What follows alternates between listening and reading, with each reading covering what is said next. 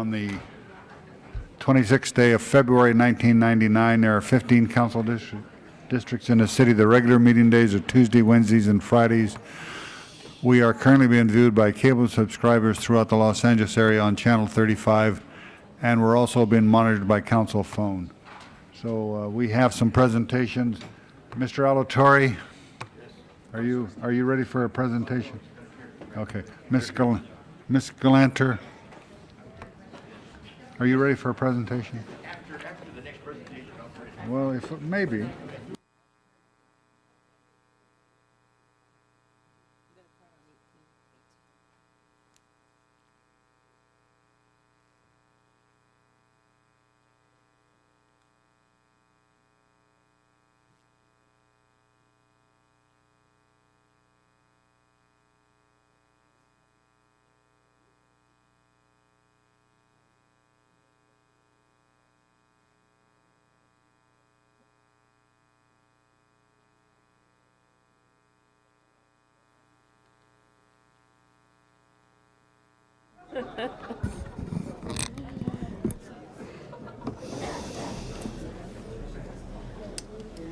Thank you, Mr. President. I actually have several presentations today, and I want to start with my home high school winners here. This is the Venice High School cross-country team. Come on out where the television can see you, right around here.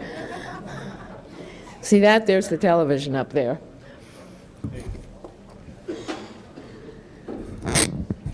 These are our cross-country league champions. They're the Coastal Conference champions from 1998. We have, we got 7 of you here? Just making sure. I'm going to read off the names. They're joined also by their coach, Steve Cantarsi, and the principal, come up here, Bud Jacobs. And we have, let's start with the cross-country team. We have champions right here in Venice High School. They win everything in Venice High School, but not every year. Yeah, well, you know, you got to give somebody else a break once in a while. So I'm very pleased to, if I can get my certificates in order here, very pleased to award to these young men for their achievements in the cross-country race and for being serious high school students, a certificate of tribute from the City of Los Angeles for each of you. We're going to start with Arturo Martinez.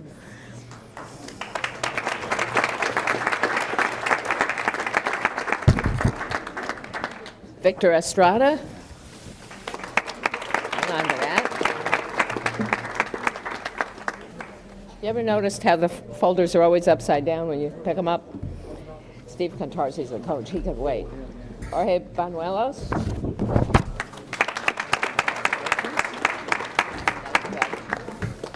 Virgilio Cruz. Jose Garcia. Miguel Vargas. One day I'm going to turn the right way up. Let's try. Oscar Chavez. Must be you. And we do have one for the coach as well, Stephen Cantarsi, who coaches these guys and coaxes the best out of them, and here they are, Venice High School, the champions. Thank you all very much. Somebody want to say something? Anybody want to say anything? Real quick one. Hey, always the principal is like Yes, a elected official. never met a mic I didn't like, you know. There you go. Thank you very much for taking time to recognize us. We appreciate it. And Ruth, it's nice that it's the local school. She's in our cross-country program when she walks the dog in the morning. Yeah, right. We got to work out for you. Thank you for recognizing us. We appreciate it. Thank you very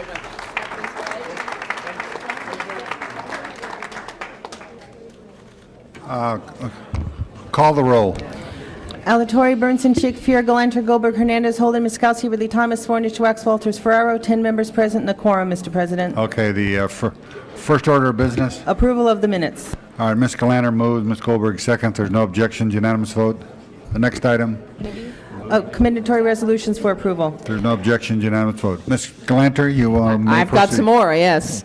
I have 2 more high school students I'd like to recognize today. These are participants in the California High School Environment Policy Leadership Program for 1998. I'm not sure everybody knew we had a California High School Environmental Policy Leadership Program, but we can use one. And so it's my privilege today to recognize 2 more Venice High School students, Greg Saiki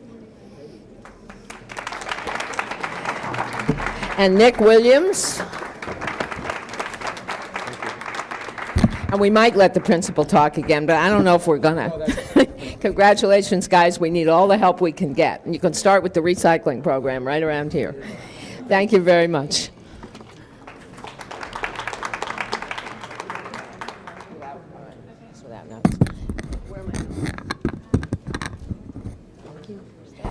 All right, now it's my pleasure, Mr. President and members, to recognize some people who unfortunately we've rescheduled about 3 different times.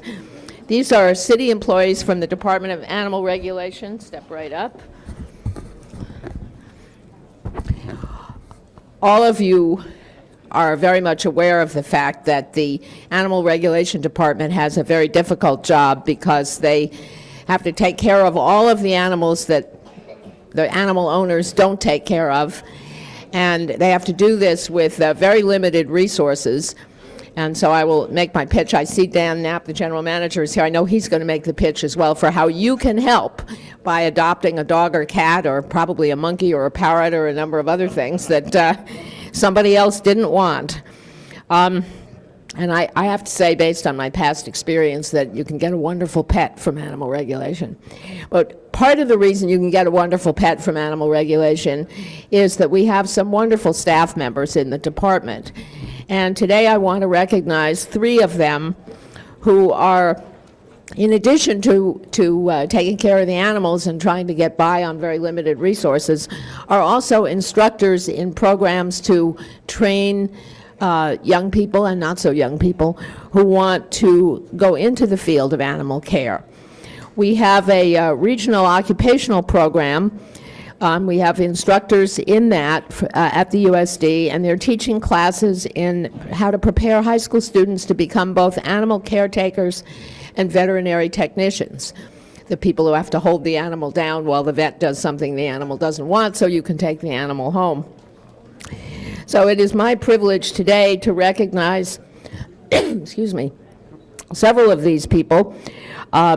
First, Robert Pena, who has worked for the department for 11 years. Hold on to this. And James Connolly, who's been with the department for 9 years. Thank you. And each of these gentlemen has been instructing classes called Animal Caretaker. We also have Janet Walkenhorst, who's a veterinary assistant and has been, hold on to that, with the city also for 11 years, and she's the instructor for a course called Veterinary Assistant. And if anybody watching this is interested in becoming an animal caretaker or a veterinary assistant, if you call the Department of Animal Regulation, they will help you find the right place. And if you call the Regional Occupational Program at the LAUSD, they will help you find the right place. But I wanted to take a few minutes to recognize these people because they work really hard, and most of us don't see them most of the time. And they need all the help and support they can get in that department. So congratulations to all of you, and thank you. And as I mentioned, we are joined today by the general manager of the department, and I feel it's only fair to give him a little crack at the microphone because he's the guy who supervises all these other nice people. Dan? Thank you, Councilmember Galander. Mr. President, members of the council. This is just a sampling of the city's employees in the Department of Animal Regulation. These are excellent employees. As you know, our staff is very, very incredibly overworked, as we have, as we're under-resourced, always have to sneak that in. But our employees are absolutely incredible individuals, and the 3 that are here today are just samplings. And so we deeply appreciate your recognizing these valuable resources of the City of Los Angeles. Thank you. Okay, stay here. We're going to do pictures in a minute, but I got one more. All right, Ruben. You're on. This one I'm going to ad-lib. This is the last one, Mr. President. This is the farewell part of the morning. I'm here this morning to ask you to join me in saying farewell and Godspeed to Ruben Gonzalez, who has been working in my office, learning both the importance of public service and the entertainment value of public service. Ruben joined my staff while still in college at Loyola Marymount. He graduated. He was actually the student body president when he was a junior, which is not done normally, but Ruben's kind of an unusual guy. And then he moved on from being the student body president to find out what grown-up political service was like, and came over and started working in my office, where he has dealt now for several years with innumerable constituent concerns and complaints, ranging, well, I'm not even going to tell you what they range from. You all know. You have the same kind of thing in your office. Ruben is moving on to what he thinks is higher and better occupations, but he's due for, I think, a rude awakening. He's going to be working in the political fields of Orange County. And so we thought we ought to at least send him off with a, first of all, with my thanks and the thanks of my constituents whose problems he really has helped to solve over the last couple of years, and also to fortify him for the coming political wars in Orange County. So, Ruben, I do want to say thank you very much to you, and I will sign this thing as soon as we get over there where the pen is. And we want to wish you well. And you get the microphone. This is Ruben's fan club. Well, even at my young age, I know you're lucky enough in life when you find a boss you can stand. But I've been lucky for the last couple of years in having a boss that I not only respect, but one I believe in. And being able to work with a staff that's just outstanding and who are some of my closest friends. So I've learned a lot from LA, and I'll try and pass that on to the people in Orange County. Thank you. Do it selectively, would you please?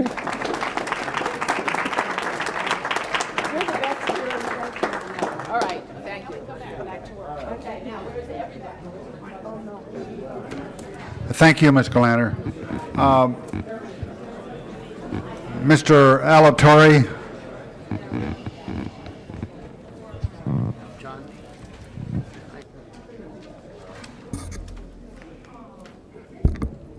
Mr. President, members, I guess it was about a year ago, I had the opportunity of meeting just two wonderful parents of a young man, as it turns out, that I had been following.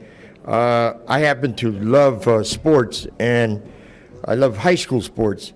And I was reading about this young man from Eagle Rock High School who was a shot putter, and I think at that time he was probably in the 10th grade, probably in the 10th grade. And he was winning every championship that you could think of. And it turns out that they happen to be his parents. And they were talking about this young man, how proud they were of him, and you know, we happen to be elected officials, and supposedly we're supposed to be important and the like. And to me, there's nothing more important than two parents that happen to love their son and happen to care about what he is doing, not just athletically, but what he is doing for himself as a young man. And recently, Ruben Williams has held the city title and city championship in shot put, and has continued to sharpen his skills with the discus, with the hammer, and with weights. He also happens to be a center for the football team at Eagle Rock High School. And recently he placed 7th out of 25 participants where he won the Western Regional Championship and qualified him for the United States Junior Olympics, and received his certificate as a USATF Junior All-American. In addition to his busy schedule as an athlete, he also maintains better than a 3.3 grade point average and continues to take advanced classes, and obviously those advanced classes leads him toward going on to college. He's just a fine young man, and I guess I don't know him.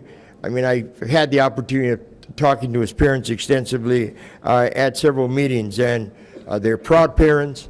But to me, you can judge a young person by the values that are set by his parents.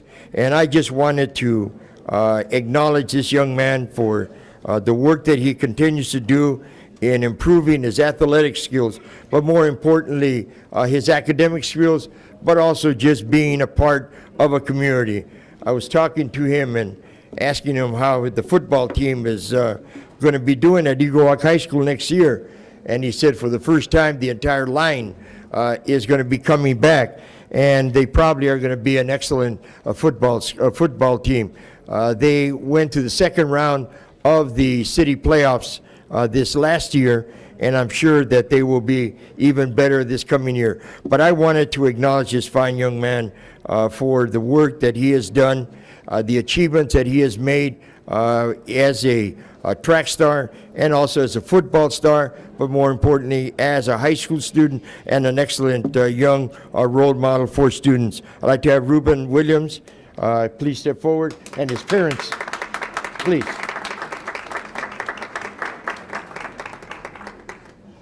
He was a lot smaller the last time. He's bigger this time, and next year he'll be bigger. But Ruben, I want to just take this opportunity to congratulate you for what you've accomplished athletically on the track and football field, but more importantly, as a young role model for young students. Ruben. Here.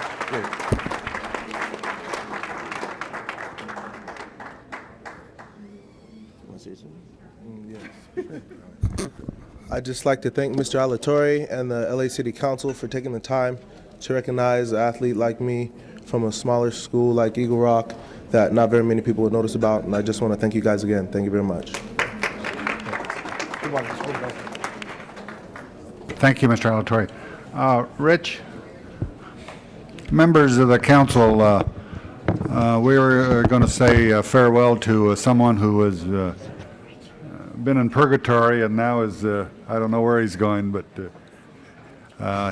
will be going to Washington, D.C.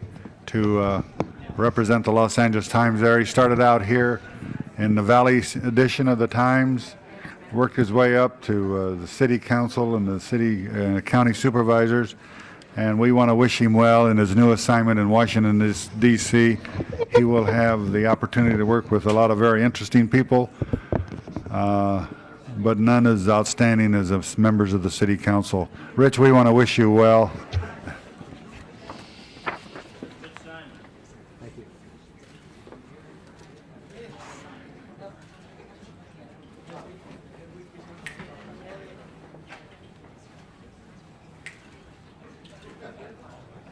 Mr. President, Mr. President, is that the famous? Mr. Wax, you have the floor. Is that the famous Rich Simon? Is that the famous Rich? Oh, say something, Joel. Say something about You it. haven't seen the last of him yet. I've known Rich almost as long as John. I think, 25 years ago, you were at Copley yet. And he was with Copley and then with the Times for about 20 years. And I have always admired and respected him. And now he's going, I think, to a place he's been wanting to go to a long time, for Washington. And when the charter is in court and finally gets to the Supreme Court, Rich will probably be covering it for us, and we'll be reading about it again. I hope that this isn't the end of something. It's just a new assignment, and that we'll still be able to continue to have relationship with each other, because it's been a great 25 years that I've known you, and really wish you well in your new job. Mr. Burnson? Well, after Wax, what can I say? Except that I've known Rich Simon, I guess, about as long as I've been down here. And I can say that this is a great opportunity for him. We're going to miss him. He was always fair, and he was always thoughtful in doing his stories, except when he wrote bad stories about me. Other than that, he was fine.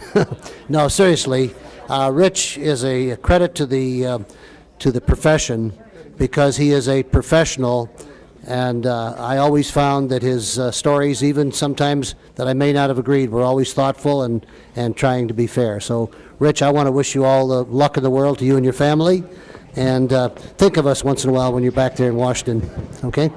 Ms. Miskowski?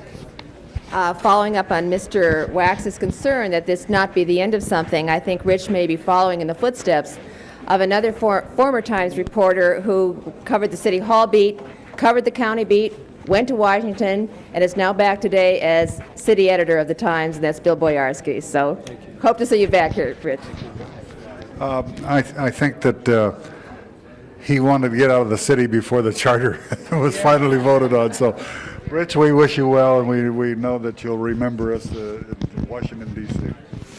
Well, thank you. I noticed that Keith Comrie's also retiring. He lasted a little bit longer at the city and county than I did, but he never had to go to MTA meetings. It's very hard leaving Los Angeles. It's been my home for 30 years. I love it very much, but I always wanted to live in a city with a subway that really took me somewhere. But anyway, thank you very much. I'll still have contact with many of you. I'm going to be covering California issues, so I hope to see you on your lobbying trips. I hope to hear from you, and I'll be calling you to get your comments. Thank you. Thank you. In 2 weeks. He'll be back there in 2 weeks after the National League of Cities. Rich, good luck to you. We will miss you. Mr. Holden, do you have a presentation?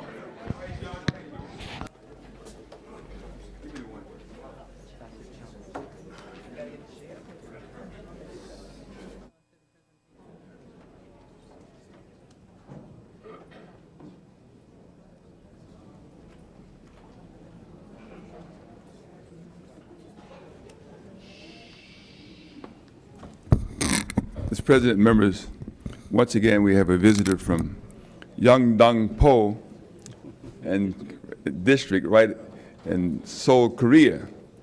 Now, we welcome him to the city of Los Angeles upon a number of occasions, and so many I want to say that he's now an honorary citizen of the 10th Council District, and he's been a friend from the very beginning.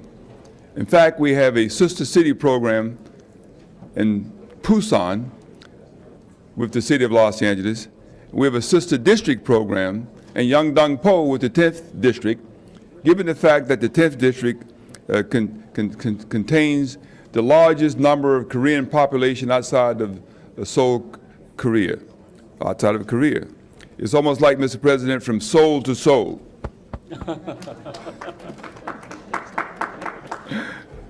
Is Dr. Ju Wang Chung, President, Korea Rotary Club, Republic of Korea. And he's a really an outstanding individual, as well as being a good politician, who represented his people very well in Yeongdong-po, if not all the people of Seoul, Korea.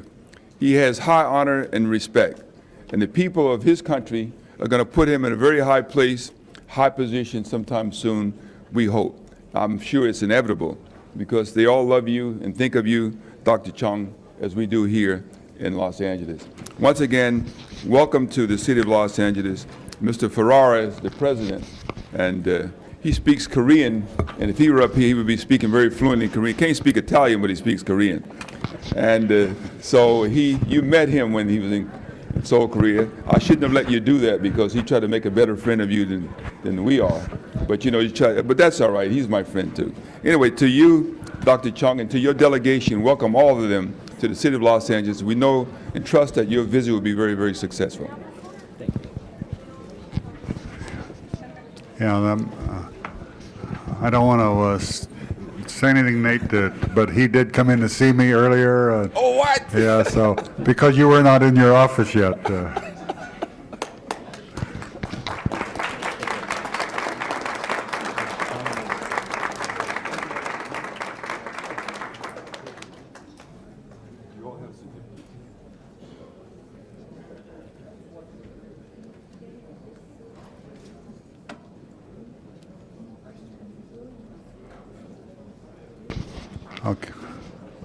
Okay. Thank you, Mr. Holden. Mr. Savornich, you have a presentation?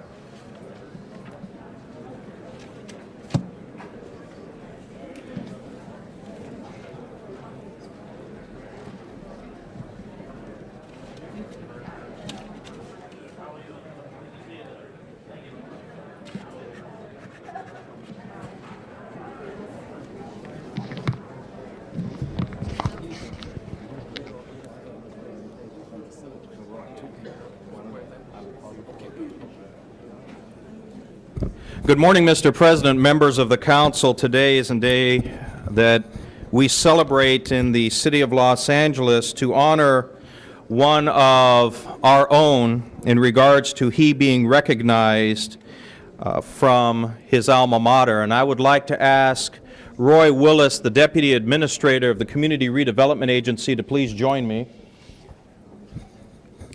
Mr. President, members of the council, Roy Willis has been named recipient of the 1999 Distinguished Alumni Award for Civic Commitment on behalf of the African American Student Union of the Harvard Business School African American Alumni Association. It is a very prestigious honor, and just recently Mr. Willis was able to go back to Harvard and be honored by his colleagues for this achievement. One of the things that I take great pride in is knowing that this fine gentleman could have done anything in his life with a Harvard degree. He could have went into the public sector, made a lot of money, done a lot of things that probably would have benefited him financially, but rather, because of his love of public service, went into public service and heeded the higher calling, both in the city of San Francisco and, fortunately, for the people of the city of Los Angeles, the city of Los Angeles. Mr. President, members of the council, it gives me a great deal of pride and pleasure to honor truly one of the fine gentlemen in our city government, the Deputy Administrator of the Community Redevelopment Agency, Roy Willis, on this fantastic achievement that gives us all pride. Roy, on behalf of my colleagues on the City Council and on behalf of the people of the City of Los Angeles, we are so proud of you and wanted to honor you on this very special award. Congratulations, friend. Thank you. Mr. Savornich, before Councilman Holden would like to also say a few words. That is correct. And I believe, Mr. Holden? Right, Mr. President, as you know, 10 comes before 15, but nevertheless, I was somewhat preempted by a very, very astute and bright, courageous, and council person with a very bright future. He's starting here, but he's going to go places. And he got the plaque from my constituents. And I must tell you that Roy Willis is an outstanding individual. True, he could have been successful almost in any area in which he decided he wanted to go. But instead, he decided to become a public servant and work for the people. Even for less money, made a tremendous sacrifice. But that's where his heart is. He could have left at any time, but his heart is here in the city, working on behalf of the people. And I must tell you, the strength and the support that we get from the Community Development Agency is contributed in a large part to Roy Willis, as well as other employees there as well. And that's one of the reasons why I'm not going to fractionate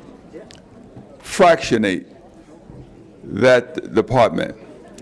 It is done very, very well for each and every one of us in all of our districts. I cannot thank you enough. Just the other day, we had an individual retiring from the Department of Transportation, and each of us had nice things to say about that individual, almost as if he were working for us personally. And that's the way I feel about you. Even though you may not be on jobs in my district, I say, Roy, a little encouragement, you're always there. Never said no, never turned us down, and you're entitled to all the credits. All your stripes, get them now. Congratulations. You deserve it very, very much. Mr. President, before Roy chooses to make a few comments, I would like to introduce Percy Pinckney, representing United States Senator Dianne Feinstein, who also has a presentation. Thank you. Thank you, distinguished council members and friends. I come today because we are celebrating and honoring what we call an unsung hero. All of the things that Councilman Holden and Councilman Savornich said are true on behalf of Roy Willis. But I want to go one step farther. Roy Willis has been, for over 30 years, working for the inner city, starting in San Francisco, Oakland, Richmond, Berkeley, and as well as L.A. And since that time, he has been the economic and housing advisor to U.S. Senator Dianne Feinstein since the days of her mayorship. And he continues to hold that title as an unofficial advisor to U.S. Senator Dianne Feinstein. So today, the senator asked that I stop by to pay her respect as well to Roy. And also, I'm speaking on behalf of BAPAC. Standing with me, I have the Honorable Aunt Sean Stowe, who is the Executive Director of BAPAC, and also Reverend Tony Pierce, who is one of the chaplains as well, representing BAPAC.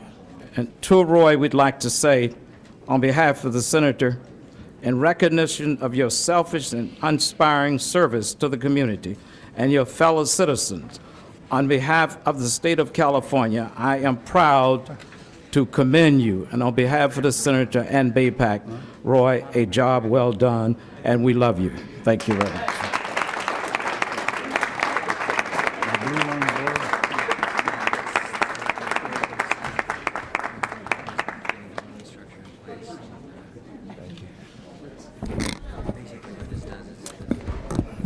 If my wife, Dean, could join me at the podium, I would appreciate it. Mr. President and members of the council, I am deeply honored to have this opportunity to say that when I went back to receive that award at Harvard Business School, I did it on behalf of the city of Los Angeles, a city that I have worked in for 12 years, a city that I love. Just one quick comment about why I'm doing this work as opposed to being in the private sector. When I was in graduate school in 1968, it was a time of a lot of turmoil in our cities. It was a year that Dr. Martin Luther King was assassinated. It was a year that another one of my heroes, Bobby Kennedy, was assassinated. And rather than going to Wall Street as I had planned, I decided to turn my life around and to devote my time and energies to revitalizing our communities. And I found out that the redevelopment was the best vehicle to do that. So I also want to thank John Malloy, Dinah Webb, other staff members that are here, and especially to Councilman Savarnich, who has worked very closely and given a lot of leadership to the Watts Renaissance, to my councilman Nate Holden, and to all the members of the City Council.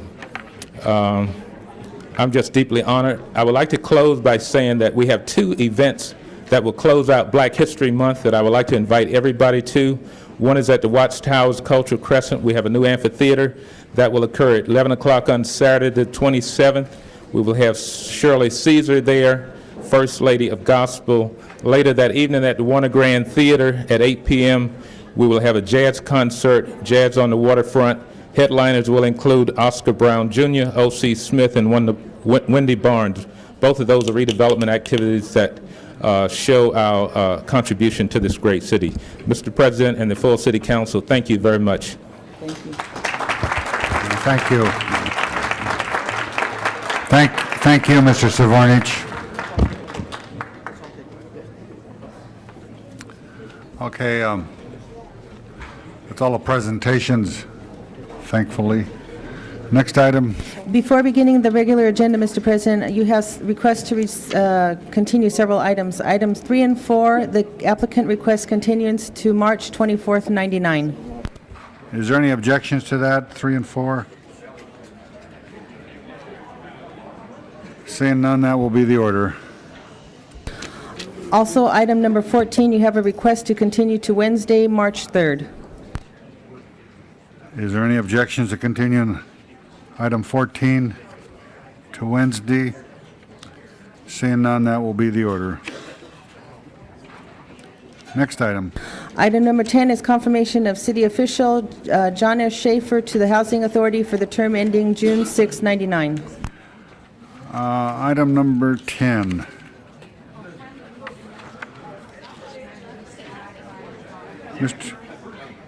Could we have some quiet in the council chamber, please? Mr. Schaefer?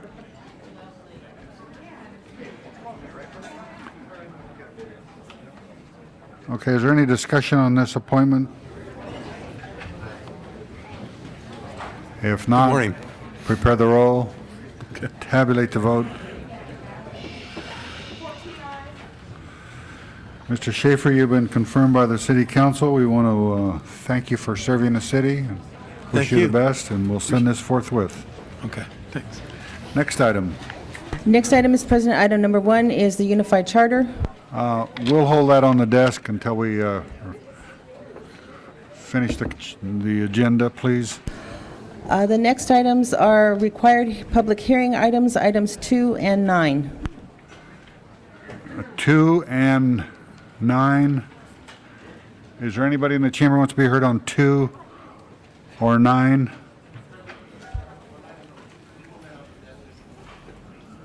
Item number 2, we'll call that special. Anybody want the public hearing is closed on 2 and 9? There's nobody. We need a motion on 9. Ms. Galanter moves. Prepare the roll on 9. Tabulate the vote. 14 ayes. Those are approved. Next, Next item, items for which public hearings have been held, items 5 through 8 and 11 and through 13. okay, are there any specials on those items? 5, 7, and 8.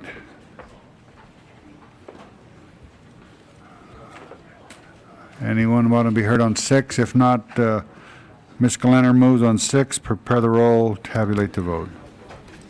14 ayes. Those are approved. And 11, 12, 13.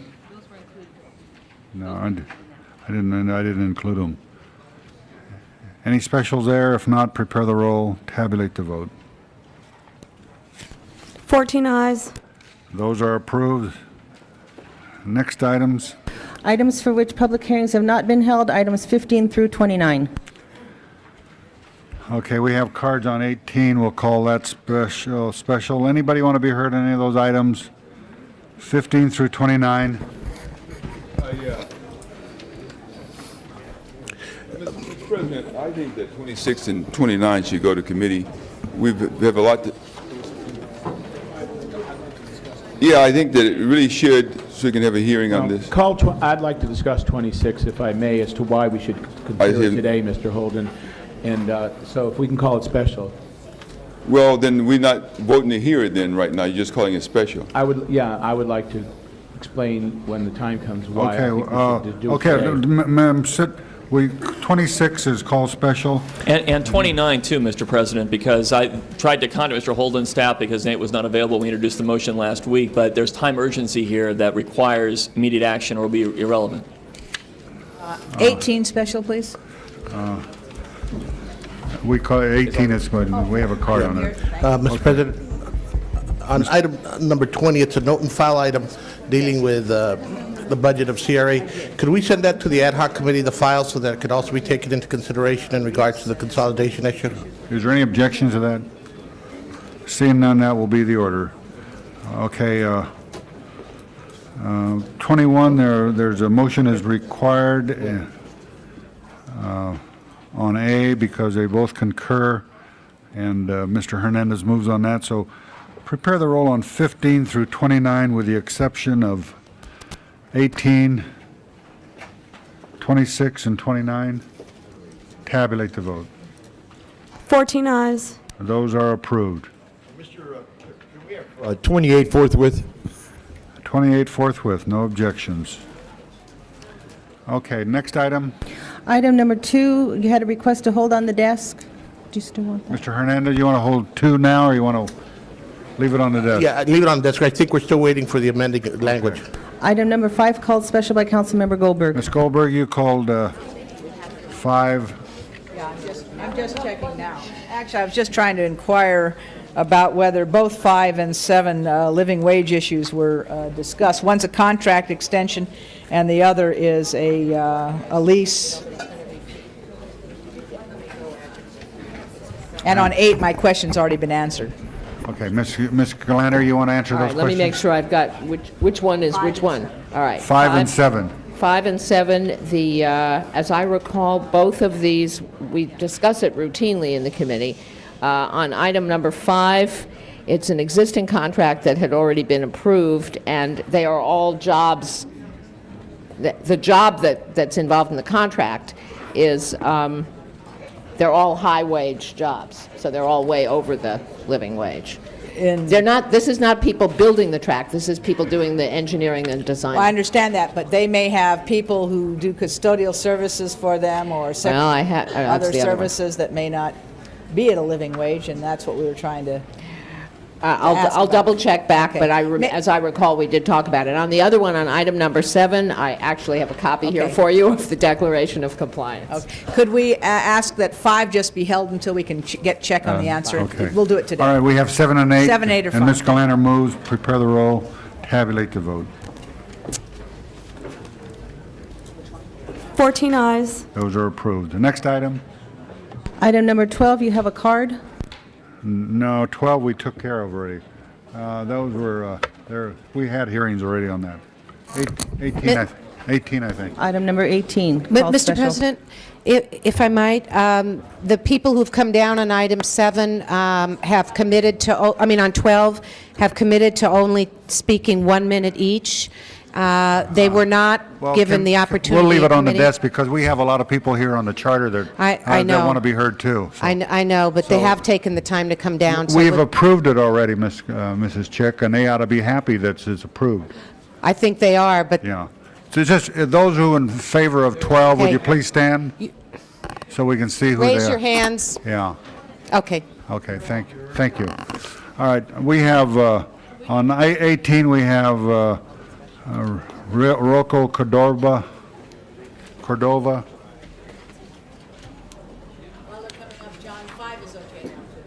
Okay, okay, prepare the roll on 5, tabulate the vote.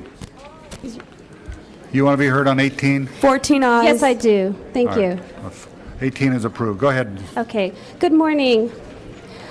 My name is Rocio Cordoba, and I'm a staff attorney with the ACLU of Southern California. I'm one of the lawyers representing plaintiffs in the lawsuit entitled Baca versus City of Los Angeles, along with co-counsel from the California Women's Law Center and the law firm of Case Scholler, Fierman, Hayes, and Handler. We would like to thank the Los Angeles City Council, and in particular, Councilmember Michael Feuer, who's the chair of the Arts, Health, and Humanities Committee, for providing us with the opportunity to present some brief comments in full support of the Department of Parks and Recreation's Raise the Bar program for girls' equity in sports. As you may know, this program was presented before the City Council's Arts, Health, and Humanities Committee on February 10, 1999, where it was recommended for adoption and approval by the full City Council and by the Board of Recreation and Park Commissioners. On February 17th, the Board of Commissioners adopted the program. The program is now before you today as part of Councilmember Feuer's communication recommending its adoption as a new policy for the City of Los Angeles. As advocates for achieving equity in girls' sports, we fully support the Council's adoption of the Raise the Bar program. The program represents significant progress toward achieving gender equity and increasing the participation of girls and young women in the city's sports and recreation programs. We are especially pleased that the department and the City Council has been supportive of and responsive to many of the issues that we've presented to ensure that the program is comprehensive, meaningful, and ultimately successful. At this time, I respectfully request the opportunity to emphasize a few specific points concerning the future of the program. First, a concern from our perspective is that the program be fully implemented and enforced department-wide. This includes ensuring that the program contains accountability provisions, both internally on the part of department employees, as well as externally through quarterly progress reports before the City Council and before the Board of Recreation and Park Commissioners, and that the latter two include an opportunity for public comment.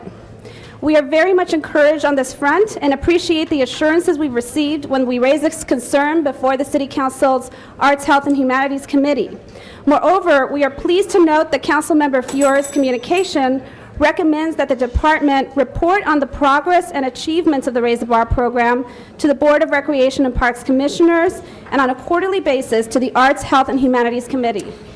Again, ensuring that the program remains viable and publicly accountable represents significant progress toward achieving equality for all youth in the city of Los Angeles. A second concern that we have raised previously is that the Raise the Bar program address specific criteria to ensure equity in the department's permitting policy.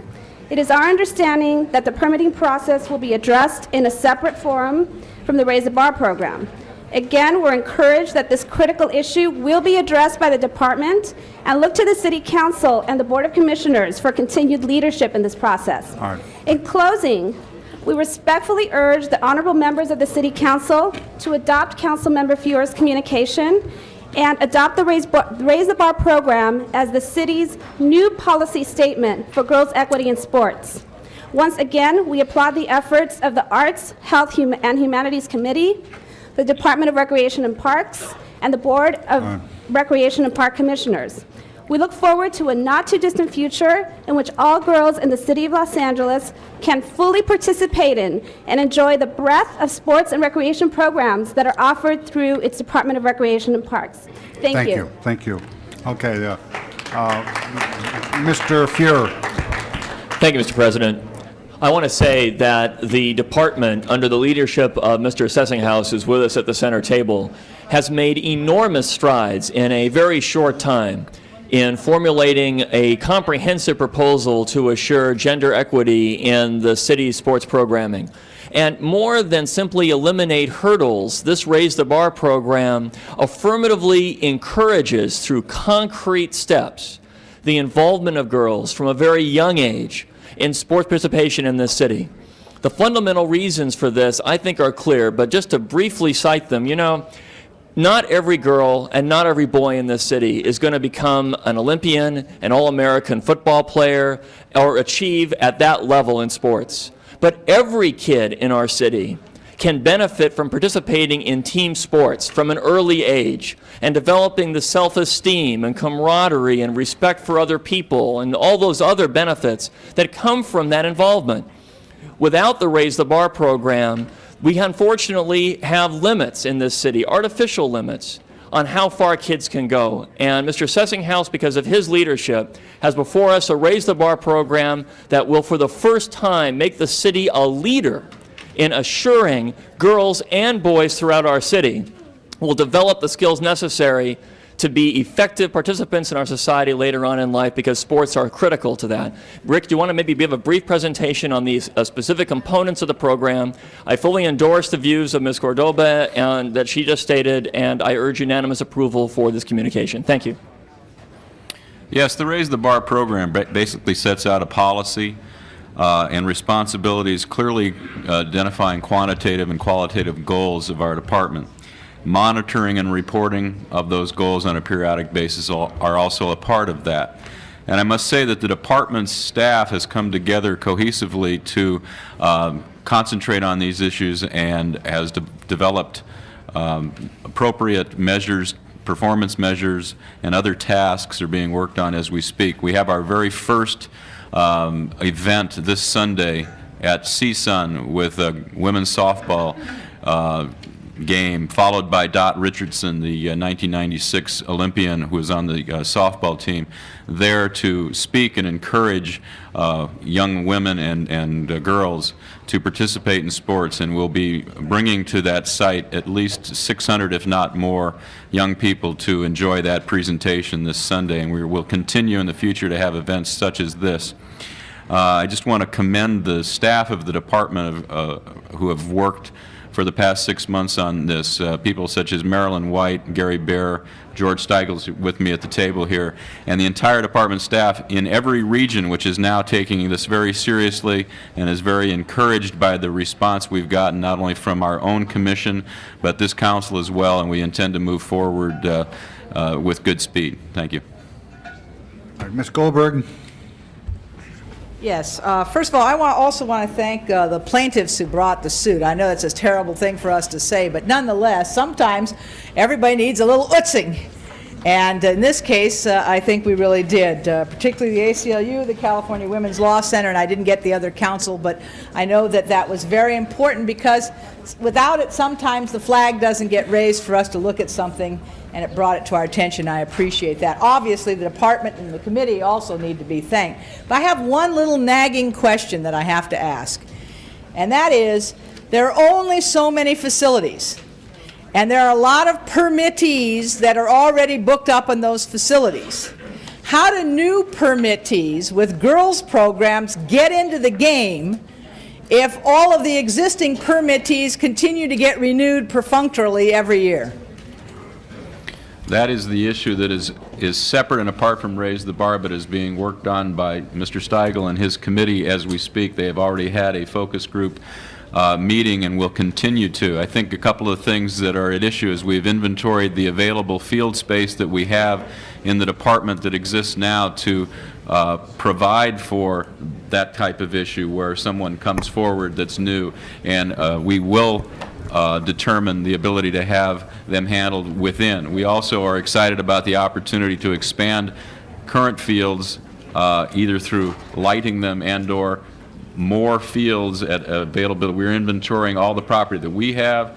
We've looked at some Department of Water and Power property that may be excessive to their needs. And I hope you'll look at joint use with the school district. Well, that is, I'm sorry. Okay. But let me make a couple of suggestions. That if we don't eventually go to some kind of either lottery or expiration during which time you can't renew, things will never change. I mean, I can tell you that. Just try to get a box seat at the Hollywood Bowl. It's not in your lifetime. It's not going to happen. There's no expiration on these things. There's no lottery that says after a certain period of time. And if we don't at least look at some of those ideas, as hard as it is, and believe me, if it were my son, and I have a male child, or my son's program that we're losing, I know I would be disturbed. This is not easy, but there's no way easy unless we have enough facilities, and I don't foresee that we're going to have enough facilities anytime soon to make it just go away as an issue. And that's the only issue that I think remains. I just want to thank again the chair and the committee and all of the people who worked on it. I know Ms. Chick did because it started out in the West Valley. All of those who took up the charge and ran with this, good job, but we have to solve this problem. Is it going to come back to us, this solution of this problem? Okay, no, but I meant solving the permit problem. Is that going to come back to us? Yes. Okay, thank you. Mr. Hernandez? And again, sometimes we don't get to participate in the focus group discussions and so forth, and several items that have been brought to my attention, I just want the department to be aware of. In the Consolidated Block Grant, for example, we approved $1 million for the LA Kids program as part of the Recreation and Parks program. And specific within that program is a program called Baseball Academies, out, and they're done at Handsome Dam. And we bring kids from throughout the city to these baseball academies, and a component that's been expanding has been basically women's softball. And it's important that in that budgetary restraint of the $1 million, that be considered as part of this program, and how it is that Raise the Bar can make a difference. Now, I know that I've always had to kind of keep the helm on Recs and Parks to make sure that LA Kids monies is not taken away or reduced, because you know that it's a project I want to support. And the reality is it's basically saying this is a chance for us to expand that program, but you do have the limitations of that budget, and you have to look at it. But I had an interesting discussion with Loyola High School yesterday by Normandy Park. Normandy Park, which by far is a real small park in the city of Los Angeles, and they have this baseball field that they use strictly for their students. And I shared with them that we're working on MOUs with high schools, and sometimes, right now we've been doing that with LA Unified, but we might not be looking at these private schools.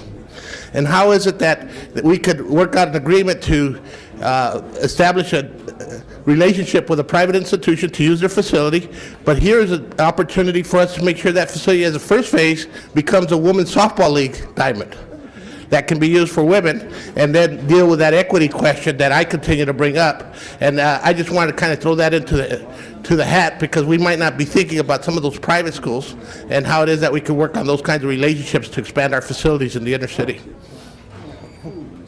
Miss Mrs. Chick, I want to point out that we do have the charter thing we want to discuss. And I think everybody's in favor of this, and we just... To underscore the work that still has to be done, however, because I definitely think we all agree and know that we need to do a much better job in cultivating the audience. Just as we have seen that we need to do a better job in recruiting women for our police department, our fire department, we need to recruit girls at an early age to be interested in and then to have made available to them team sports.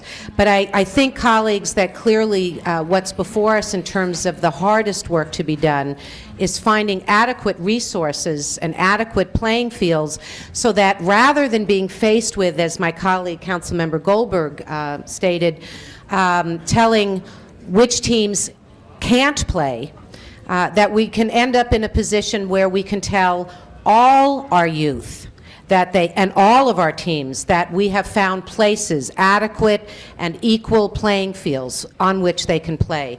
And I think it's a challenge that we took a very good step forward in getting our voting public to pass Prop K.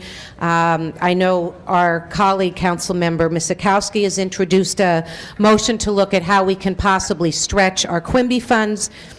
But I'm looking forward to working with the department and the council to come up with those bigger answers as well.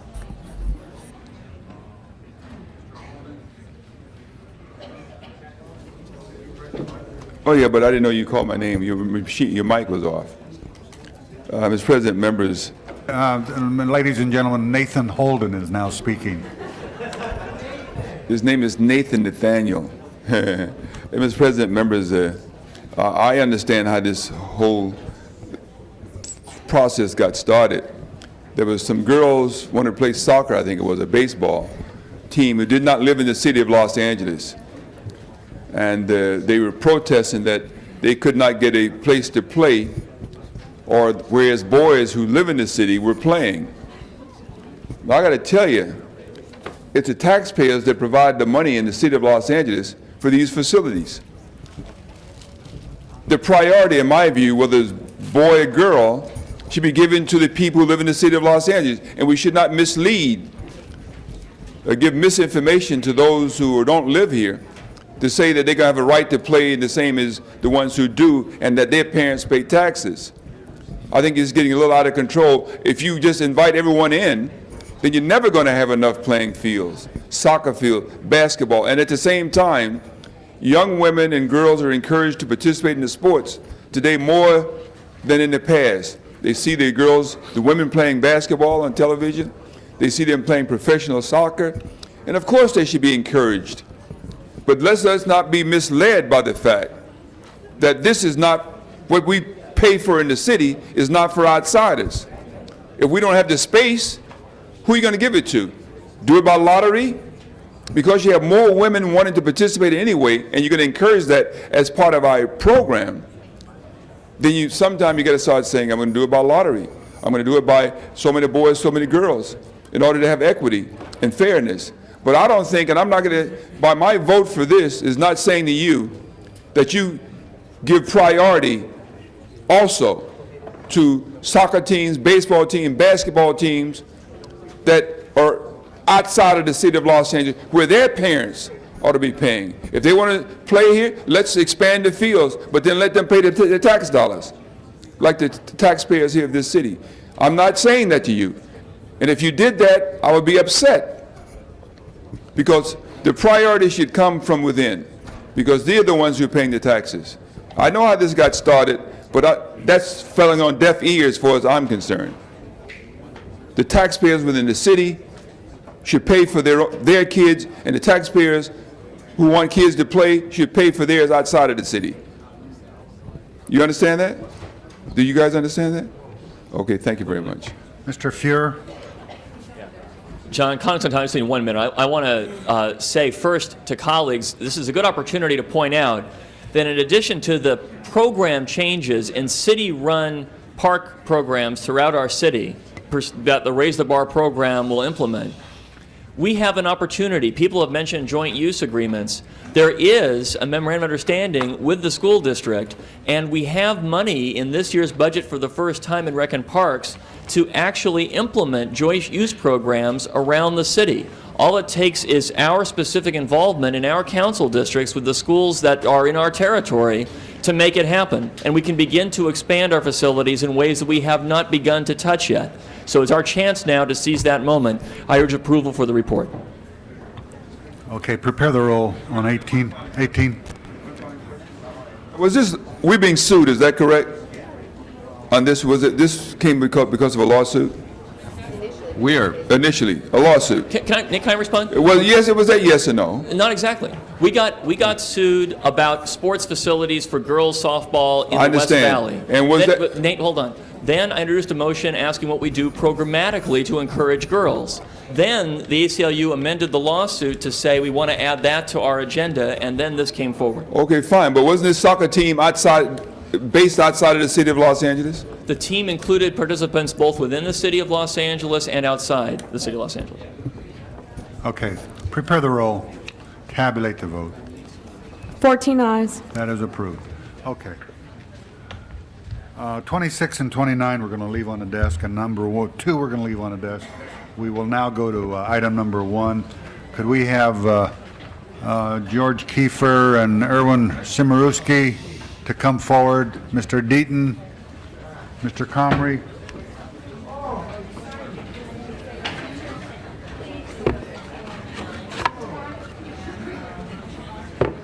This is a public hearing item, so we're going to have, could we have some, Sergeant, can you clear some of these people out? There's just too many people behind the horseshoe. We're going to have the public hearing. Julian Bromley. We have an instruction in case we do adopt something. Julian Bromley.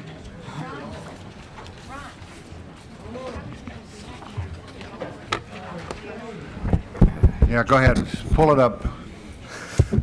Julian Blomley, Los Angeles resident. I'm here again to urge your support of the Unified Draft Charter. Though I've only just got hold of a clean copy of the version and I just perused the red line version from yesterday, I still put, I guess, unlike some people, I have confidence in the two chairs that whatever is absolutely before you by next Friday, that I understand that you will adopt, you will adopt. So I urge your support at this time. Thank you. It may be sooner than next Friday. Okay, Sandra Caden.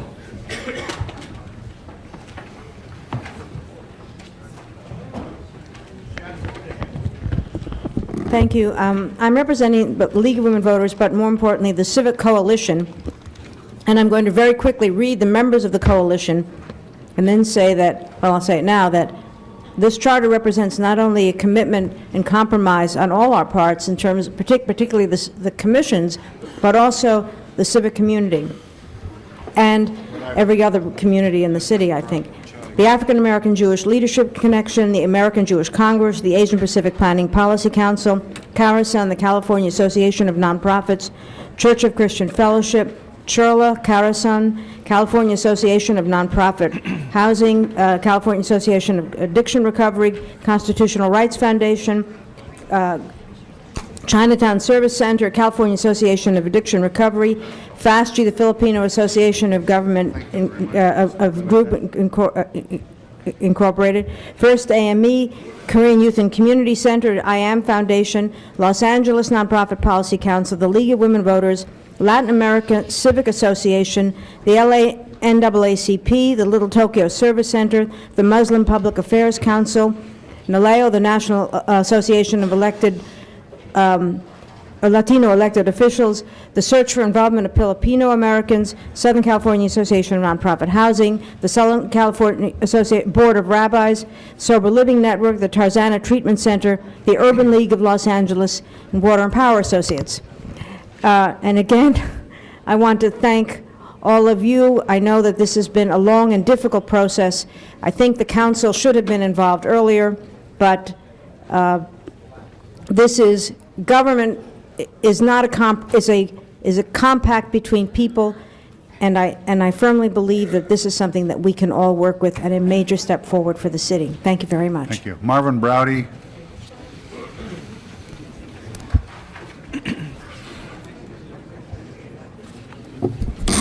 If I were still a member of this council, I would enthusiastically support this unified report.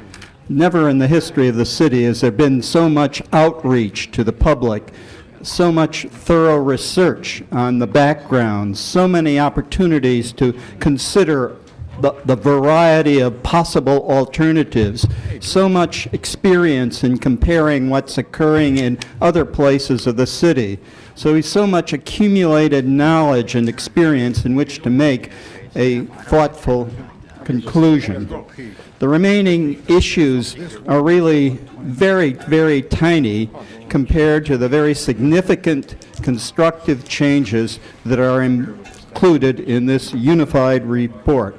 I urge you to adopt it. All right. Marilyn Stout, followed by Anita Zussman. Ms. Stout, are you here? All right. You have 3 minutes. There you go. Where am I supposed to speak from? Right here or there? No, right here in front, ma'am, right there. Right. Thank Okay. you. 3 minutes, okay. You got it. I am appearing today on behalf of homeowners, residents, property owners associations in the city of Los Angeles. I came this morning to present a 19-page, readable, understandable charter. And the title of it is Suggested New Charter for the City of Los Angeles. I would like to have you have the opportunity to put this charter not only on the ballot for the people to read, but I would like you to have the opportunity to box the ears of the commissions for coming up with a charter that is maybe 300 pages long. It's important for you to put on the ballot something that people can read and understand and vote on. And I suggest that if the unified charter is 300 pages long, it is too long for people to read, understand, and vote on. I could go on. I would like to say that we based our charter on the American Constitution, on the existing city charter, and it's been investigated and discussed in the property owners associations. Thank you. I would like more opportunity to talk again. All right. sometime. Thank you. Anita Zussman.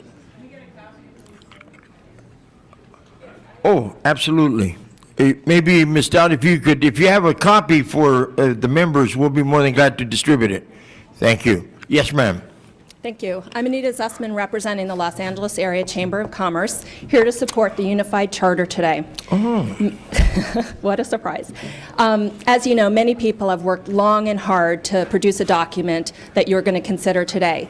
The two charter reform commissions, members of the public, many different individuals and organizations, and the city council itself has put in a lot of time and a lot of money to produce a document that nobody is happy with. Excuse me, Ms. Zussman, Yes. just a minute. If we could, for those people that have a need to be talking, maybe you could just take it outside.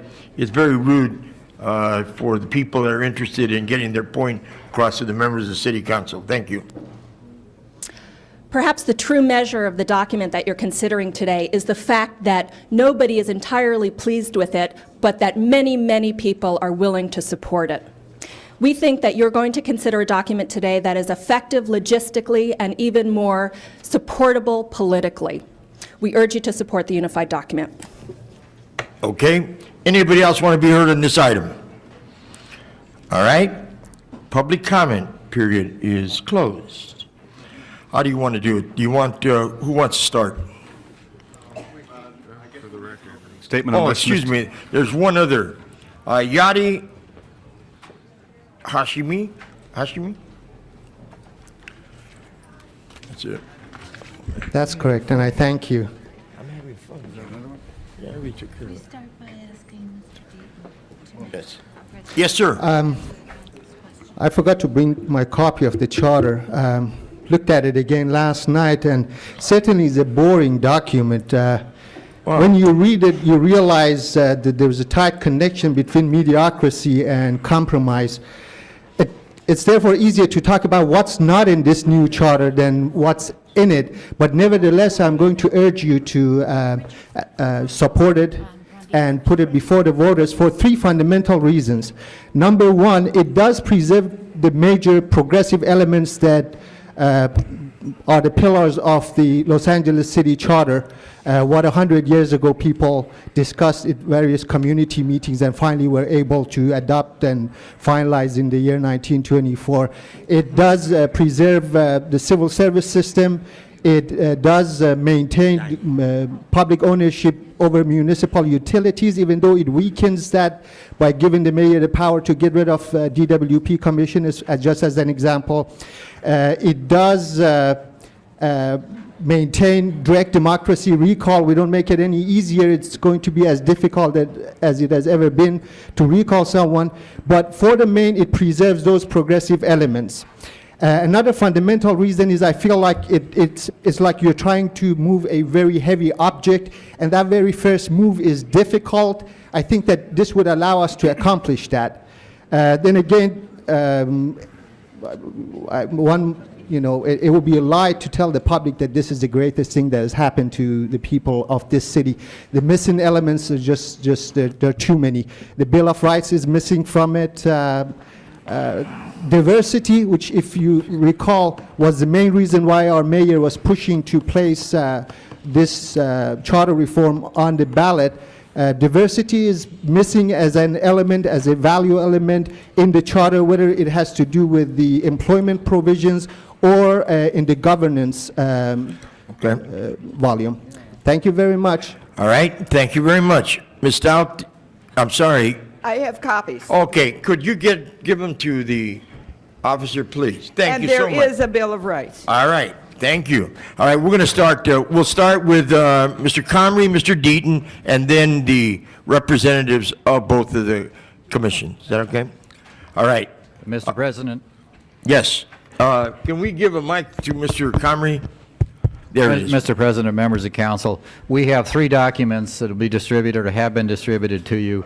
I'll start first with a list of questions council members asked in the last meeting. The answers in this document have been updated to the February 26th draft from the prior draft, so it should be totally up to date with what's before you. There was a question on how the members of the community neighborhood councils are selected. There'll be a system set up by ordinance, but the charter actually provides all members of the community must be able to participate, including businesses, residents, religious organizations, community groups. They participate and they decide on their own how their executive board is selected. All members who do participate can vote, and whether it's a town hall meeting or it's by ballot, their leadership will be selected by their rules. Would the mayor approve? The second question, the system for neighborhood council selection, the answer is no. Can someone serve on a neighborhood council who's also on a city commission? There's no prohibition in the charter on that. Would the council continue to have easy access for the new CIO's office? It's entitled now Office of Administrative Services and Research. We believe by the latest wording that is true. It will have the same access, it and the mayor, as it does today. What is the difference between the new administrative office and the Office of Finance? The Office of Finance is the city clerk's current revenue collection. There are no duties transferred from the city administrative office to it.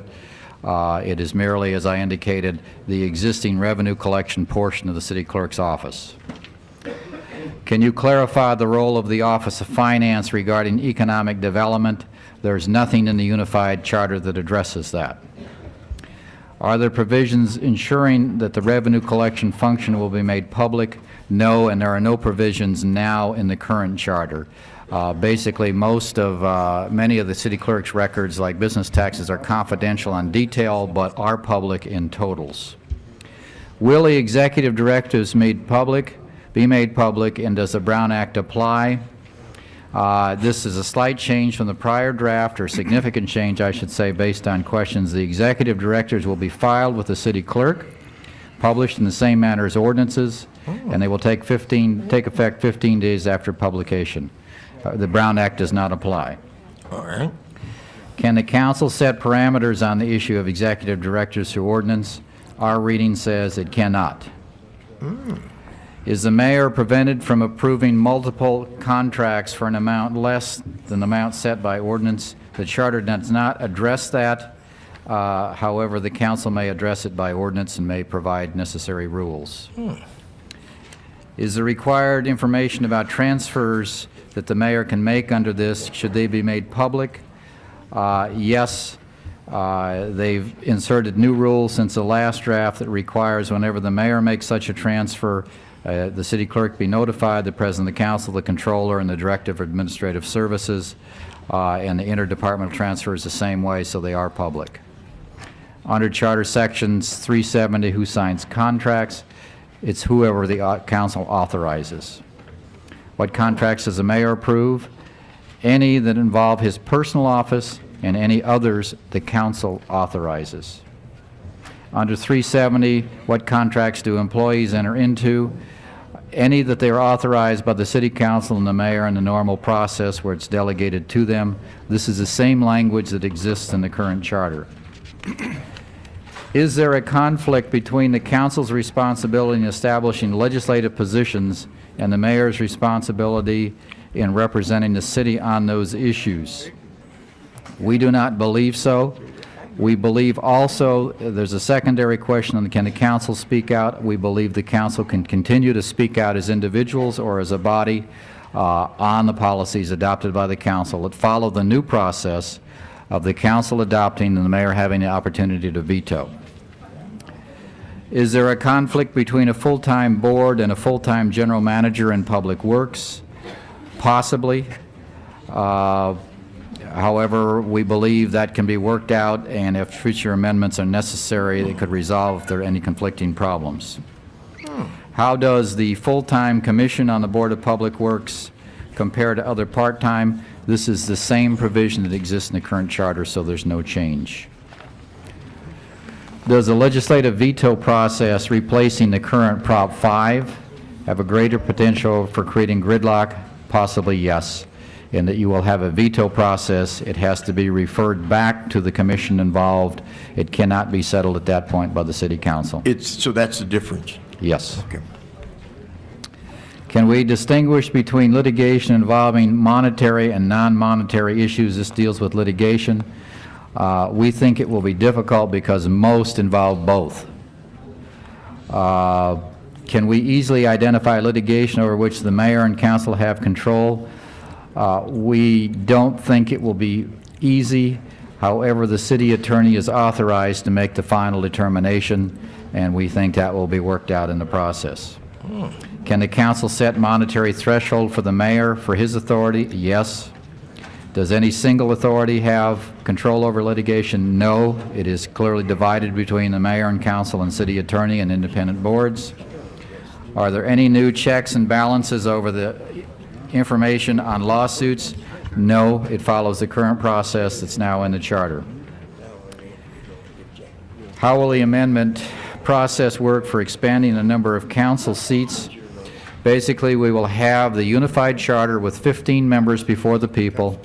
If that passes, the citizens will have two options, one to expand it to 21 and one to expand it to 25. If either or both of those pass with a majority vote, the one with the most votes will then take place. How will the area served by the area planning councils be defined? By council ordinance. Haven't 60 to 70 positions been added to the current 150 exemptions? Yes, that's the 2 assistant general managers plus more positions in harbor and airports for a total of about 220. And DWP is rate setting by the board? Yes, but it continues to be subject to mayor and council approval by ordinance. Can the board determine surplus water sales? Yes, again though, subject to mayor and council by ordinance. Redistricting, who appoints the reapportionment group? 1 by each council member for 15, 2 by the city council president, 3 by the mayor, 1 by the city attorney, and 1 by the controller. What accountability is there for neighborhood councils? There's a fair amount of detail in the unified charter about that, and they will have to establish rules on themselves. The next report is a cost analysis.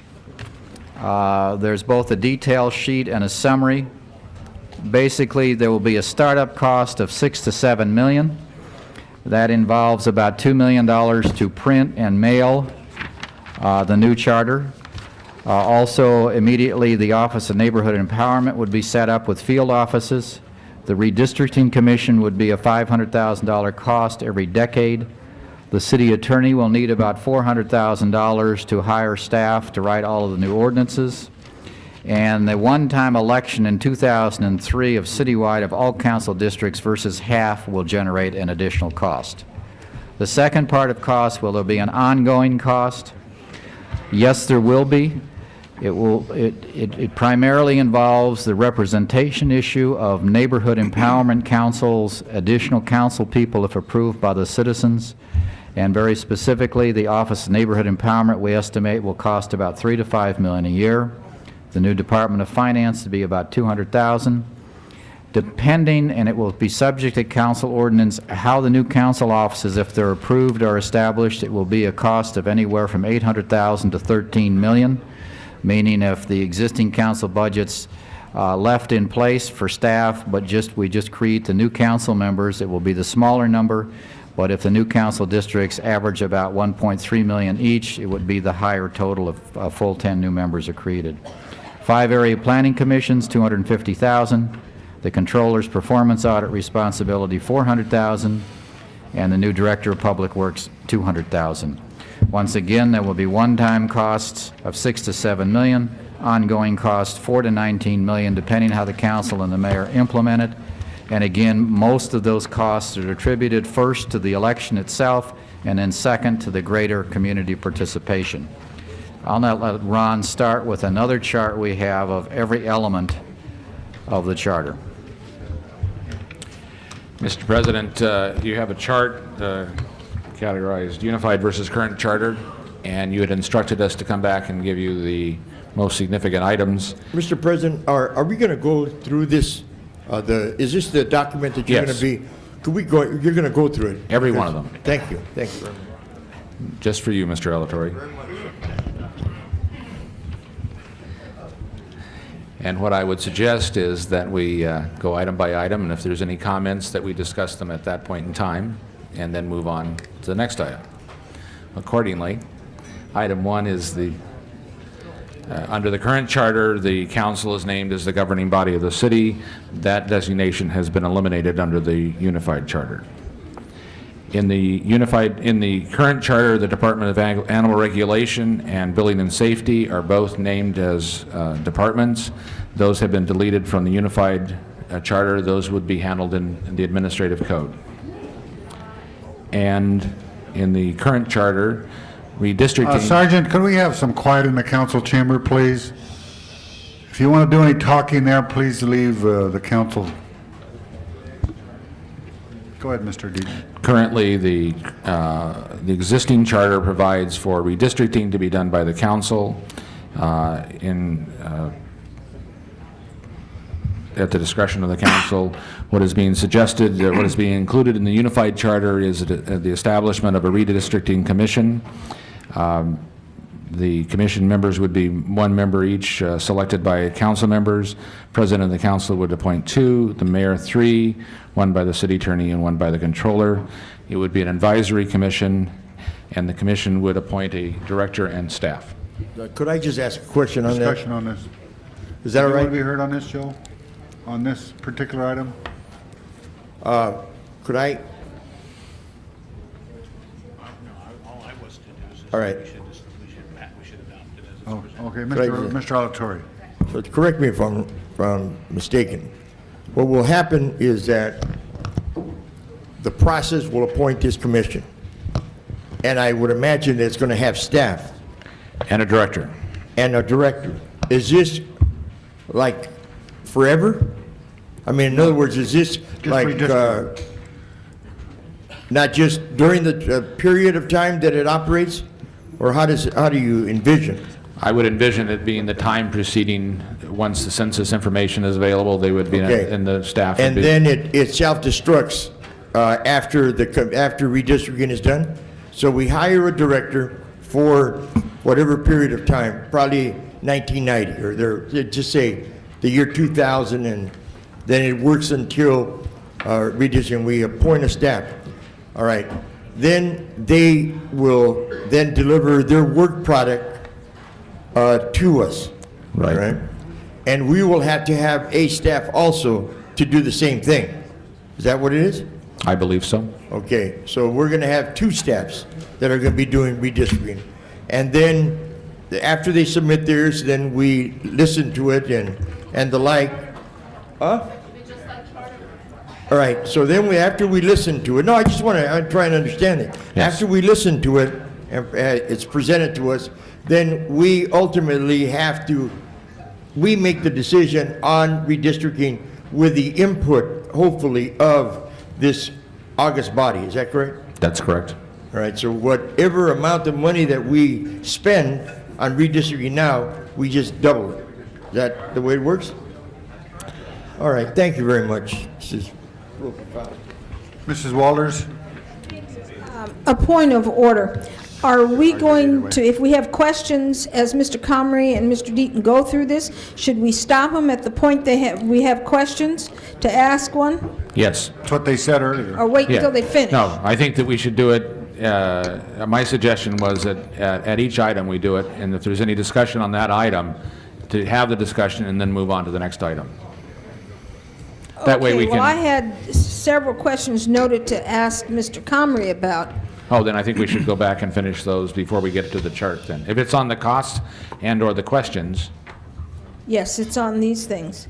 Mr. President, may I be recognized for that, asking question? Okay, thank you. Mr.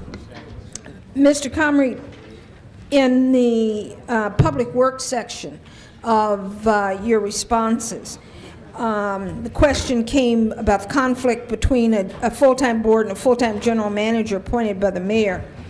I had the opportunity to have a conversation. Miss, we haven't gotten to the Public Works yet. This is in Mr. Comrie's report. Questions. But Councilwoman, maybe it'd be better if we went, because that will be covered in the chart, so when you get to that item on the chart, because we have all the relevant sections, and that might... You want me to wait until then? Fine, I think so. I think that would be appropriate. Thank you. Mr. Savornich, did you have something you say on a particular issue here? Or the overall issue? Overall, Mr. President. Okay, we'll do it later. Okay. Okay, Mr. Deaton, proceed. On the second page, relative to changes in the mayor's power relative to removing general managers and commissioners. Currently, general managers are hired with the mayor hiring and the council confirming. That will remain. The same process is used for commissioners. Also, on the removal of general managers or disciplinary actions relative to general managers, the mayor and the council must both agree and approve. Also, in the case of the annual evaluation for general managers, that's approved by both the mayor and the council via a merit pay ordinance and the ordinance for salaries. The Unified Charter provides for that the mayor can fire all general managers except the chief of police, the executive officer, and the executive director of Employee Relations Board, CERS, and general managers, etc. However, if the mayor does fire one of those general managers, the general manager has 7 calendar days in which to appeal that to the council, and the council has 10 meeting days in order to override the mayor's proposed firing by a 2/3 vote. As it relates to commissioners, the mayor will appoint and the council will approve the appointment. However, the mayor can unilaterally fire all commissioners except ethics and police. And Can we use the term remove rather than fire? Certainly. Okay.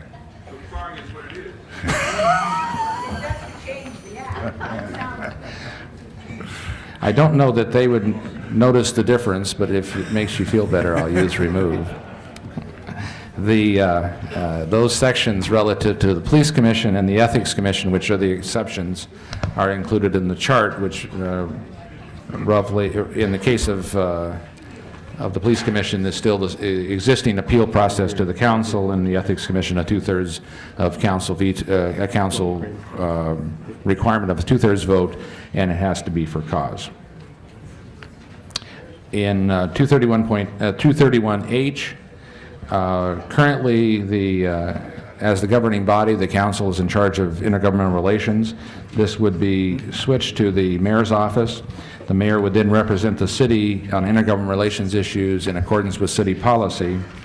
On page 22, basically outlines the process for establishment of council of city policy on legislation, and that would be that the mayor and or the council would propose, and if the actually it would require mayor and council approval, and if the council disapproved or disagreed with the mayor, then it would take a two-thirds override. The council would remain able to represent itself, and individual elected officials as elected officials could represent themselves in Sacramento, Washington, independently of the city, but it would be their individual position. Page 3.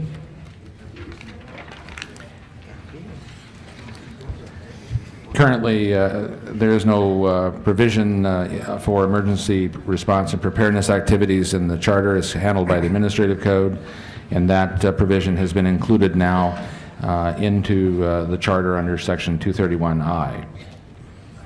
231J basically codifies the mayor's authority to issue executive directives. When the mayor can, under the new charter, can have executive directives. They are binding on departments, commissions, appointed officials, and employees of the city. However, they are limited to the management and supervision and administration of government that are entrusted to the mayor in the charter. There is a requirement that they be published, and that was handled by Keith in his discussion, and that they don't take effect until 15 days afterwards. There is a executive budget division created in the mayor's office. This, from what we've reviewed, this merely formalizes what all mayors have done. They've always had a staff designated as budget. They've had anywhere from 2 to 10 people work on it. It doesn't change any other provisions in the new administrative office of research. It can assist the mayor as in the past, and it can also assist the council. Item 233 reassigns power to temporary transfer of employees. There's a provision in the charter now for, it's rarely used, but there's occasionally transfer employees temporarily. It removes it from the CIO and puts it in the mayor's office. However, it puts controls in there where the mayor needs to notify the city clerk, and the city clerk notifies the president of the council, the director of administration, and the board of civil service commissioners, and follows a similar process as today, but assigns that to the mayor. Temporary succession of the mayor. The council president, as today, acts pending. I don't see a major change there. 243B changes rules. Temporary succession of the council president. Says the council president pro tem acts as a president in case of the unavailability. I believe that's basically what you do now, but you would... it's absent from the state, not just the city. Yes, I think that's the absence from the state. Section 245. This is Prop 5, and currently the council can assert jurisdiction by a two-thirds vote, and within 21 working days, within 5 meeting days of the action by a commission, all commissions of the city, and by a majority vote within 21 days can act as that commission and change the action of the commission, and it in fact legally becomes whatever commission it's asserted jurisdiction over. What is being proposed in Charter Section 240, the Unified Charter Section 245, is that with a two-thirds vote, the council can assert jurisdiction but only for the purposes of voting the item up or down. And it takes a 2/3 vote to vote it up or down, as opposed to the majority vote in the current charter. And the following, as you can see on page 6, actions of the Ethics Commission, the Pension Commission, the Employee Retirement System, the Water and Power Employee Retirement System, and some of the quasi-personnel decisions of the Board of Civil Service Commissions, the Employee Relations issues, Board of Police Commissioners, personnel decisions, et cetera, would be exempt from this, which they currently are not. Yeah, I think we have some people who want to be heard on this. Mr. Alatorre? Just so I'm trying to understand this. Now, so in other words, to a certain extent, you maintain Prop 5 for the purposes of voting, of agreeing with the decision or disagreeing with the decision. Is that correct? That's correct. Let's just say hypothetically we disagree with the decision. Then what? What you would do is, with a 2/3 vote, say no. We disagree. All right. And then what? the item would go back to the commission. Okay. And then? They get to try again. All right. And let's just say that they do it again. They do it again. And if the council with a 2/3 vote and a 2/3 vote to turn it disagree, So we it goes could back. just- Nothing happened. At what point do we try and seek resolution? As we stated in our questions and answer document, this does provide the opportunity for stalemate. So this could go on indefinitely with no resolution. I mean, is that what it is? I mean, this. Well, either the commission would get the idea that it was never going to be approved, or the council would get tired. I'm not sure which would happen first. Well, this makes no sense. Maybe they get the word. Go ahead, Mr. Savornich. Yes, thank you, Mr. President, members of the council. This has been one of the sticking points that I have seen through this whole debate in regards to this legislative game of ping pong that we could carry on in some future endeavor in regards to an issue that may have very serious consequences to the city of Los Angeles. And what bothers me more than anything else is that with the current provision before us, yes, it could be a stalemate, yes, there could be no solution. And we know very well that most of the time when an issue comes before this council that is, and a lot of times in the terminology, it's either a friendly or an unfriendly Prop 5, is that if it was a Prop 5 where the city council had to assert jurisdiction over one of the commission actions, we have done it very sparingly. We've done it with the greatest amount of debate that we've been able to do, and even now, the way things are right now, we have to take 2 actions, which I think has been overlooked in this entire reform package. 1, we have to vote to assert jurisdiction. We have to do that first. And if there are not 10 votes of the city council to assert jurisdiction, we can't do it. Then once the issue is before us, and then we are sitting as that commission, then you need to get the majority vote in order to go ahead and have something changed or amended. And so the 2/3 is required right now in regards to the asserting of the jurisdiction. Then it takes 8 votes to act. My question would be, in regards to what's before us, the veto only takes 2/3, correct? So there's only one action under the proposed unified charter. Is that correct, Mr. Comrie? That's right. And so we would just act to veto, and that's it. That's right. And as Mr. Alatorre said, if the commission chose not to amend their action, the non-amended action would come back to the city council. Is that correct? That's correct. Or it could sit there in commission. Yes. Okay. So it comes back to the council non-amended, which means the council could either accept it now or veto it again. And that could go back and forth until, as Mr. Deaton said, that the commission either got the message or the council got tired of vetoing. That's the only mechanism to resolve this right now under the unified charter. Is that correct?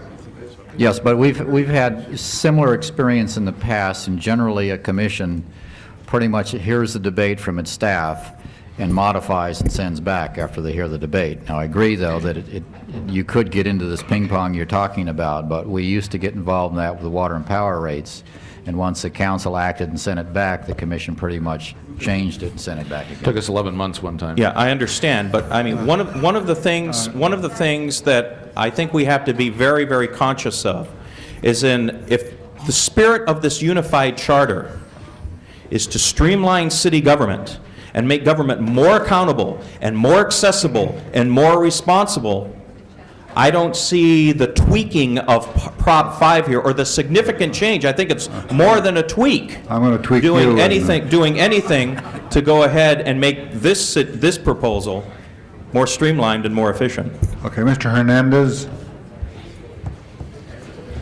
I just wanted to ask the commission members that are present what their response is to this ping pong effect, because it seems that there's lack of a decision maker in the process. I mean, ultimately, who makes the decision?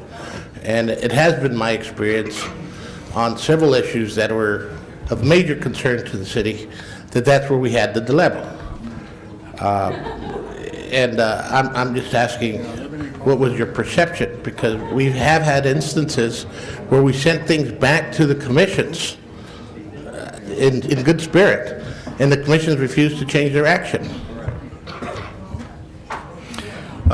Councilman, this was a matter of substantial discussion and debate in each of the commissions. So I'll speak to the appointed commission discussion of it, and Erwin Chemerinsky could speak to the elected commission. First of all, part of this is an expectation that the council and the commission will do, as Keith Comrie has said, intend to work things out. And sometimes we overlook the way that already exists in the charter in parallel situations.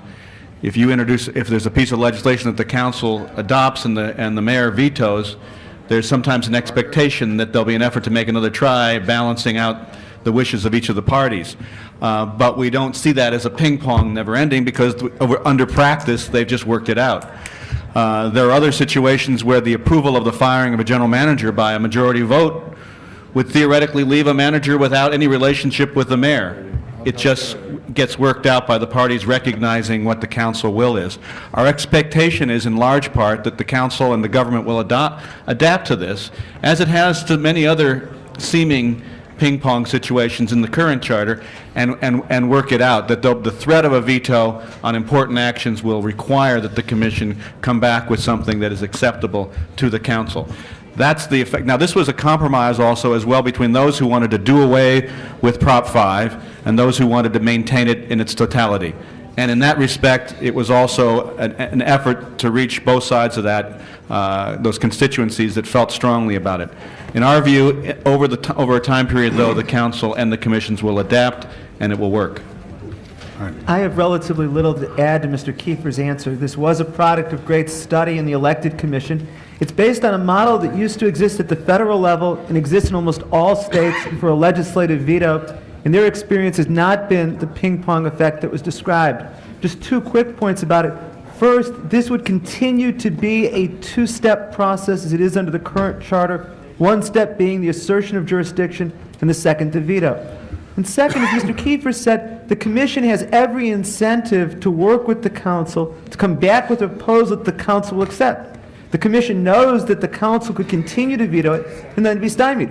Moreover, the commission is going to need other support from the council in the future, including in the next budget cycle. So there's no reason for the commission to have such a fight or such an impasse with the council. And again, the experience at the federal level where this model has been used, and in almost every state where it's been used, is it's worked very well. You know, I heard someplace, once you close the door to reality, it still comes in through a window. Okay, thank you. Ms. Goldberg. Well, I just have one question about this, because all of them have already been asked. But about half of the Prop 5s that we did were what we were called friendly Prop 5s. Okay? They were at the request of the department. So you have now eliminated our ability to act in a friendly Prop 5 and actually change their decision or do something, because what they wanted us to do a couple of times is to do something with Prop 5 to act in their place so that they could get a bond rating or an amount of money taken care of to act in their place. Since we can no longer act in their place, but only veto, haven't you eliminated a way to help them act quickly between their meetings? Councilmember, I would like to call on Deputy Director Mary Strobel to answer that question, and I had neglected to introduce both Raphael Sonnenschein, our Executive Director, and Deputy Executive Director Mary Strobel. The Unified Charter has added a new subsection, which is subsection 245B, to try to address the issue of friendly Prop 5s. That section provides that the council can, either before an action is taken or after it's taken, waive review under Prop 5 so that you can get finality to those commission decisions without having to go through the process that happens now, where jurisdiction has to be asserted and then the action approved. Oh, but that category opens up a much bigger can of worms than simply a friendly Prop 5. Okay, so you've taken care of one thing, but I think you've created another problem, but when we get to that part of the charter, I'll talk about it then. On procedure, how are we going to proceed through this, Mr. Chair? I don't know what the intent is. What I think we should do is to go, and I'll leave it up to Mr. Farr when he gets back, would be to go through the document that we have here. And I know, as an example, I forgot on the reapportionment commission, God, I mean, this could be a windfall for somebody seeking office. He does a reapportionment and runs against it. I don't know if it prohibits people from running for political office if they're on this reapportionment. That's something we can deal with. But I think that we should go through this document, and then if there are other questions, I think we ought to just... Can I suggest that we do like all the 100 series and then all the 200 series? Because there are some things that are not on that document that may need to be raised. But they're with, if we do it by the... Do you have a problem with that? We could do that, sure. Thank you. Okay, so we're in the 200 series right now. Can we go back to 100? And we'll go back to 100 after we finish 200, okay? Okay. All right, all right. All right, Ms. Walters. You're okay? All right, I was going, I'll ask, Ms. Goldberg, did you want to be heard again? Oh, not on this item. Okay. All right. Anybody else want to be heard on Prop 5? Okay, next item. We'll go back. Okay, yes. Section 254, as I stated before, gives this is the process suggested in the Unified Charter for establishing legislative positions, and the council, by resolution, could establish the city's position. The mayor has the ability to veto, and the council then has the ability to override that veto. And the council can, by ordinance, set up procedures to implement the provisions of this section. Okay. 261C gives the council, the controller broad authority to review accounting practices in offices and departments. Essentially, this, although different, provides some teeth to the existing charter sections that are Charter Section 46 and 47.1, which has the controller responsible for the general supervision of the accounting of the city. 261K requires the controller to conduct performance audits of all departments. Excuse me, Mr. Deaton, before we moved on to 261K. Sorry. Do you want to be heard on? Yeah, on 261C. All right. Does the controller's broad authority also include the Department of Finance? Yes, it would. It would be any accounting function in the city. As it relates to the accounting Just of that the department. What about as it relates to their collections or their strategies to go after revenue for the city in regards to recouping revenue owed to the city? In 261K, it broadens their audit power to do not just financial, but do some performance looks, and that would happen in that category. Right, thank you. I don't think 261C does it particularly, but I do agree with Keith that the performance audits would allow the controller to audit the performance of that department in that area, which is the one I'm now on, 261K, which requires the controller to conduct performance audits of all departments and programs I might point out the existing charter provides for the city administrative officer to do management audits. That is continued. In addition to that, the unified charter provides for these performance audits in the controller's office. 262C, the controller's authority currently is that the controller can withhold approval of any demand which in his or her opinion is not a legal demand. That is expanded from legal to unauthorized or improper. And if the controller finds that it's either improper, illegal, or unauthorized, they file a report with the mayor and the council can then consider and may overrule or sustain the objections of the controller, and then that happens. Currently, the only difference here is the expansion of the reasons for not approving the demand. 266.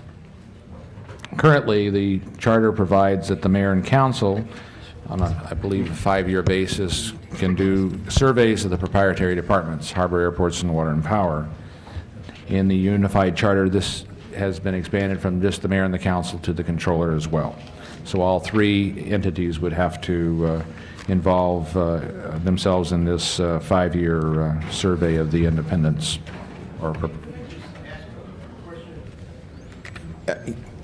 You know, and when we go back, I'm going to ask, you know, there's some questions on, what I'm attempting to understand is what was wrong with the system, the way it is now. What were we trying to fix? And what is the rationale between adding another, maybe you could answer that. I mean, Want to speak to the controller issue? okay? You know, on this item, just as an example, I mean, the way the system operates now is that it requires the mayor and the council to contract with an outside entity. Can you tell me why we add another neighbor, and what happens if only 2 of them agree on the need to do something or on the person? I mean, just because the 3rd one doesn't, it doesn't happen. So what is the rationale behind this? Change? Both commissions increased the authority of the controller with respect to audits and performance audits. The elected commission in particular focused on this, and I would like to ask Erwin to speak to that. The Controller's Office testified to our commission about difficulty in even receiving reports with regard to these audits. The elected commission felt that the Controller had a preeminent role with regard to auditing and therefore should be involved in this process. In fact, our provision was that the Controller would be responsible for causing this to happen. As part of the compromise in the Unified Charter, and to assure that both the council and the mayor are properly involved, it says the 3 shall jointly do this. And since none of them are going to be doing it, it's just a matter of arranging to be done, we believe this isn't likely to be an area of impasse. Well, I mean, if there is a disagreement as to the need by one of the entities, what does that mean? We believe that, as in many areas, this leaves the entities to work out that disagreement so they can jointly do that. Let's deal with the reality, folks. I mean, you know, you're leaving it, but what happens? Richard, let's... I just want to know. Yeah. What happens when there isn't an agreement?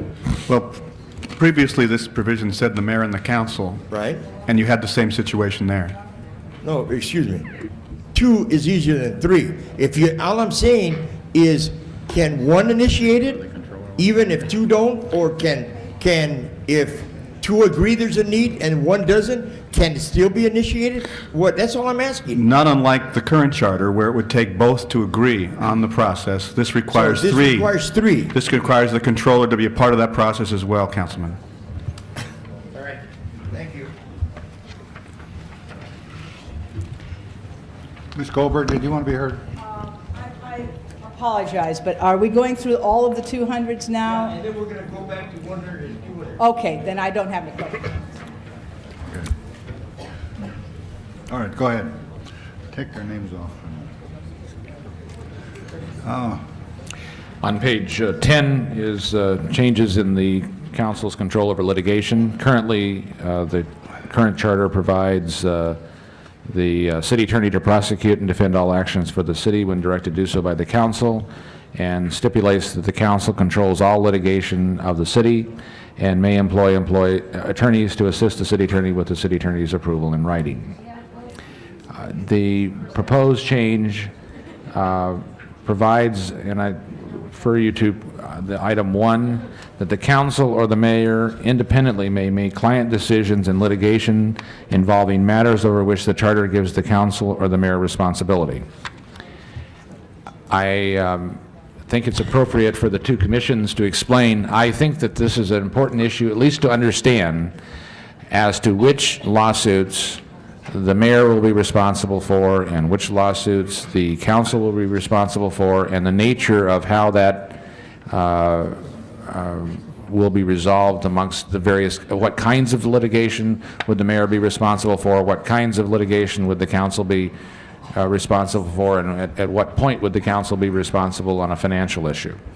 So I quite frankly have, and I made this clear to both commissions and to the city attorney, which is now making his way to the microphone. This isn't an area that I understand, but I'm sure that after listening to all these attorneys, you will. Could I just ask what it is that is wrong with the process, what the commission felt was wrong with the process, and why what is being recommended here is an improvement to the process rather than the opposite? All right, I'll ask Mr. Chemerinsky also to speak to that.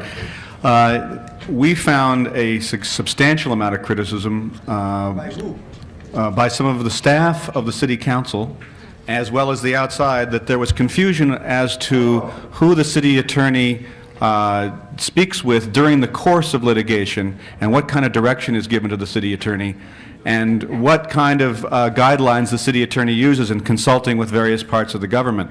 So settlement authority was clear under the charter that the council has settlement authority and the control of litigation in general. But for instance, if a suit is filed that's dealing with a department, does the city attorney consult with the department at all about that? And of course, we found as a matter of practice, yes, the city attorney did do that, but it was not clear to outsiders as to who he consulted or she would consult with under what circumstances. What we attempted to do was to clarify that consulting relationship and who was speaking for the city in those cases before it ever got to settlement or was brought to the attention of the city council. And it seemed to us there was a great gap in terms of information with respect to that and very little guidance for those to look to as to what was done. I think the city attorney's office understood that in its own mind, but we found that others did not. So this was an effort to clarify who they spoke to, who was speaking for the client. At the same time, we maintained settlement authority primarily in the council. So the council maintains the authority to establish limits for which others may decide, for instance, a claims board comprised of the mayor, the president of the council, and the head of the finance committee, might make decisions that the council would delegate to them up to a certain amount. The council might delegate authority to the mayor for settlement, but generally all those decisions with respect to settlement of monetary amounts, numbers are set by the council. Also, any issues involving policy are ultimately decided by the council. The question was, what's happening in the meantime? What's happening in the process of prosecuting this litigation or defending it? And who is watching that, and to whom is the city attorney looking for advice on that? And that's what we attempted to clarify here.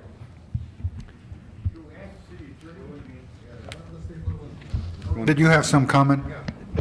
Very briefly, one of the subjects that Everyone, I look teach... at me, and that way you'll Okay. speak right into the microphone. Thank you.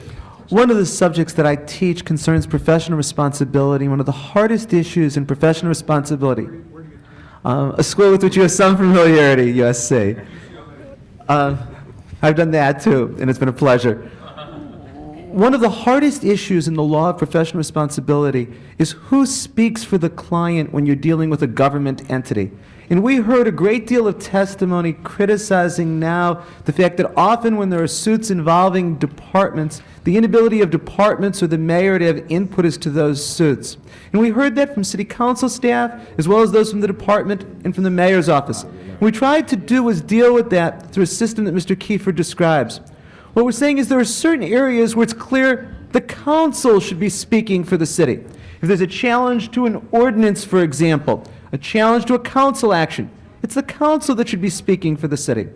But in some areas where the mayor is entrusted responsibility, the mayor should be the one who speaks for the city. And there are some areas where we've created, for example, the proprietary departments where the boards of those departments should be speaking for the city. And in some areas where the city attorney is initiating litigation, the city attorney should be the one speaking for the city. We realize there is an ambiguity there, but we solve that by saying when there is an ambiguity, it is for the city attorney to decide who speaks for the city among these. And one other thing I would emphasize is settlement of money claims is apart from everything that I just said. As Mr. Kiefer pointed out, settlement of money claims is ultimately the domain of the council. What we've done is create a system where the council can delegate to the mayor the authority to settle claims below a certain amount. There's a claims board created to settle claims between two amounts, and above whatever threshold the council sets, the council is the client for settlement purposes and alone can make that decision. Yeah, but see, the problem with that... Richard, let's hear from the city attorney. Oh, all right. And then I'll ask the question. You know, our office worked very closely with both charter commissions and with the conference committee to come up with the unified charter. There's just a little clause in the present city charter between two commas in section 42 delineating the responsibilities of the city attorney that says, provided that the council should control all litigation. Just that little clause is what we've used to come up with the theory that the council is the one to go to for litigation, to give us direction, to settle litigation and everything else. This charter is much more specific. It lays out how the city attorney goes about making these decisions, which part of the client, which is always going to be the client, is the municipal corporation known as the City of LA. Who does the city attorney go to get direction on lawsuits? Where it's clearly a department that's under the executive control of the mayor, it is the mayor's office or whoever the mayor designates that we go to get direction on litigation. With the council, you know, anything involving an ordinance, we go to the council. Policy matters, anything that would not involve money.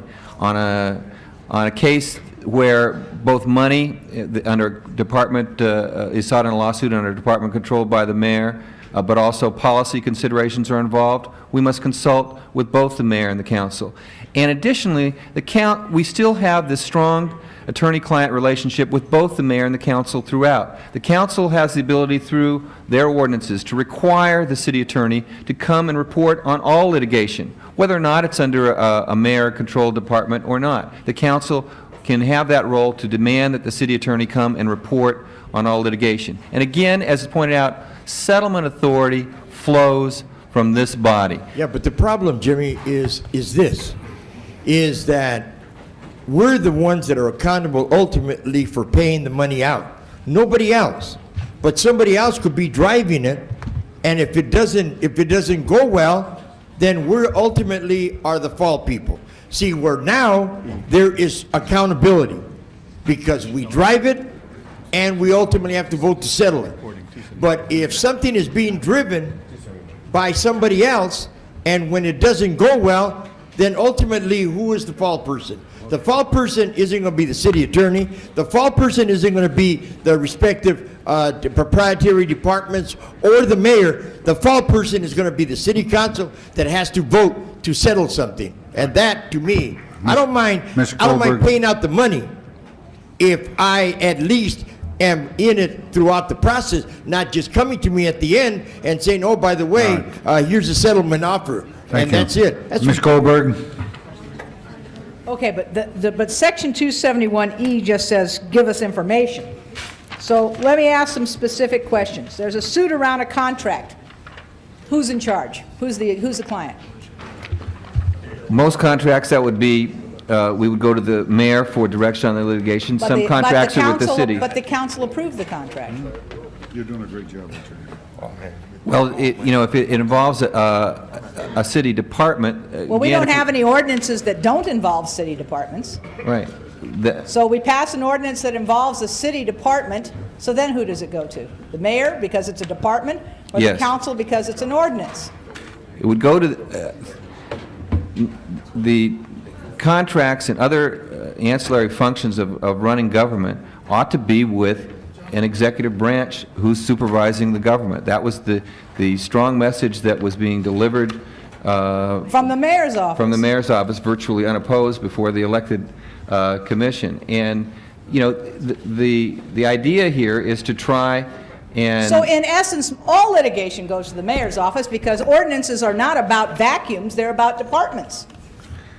Well, if, you know, land use ordinances, you know, anything to do with legislation that the city But has passed. legislation is not about what? It's about how things run. Well, for instance, if somebody challenges our curfew ordinance, which is enforced by the police department, we don't go to the mayor for direction on that, or the police department. We would come back to the council who passed that ordinance. I see. How about sexual harassment lawsuits? Sexual harassment lawsuit or discrimination lawsuit that only involved seeking monetary relief, we would go to the mayor's office for direction. If it Oh, that's great. involved seeking a change in the way the department does its business, a policy matter, then it would have to involve the city council.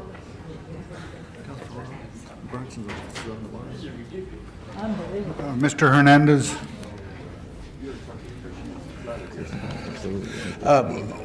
So my understanding is the city attorney then becomes kind of like in certain instances, when we have these questions, would become the person who would make the determination as to who has that authority. Is that correct? Pardon? I mean, you would be the one, your office would be the one that would ultimately determine who has that authority. That's correct. The city attorney would determine. Now, and again, I think following through with some of the comments my colleague Alatorre made in terms of the budgetary issues,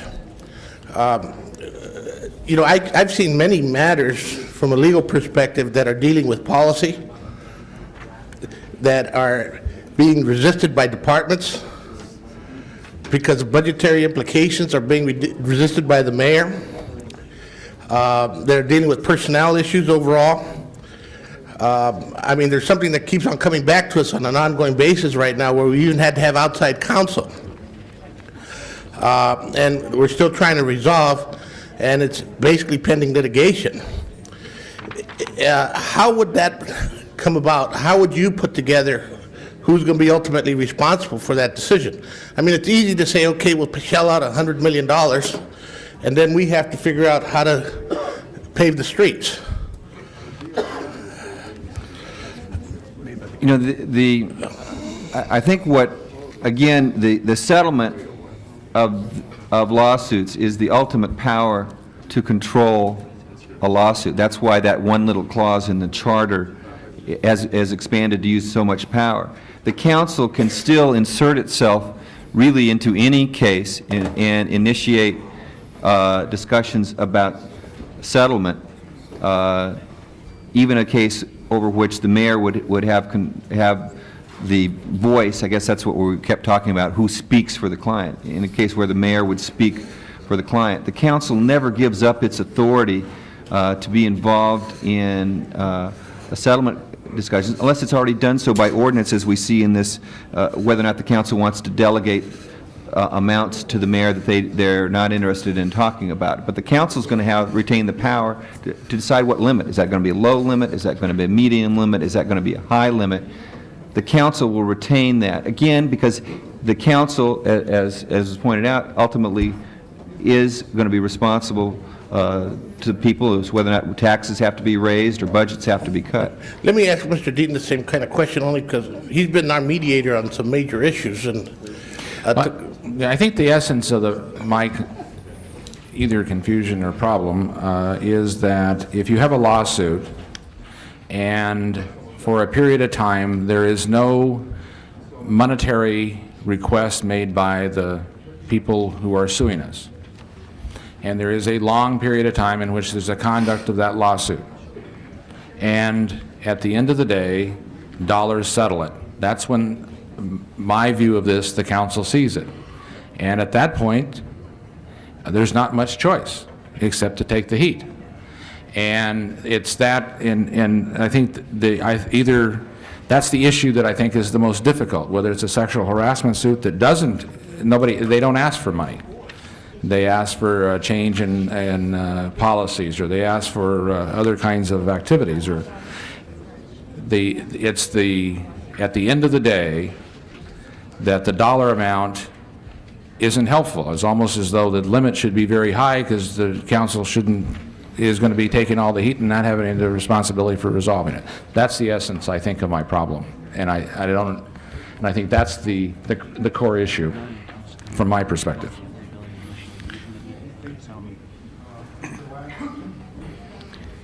Sometimes the initiation of litigation is actually the most significant aspect of a suit rather than the settlement of it. For example, on several occasions in the last 2 years here, the voters have passed statewide initiatives, such as, say, 218 requiring a vote of the people before you can raise taxes. And the council or the city attorney wanted to bring a lawsuit to invalidate the voters' wishes. In a situation like that, let's say the voters passed 218. I'm reading here, for example, it says the city attorney can initiate civil litigation on behalf of the city. Let's say that the voters passed 218. It requires now that all tax raises of taxes have to be approved by the voters. The city attorney doesn't like that, and he decides to bring a lawsuit to try to overturn it in court. It had nothing to do with monetary damages, nothing to do with anything of that. It is a major political statement of a highly controversial nature. In a situation like that, would it be the council that would have to approve the initiation of that litigation, or under this wording, could a city attorney do it on his own? Well, the city attorney can initiate litigation, but it doesn't take away the council's ability to basically still control that litigation. Again, it would be, they could then order the city attorney to dismiss the litigation the next day. But see, I think that we had that issue in here, and ultimately it was the council that took the heat for or against. So I think that is a significant change in terms of permitting the city attorney to initiate litigation on matters like that are of broad policy nature that really aren't monetary. Now, what about the settlement? And we got into the settlement of lawsuits that again don't involve monetary, such as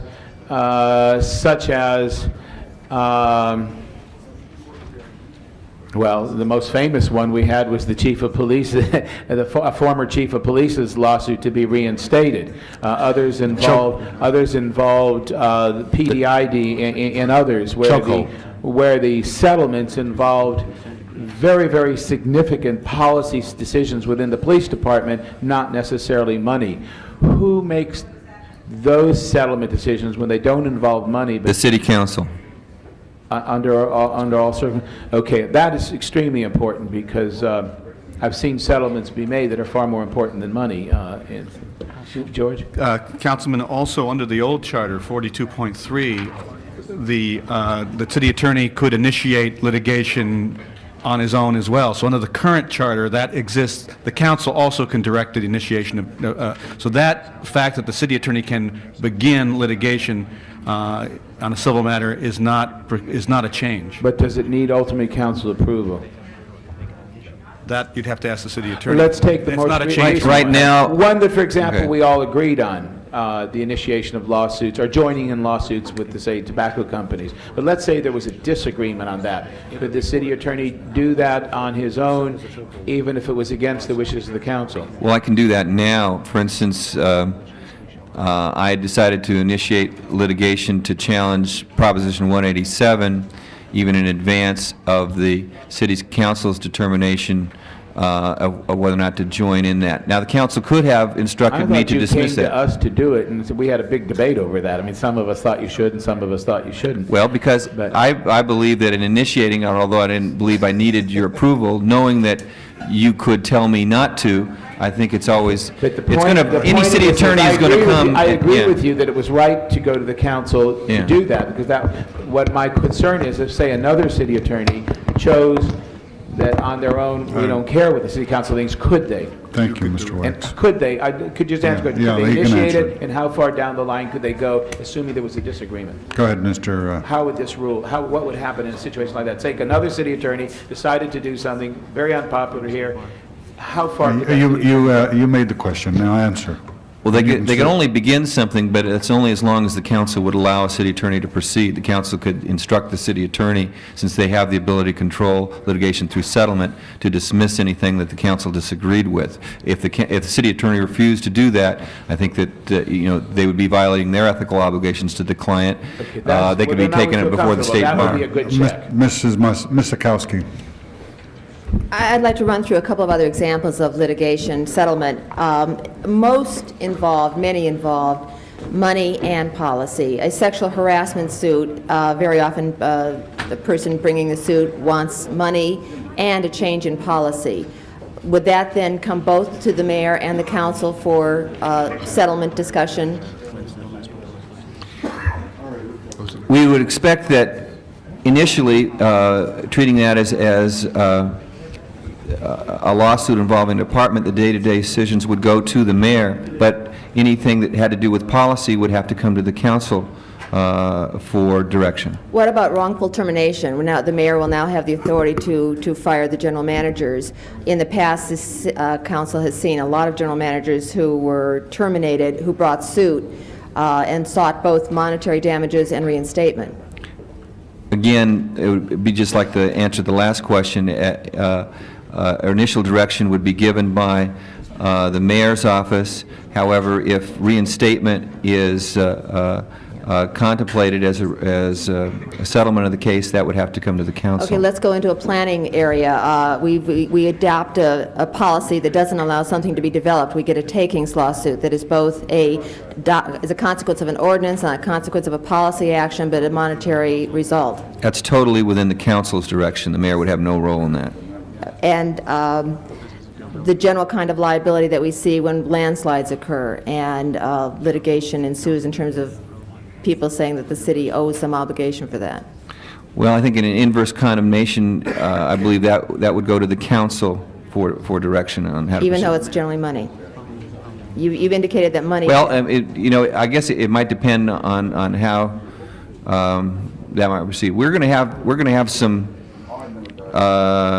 growing pains as we go through this, working out these ideas. The idea is to involve the mayor whenever we're talking about departments' actions that have resulted in the lawsuit occurring where money is being sought as the only remedy. If there's more than money being sought, or we're talking about reinstating people, or we're talking about changes in policies, or we're challenging ordinances or legislative decisions of the council, then we have to come to the council. And isn't it true that some suits, when they're brought, we have the ability, if we intervene early through discussions with the city attorney, to avoid monetary damages if we offer a policy change? And so would that then be something that the city attorney would bring to the council, because as a matter of policy and control, we can interject early, which might save us from significant monetary damages down the line if we continue the suit?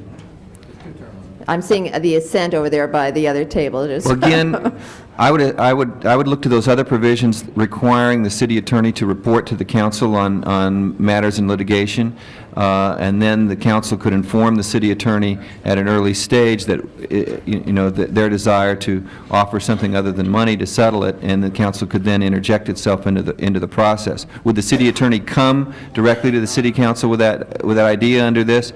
Maybe and maybe not. I think it would depend on how the city attorney analyzed the case. If they hadn't thought of this yet, they may need to get some direction from the council. I don't think they're going to seek that initially. I think they're going to be going to the mayor initially, because they would view that as a money case. But the council's ability to require the city attorney to report on all litigation, even that would be directed by the mayor, allows the council to give input to the city attorney early on. And again, because the council can ultimately settle litigation, all settlement authority flows from you, you could direct settlement. Thank you. Mr. Alatorre?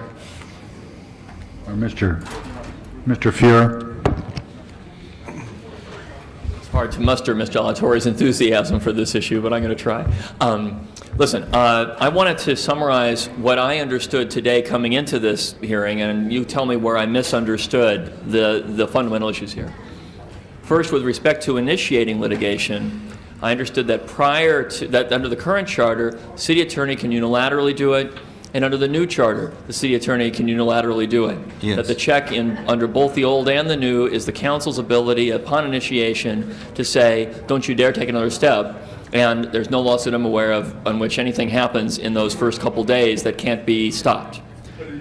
With respect to settlement, when it comes to monetary issues, currently the practice, and I should be corrected if I'm mistaken, is that the City Council Budget and Finance Committee Chair actually has authority up to $100,000 to unilaterally settle a matter. And under the new charter, the City Council by ordinance collectively has to determine that threshold level beneath which unilateral decisions can be made and above which it's up to us to collectively decide. And in fact, we could set that threshold lower than 100 if we wanted to. We could set it at 25 if we wanted to, and ensure that every matter, large or small, comes to the full City Council. Yes. All right, with respect to settlements that don't relate to money, exclusively at least, almost every policy decision relates to money ultimately as well, though.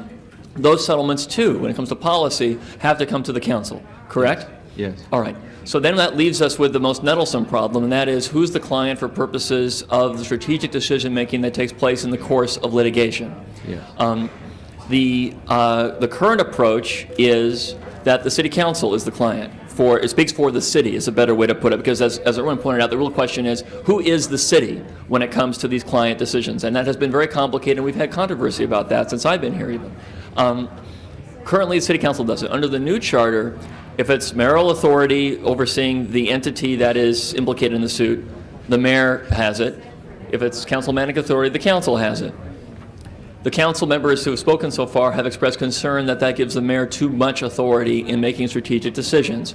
And there's reason for that concern, but let me tell you what I understood the situation to be at least, and that is, under the new charter, the City Council members could, and in fact are mandated by the charter to just determine how frequently we want reports from the city attorney on either all manner of cases or a specific universe of cases, right? Or a specific case. Or a specific case in particular. For example, if a lawsuit is filed that involves sexual harassment claim, the City Council could pass an ordinance that says every lawsuit over X number of thousands of dollars worth of claim or implicating policy decisions, upon filing, we must hear about it. We could say that, right?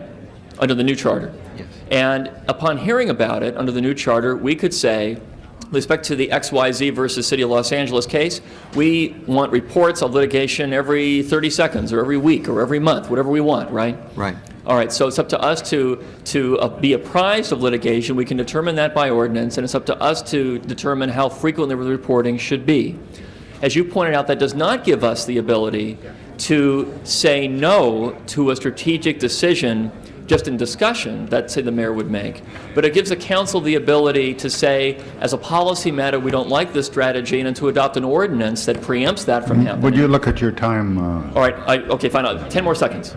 Not that I know what it is here, but 10 more seconds. Or we could say, we intend to initiate settlement negotiations at this juncture, and that gets us in play no matter what. Is that right? Okay, thank you. Ms. Goldberg, did you want to be heard? No, that's all right. Okay, next item. Page 11 just outlines the process by which there's a claims board, and different amounts of settlements would be either provided to the claims board, and actually provides for a fairly organized way of settlements. Page 12. The current charter provides that the commissions of the Department of Water and Power harbor any commission controlling a department operating a public utility, blah, blah, blah, shall employ, with the permission of the council and the city attorney, attorneys to assist the city attorney. In the new charter, the unified charter, this eliminates the requirement for council approval for proprietary departments, the ethics commission, and the retirement systems.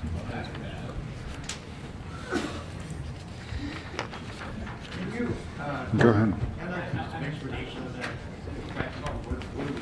Basically now, anytime the Department of Water and Power, or Harbor, Ethics, et cetera, wants to hire an outside city attorney to help them, or to help the city attorney help them. Approved by the council. It has to be approved by the city attorney and by the council. In this instance, it still has to be approved by the city attorney, but it's the boards of the proprietary departments involved, or ethics and/or the pension and retirement boards that would make that decision by themselves. And the reason that we wanted this provision, I think it's a good provision, is that in departments where the city council really doesn't have direct control over the funds that these independent departments do, if they, in conjunction with the city attorney, decide they need outside counsel to assist them in any legal manner, really, they're the ones in the best position to make that determination of who that outside counsel is. Having it have to come to the council delays the process somewhat. Explain to me what it is that has been happening that necessitates this change. What evil is it attempting, what evil have we seen out there, or inefficiency have we seen out there that necessitates this change? Probably eliminate some time. That's the reason. So it just eliminates the time. And that's the reason. Well, also because these departments, the council really doesn't have the authority to, over their funds. We've created independent departments that have control over their own funds. They're going to be also the ones that we go to for direction on litigation. The added step of having to schedule it before the council to whether or not to hire an attorney leaves us at a disadvantage when we need to respond very quickly to a lawsuit or some other pressing legal matter.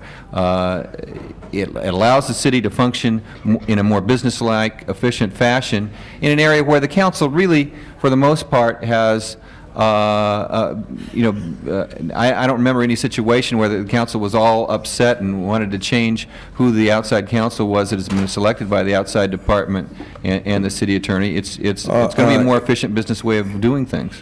Oh, there has been times. Okay, let's move right along.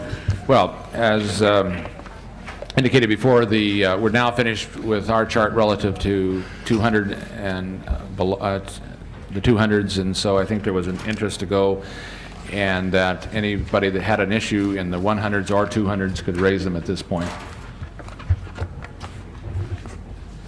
However, Mrs. Walters? In the 100s, okay. Item 115, page 8, that eliminates the departments of animal reg and building and safety, and it says that it doesn't really eliminate them. There's no intention to affect the, it said both departments continue to exist and to perform the powers and duties prescribed for them in the charter immediately prior to the operative date until the department's powers or duties are changed or eliminated by ordinance. What's the purpose here? What are we eliminating? What are we going to do with them? An animal reg is very important to my district, given just packs of roaming wild dogs. Basically, what this does, it takes, not all departments of the city are in the charter. Okay. Animal reg and building and All safety right. currently are. So it leaves it to An ordinance in the to create administrative it. code. But basically, the reason we reported this is that there's less ability to change things in a department if it is in the charter. But if it's in the administrative code, it does provide more flexibility. But both of these departments are important departments of the city, and we wanted you to know that that was happening. All right. My questions are only restricted to one at this point. Is that right? And then I have a question in the twos. 100s and 200s. 100s and 200s? All right.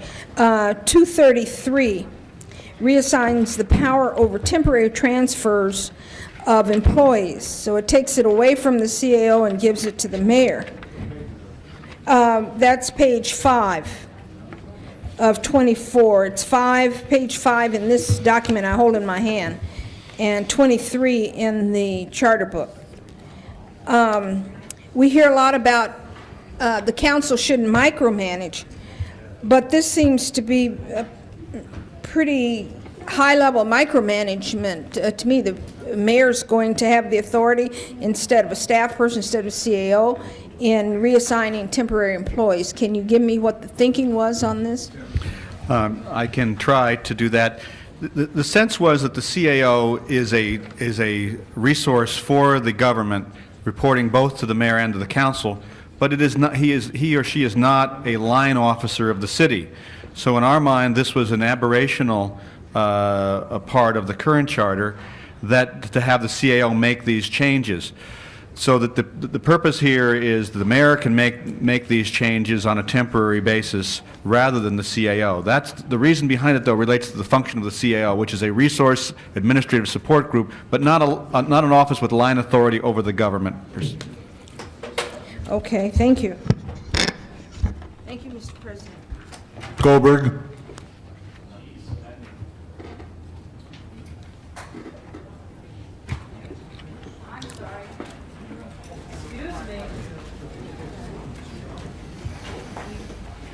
I apologize. You're in the 100s and 200s. First question I have is on page 3, section 104.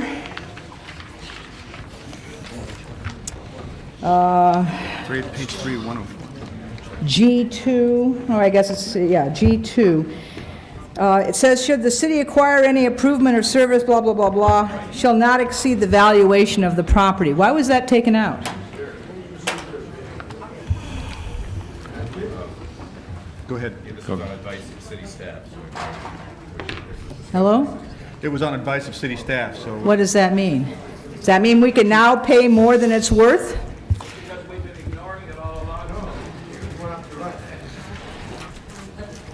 Is that why? Does that mean that the prohibition against paying more than property is worth is now lifted? Hello? Are you... I don't care who answers it.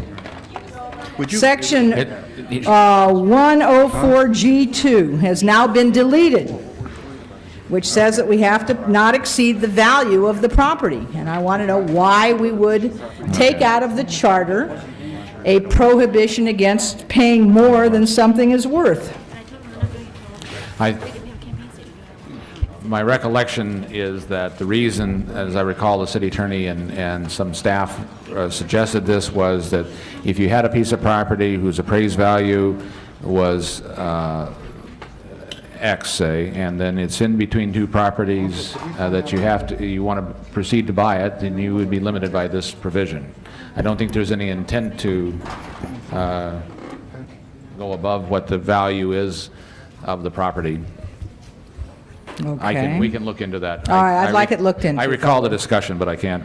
Page 4, letter I, non-discrimination, says this paragraph has been moved to section 1024. But when I looked at section 1024, which is in book 2, it's been deleted and there's no replacement. We can quickly answer that.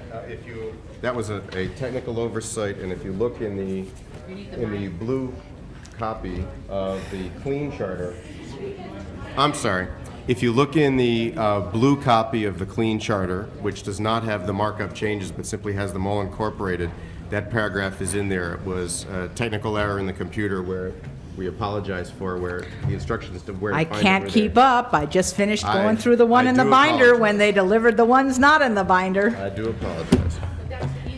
Okay, that's good. We're very happy to hear that it's okay.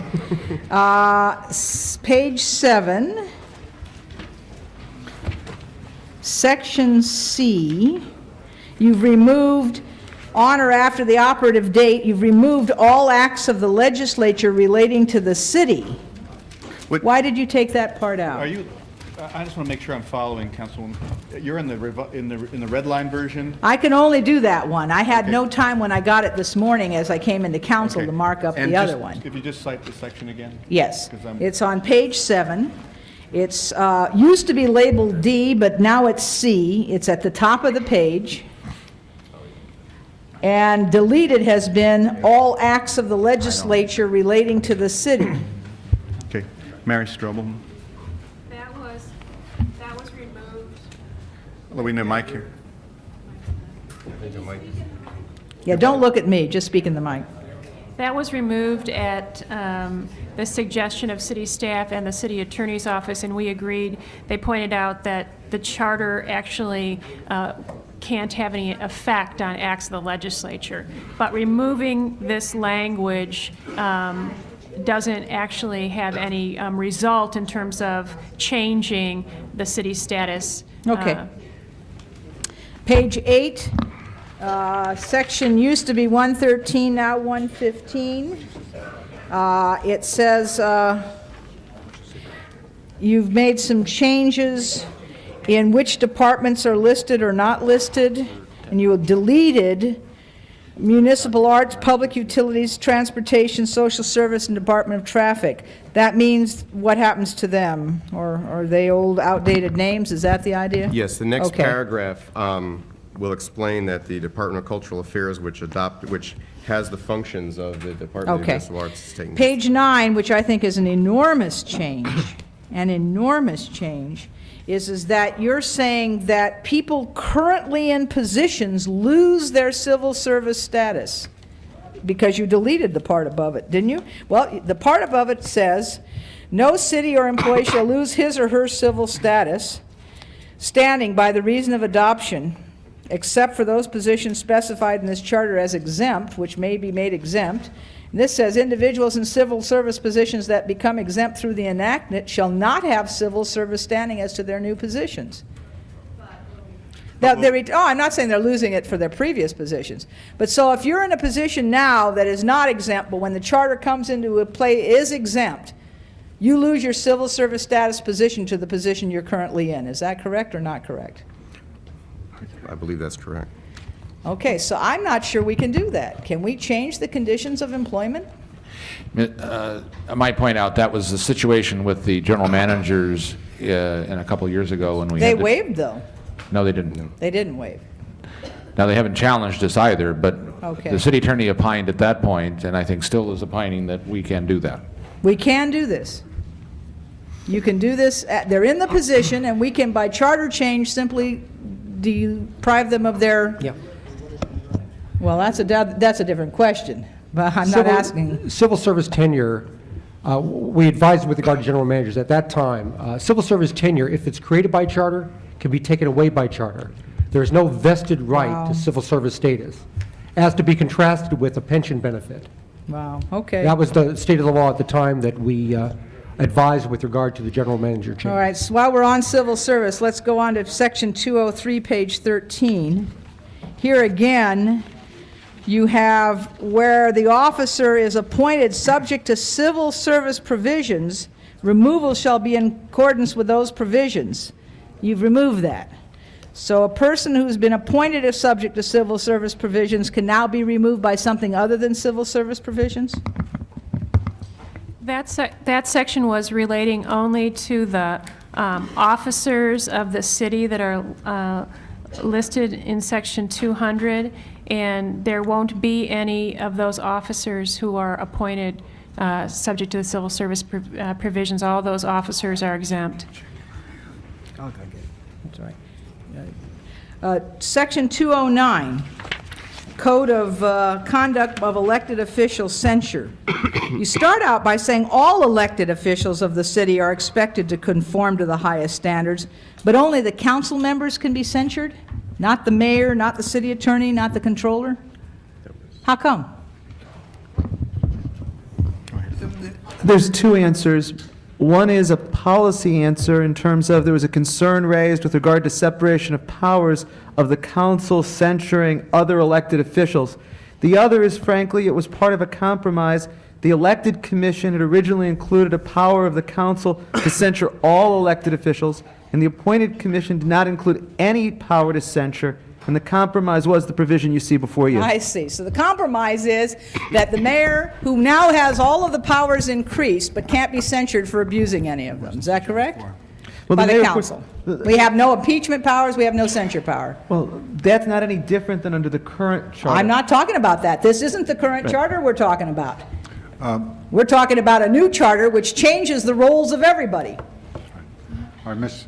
So the answer is that the mayor cannot be censured regardless of what the mayor at the time does. Is that correct? That's right. The censure authority relates to council Well, members. if we are ever taking motions, I'm going to move to amend that one. Okay, Mr. Alatorre. Okay, I'll have to come back because I'm not done with my 100,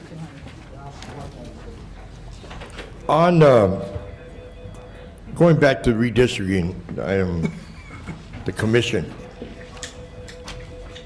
is there any prohibition for an individual that may serve on the reapportionment commission from being able to run for political office? I mean, I could see where somebody on the reapportionment commission could Carve out a district. carve out a district for Like they his do- or herself Like they do in Sacramento. and then run. Is any thought given to that?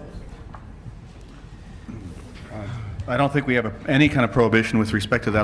The only thought I have with that, with Councilman, would be that the number of people on that commission itself and the hiring of a staff and then the ultimate approval by the city council of the district lines would provide protection against that. What's that? Seems to me that, and it makes no sense, to be perfectly honest with you. I mean, I don't know what the purpose of this commission is to begin with, but if it's for good government, and I would imagine that's really what it's for, then it seems to me just be pure. If we're going to be pure, let's be real pure. And I will make a motion at the appropriate time. All right, Mr. Wax. This is probably going to bring up all the related issues all at once, and it goes back to what the 209 that Ms. Goldberg referred to, the Code of Conduct. Mr. Fuhrer knows how greatly I admire him, and it's probably the only thing I've known all along where I so fundamentally disagree with him. This is his baby. I think 209 is horrible.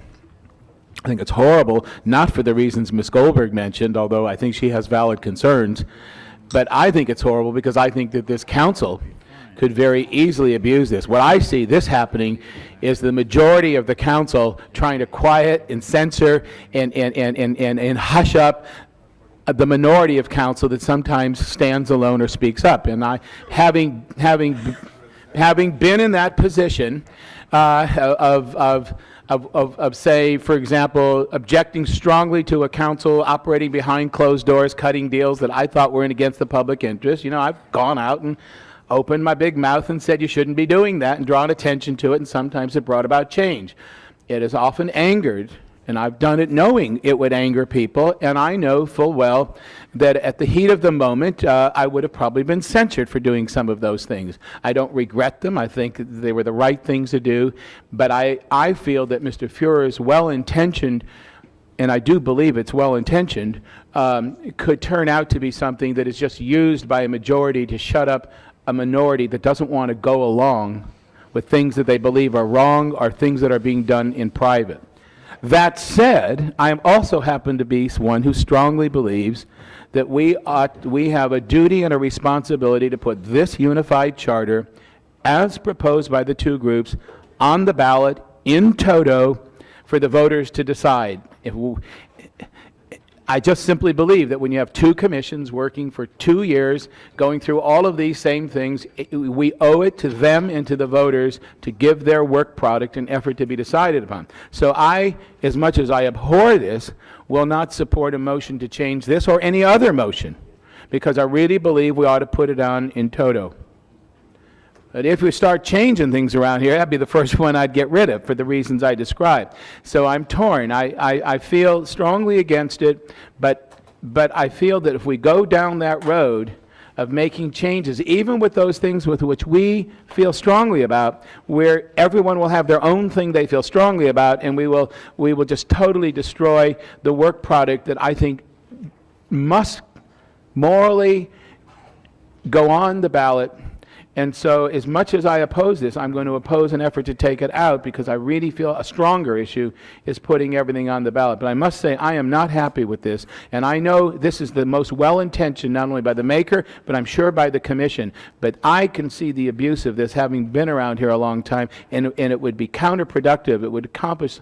But the thing is, we'll deal with that when it happens. You know, the way I look at it. Thank you, Mr. Wax. If that ever happens one day, then we'll just deal with it. I think it's still more important to go through with the full charter intact. I also want to remind everyone that the elected commission can put their charter on as is. So, Ms. Goldberg, you want to be heard again? Yes. Page 23, I think, was next. And that's section J, where it says, in the absence of conflicting provisions in the charter or ordinance, and until revised or rescinded by the mayor, shall be binding on all departments and commissions. And this is, I guess, establishing procedures and implementing policies. The question I have is that we have many policies that are not necessarily either listed in the charter or by ordinance, but they are nonetheless policies of the city, passed by resolution. Does that mean we have to go back, if we do not want the mayor to go against those, to remove or put everything into ordinance that is currently now in resolution if it's a policy? I think it's important to notice the limitation on this. The mayor can only issue these executive orders for those matters that are responsibilities entrusted to the mayor. Now, you're right, there may someday be a situation where there is a conflict between a resolution by the council and an executive order of the mayor, and in that circumstance, if the council then made it an ordinance, it would then supersede or trump any executive order. Say that again. J is limited with regard to the mayor's authority to issue executive directives. The mayor only has that authority with regard to those matters that are entrusted to the mayor. Which is how all the departments are run in the entire city. Well, That's not a limit. Well, actually, some aspects of the departments, of course, are entrusted to the mayor, and many aspects are governed by ordinance. But as to those things where the mayor has the authority, the mayor can't issue executive directives. Now, you raised the issue, what happens if an executive directive is in conflict with a city council resolution? In that instance, if the council wishes its policy to control, they would need to change that into an ordinance. Okay, so that means we have to go through and find all the policies that are resolutions and change them to ordinances. Only when they are in conflict with an executive directive. Well, we won't know what he's going to do. He or she's going to do. I mean, that's, okay, I got my answer. That's all I needed. This publishing, which I appreciate, filed with the clerk and published. It doesn't mean he has to inform the council, though. We have to go and check where it would be published, and we have to check with the city clerk. Is that correct, on executive orders? And there's no requirement to actually inform the council of executive orders? I think the expectation was informing the city clerk, we were informing the council. So the clerk, there's someone here that requires the clerk to inform the council? Because the clerk can be fired by the mayor now.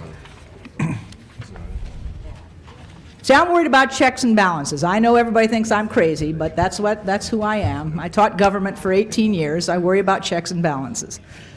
We had assumed in that the change they made it clear that these were a public record and they would immediately be distributed to all parties, and that included the city council. Is there a section in here under the clerk that says those things that No, there isn't, unfortunately, but generally the clerk would distribute those executive, just like they are today. By the way, today they're all distributed also. Okay, all right.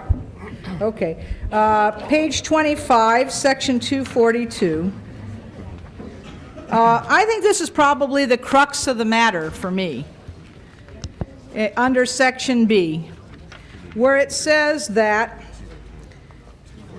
the council will no longer have any administrative control over any of the various functions of city government. So what I want to ask is that when they call my office and they want me to take care of the street cleaning, or they want me to take care of the trees that weren't pruned, do I refer them to the mayor's office after this goes into effect?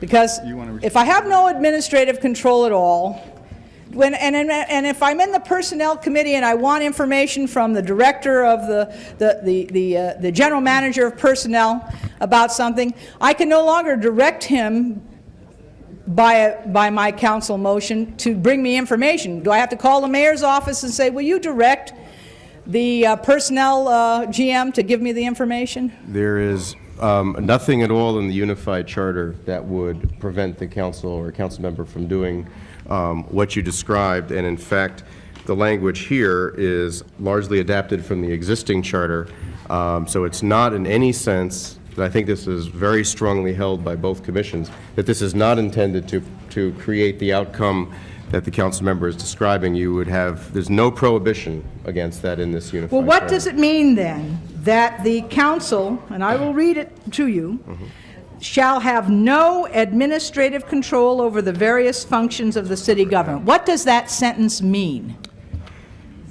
It means, indeed, it's the same, largely the same language as in the current charter. It's simply a statement that this is not an effective But under the administrative current body. charter, we have some effect on what happens to general managers, and under the current charter, we have lots of things that are being removed here. So when you remove them, and in that context you have this line, it's not the same as in the current charter. Yeah. So tell me what this prohibition, practically speaking, will mean. In some sense, what 242B does, especially as further discussions between the two commissions, is actually strengthen the oversight role of the council by adding the phrase, so as to oversee all the functions of the city government. I think historically, the origin of the statement of not being an having that administrative role probably has more to say that this is a council mayor city, not a council manager city. In effect, it's a very older sort of issue, but it's the clear intent here that the oversight function be greatly strengthened and written into I need to law. interject. There's in no fashion does this increase the council's oversight of the city. That's just not. All right. All right, I'm going to call on Mr. Savornich. All right. I got a couple more on this serious problem. Mr. President, before you begin my time, is it my understanding that now we are into general debate in regards to the entire charter package, or are we still on specific provisions? I think we're going on the whole thing. I thought we were in. So we're still on 100 and 200? We haven't passed that as of yet? Okay. If we are not into general debate in regards to the entire package, Mr. President, I'd be happy to yield my time to my colleague if she still has questions on sections 100 and 200, because my comments are still in regards to the entire package that I would like to discuss. Well, I'm going to call on Mr. Hernandez next because he's wants to be heard. Ms. Goldberg give her a little time to have a bite to eat. Is Mr. Deaton around? Maybe Mr. Comrie can help me. And you know, again, I want to make myself clear also. The reason I'm asking a lot of these questions is I also plan to vote for the unified proposal. However, I honestly am not sure if I will be supporting it in the election. And I'm asking questions because I need to know what position I want to take on this document, because there are a lot of things that are bothersome to me. And I think I have an obligation to my constituents to make sure they understand what I believe is in this regard. Now, when we deal with the Department of Finance that's being created, nobody has really explained to me why. Its importance. And my concerns is that you have the mayor with more control over this budget process. And don't get me wrong, I've had a chance to work for two mayors. One, I didn't have a problem with this budget process. The other one, I have a major problem with his budget processes. And from my from my perspective, part of this budget is the collection of the revenues. And the fact that in certain areas we're collecting revenues, in other areas we're not, when we're entitled to collect them. So you have an Office of Budget under the direction of the mayor. You have basically the city clerk out of the picture. You have the treasurer out of the picture. And you create this whole new Office of Finance. And I'm trying to figure out how that works and why it's being created. So I'd like from the CAO's office and the CLA's office a perspective of how that works. But then I need from the commissioners to explain to me why you created it. And if it's one of those where the mayor insisted on it, I need to know. If it was something that came out of academia, I need to know. If it's something that came out of community. The government finance... Well, I was going to ask them to explain to me how it'll work, and then you can answer. There was a continuing major push on the collection of city revenues, and there was recommendations made by the treasurer and other people, and there'd been a lot of discussion that we could perhaps collect more revenues. This ended up with a targeted department, which is really the tax collection function of the city clerk now, to do just that. It doesn't conflict with any other departments. It removes the revenue collection function, just creates a specific department for it. Now, there were a lot of recommendations that came in and a variety of ideas on a Department of Finance. It would also provide duties in the future could be added to that department by the mayor and council through ordinance. Mr. Hernandez, I think that this, basically the Department of Finance is the tax collection portion of the city clerk and the treasurer. And I think the only significant difference is that historically the administration of the business tax has either been done by a person protected by civil service or under the protection of the general manager being selected and fired by both the mayor and the council. This changes that relationship, but as far as it's the Department of Finance is the tax collector and the treasurer.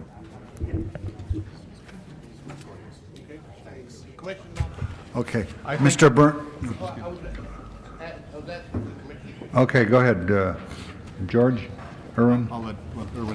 The only thing I wanted to add was a study was commissioned by the Government Finance Officers Association to make recommendations with regard to the financial aspects of the city.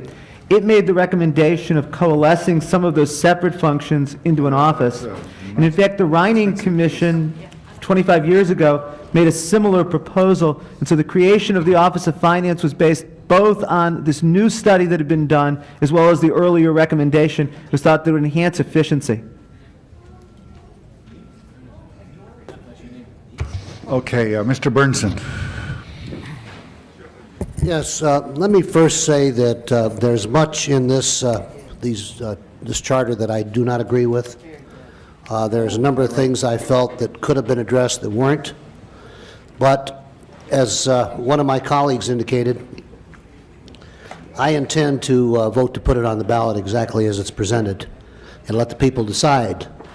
My time will be spent, and I think all of us should really be spent not so much in opposition or support, but rather interpretation of what this charter will mean if it's enacted. The transfer of power to a mayor, such as they have in other cities in the United States, such as New York and Chicago. And I think that that's our duty. And not our duty, I believe, in spite of the things that we disagree with, Jackie, and I very much agree with you on that one point that you made, but I'm not going to, I'm going to vote to put it on the ballot the way you presented it to us. My job at the time will be to let my constituents know exactly what it means, and I think that's that's what our role should be.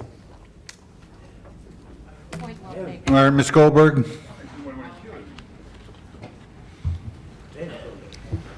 Actually, from the questions that have been asked since I spoke, I'm now to the 300 series, so I'll wait. Okay, moving right along. Mr. Holden, press your button and look at your time. You're waiting to speak. Oh, now I'm speaking. Mr. President, members, I hear my colleagues talk about what's wrong. They see that's incompatible with good law. What they see that's being proposed in this charter reform proposal is incompatible with good law that would accomplish the goals they set for themselves, and that is accountability in government, et cetera, et cetera. They've been able to define what the flaws are in many instances and what the consequences of adopting the charter change in some of these cases, what it would be. Now, to point these things out earlier is fine, but when you say you're not going to amend the charter or make a recommendation to the elected and appointed charter commission to say these changes ought to be made because you're in the trenches and we are in the trenches, and we know what the problems are. We can foresee what the problems are, but instead put it on the ballot as as the commission are recommending it, then proceed to kill it. That's, I don't know how that's going to weigh when you publicly are saying that. Then on the other side of the coin, I guess you have some concern or somewhat reluctant to make a recommendation to each of the commissions because they feel that they have worked long and hard and whatever they've done is right, even though we know it's not totally right. And it isn't, because you're reinventing the wheel and you're forgetting to put little spokes in it. The spokes is what hold the wheels up. And you don't have a fender. We're going to become the fender. We're going to catch it when the wheels start turning. Those are those who were elected at that time, because of the flaws that are inherent in the proposal that's before us. We have a problem. The problem is that if we want to come to some agreement about what's good for the city and work out those flaws now, we're on a timeline, which means you really can't rush it. But if all parties concerned, both commissions and the council, mayor, et cetera, would just sit down and do it the right way, then hold those hearings on the problem areas, have an open discussion of fairness, and not make it be just political. We made an agreement because one party said this, another party said that, so we compromised. That's not what your mission is. The compromise what's truth and what's false, and then give it to the voters to vote on. You've said that over and over again. We have compromised because there's an argument on one side, an argument on the other side, and so therefore the commission has agreed to the compromise. You didn't say the compromise was a good compromise. You didn't say it was the right thing to do for the city of Los Angeles. You said we compromise. Then are you going to say to the voters, hey, this is a compromise package, not that it's the best that we could provide for you to vote on. I mean, this thing can be ripped apart when the arguments are put in place against what's wrong with what's before us. And there are those who intend to do that. I choose not to have that happen. When you refuse to listen, then I have no other choice. Mr. Holden, would you look at your time? You gave me 30 seconds over. Thank you, Mr. President. Okay. All right. Moving right along. Members, I'm just going to say that we're going to go on until about 2 o'clock. Then we'll continue this until Tuesday. Okay. Page 13, Section 342. Currently, general fund monies can be transferred from the reserve fund upon a recommendation of the CAO and approved by the mayor and a majority of the vote of the council, or a majority of the vote of the council subject to a mayor veto or override of that veto. What 342 under the Unified Charter provides is that for transfers not in excess of an amount established by ordinance and on the approval of the mayor, provided that the mayor gives proper notice to the council president, the controller, and et cetera, that the mayor can in fact make the transfers of funds within appropriated funds. 343 gives the mayor the same authority currently given to the city administrative office, but again subject to an ordinance passed by the mayor and the council. We could establish the amount by ordinance? Right, anything So we from- could say, any $25, anything over above $25? Or 25 cents. Well, $25 round it off. Ms. Goldberg, did you want to be heard on this? I'm in the 300 series. Okay, okay. Well, we're finished with 300, so I think 300 and 400 at this stage would be appropriate for questions. Okay, Ms. Goldberg. The first one is on pages 44 and 45. I didn't write the section number down, so let me get to it. On 44 under 312 and 45 under 313, you give us from April 20th for the budget until June the 1st. I think those are probably the current dates, aren't they? My question is that while you're expanding the role of the mayor, wouldn't it have been wise to have a check that would expand the amount of time the council has to look at the budget? In other words, I guess the question is that if you're looking at this thing as checks and balances and you're expanding one role, If you had given us, beginning from March the 20th, you might actually have some real input by the council. Right now, and everybody will tell you, including the chair of Budget and Finance, we really basically don't have any input on the budget. The timeline is so short that what we do is we hear every department in lickety-split fashion over hours and hours of testimony. We change the deck chairs on the Titanic, and basically we don't really do anything. So I wonder if you discussed this, if you thought about giving us more time, and the same thing would be true on the confirmation of appointees. You know, we have so little time that it's actually a meaningless gesture to say that we confirm them, because we don't know anything about them by the time we have to confirm them, or they go into effect anyway. And it seems to me if you're going to enhance the mayor's ability to appoint and to run everything, then it would have been nice to build in better timelines for the council to have a meaningful role where we have a role left at all. And I wonder why you didn't do that. We looked at that with respect to the budget issue, and our preference early on was to increase that time frame for the budget review. What happened? A strong preference. We were informed of a few things that we weren't aware of initially. First of all, that the departmental requests are sent, upon which the mayor makes his or her budget, are sent to the council at the same time as they go to the mayor. So there was a sense that there was that we were unaware of originally, information being shared along the way, and at the other end of the process, there was Excuse me, could I ask the Budget and Finance Committee members to look at me for a second? Did you get the requests Yeah, that that was the other side. go to the mayor on the departmental request? You've got them? Have you ever gotten them? Who gets them? Who gets them? Have you ever gotten them? I've never gotten them. The budget request of the departments? Yeah. The city administrative office. I see. So the council doesn't get them. The CAO's office may get them, but we don't get them.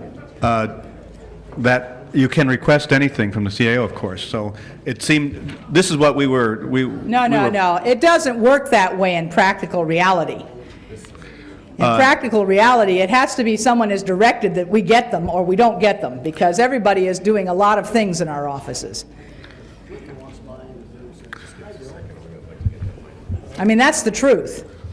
I think the council would have to determine whether it wanted to direct the CAO as a matter of policy to give the CAO that material to you. All I can tell you is the duplicates... But you started by saying we're already getting them, and we're not. If I could just read the existing language Yeah. in the charter, that these materials shall be submitted to the mayor with duplicates to the city council and the city administrative officer. Well, we've been violating the charter for quite a number of years, because I've never seen one. In fact, I've never seen anything until also the in here. document comes out from the mayor of what the budget is. And then we start getting sort of backdoor requests, because people are right now under the current system afraid to talk to the council about what they want for their departments, lest they be fired. And so now, of course, you've strengthened the ability of the mayor to fire them. We're never going to know what the departments think they need. How are you going to fix that? Did you leave in that provision that it'll go to the okay, so we will require then that they send them to us this year, right, Mr. Alatorre? We will require that council members will get the copy of all the requests from all of the departments. All right, Mrs. Okay. Walters.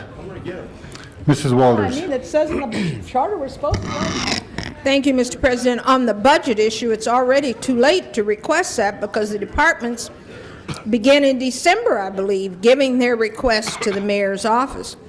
And there is a real reluctance under this mayor for departments to share anything.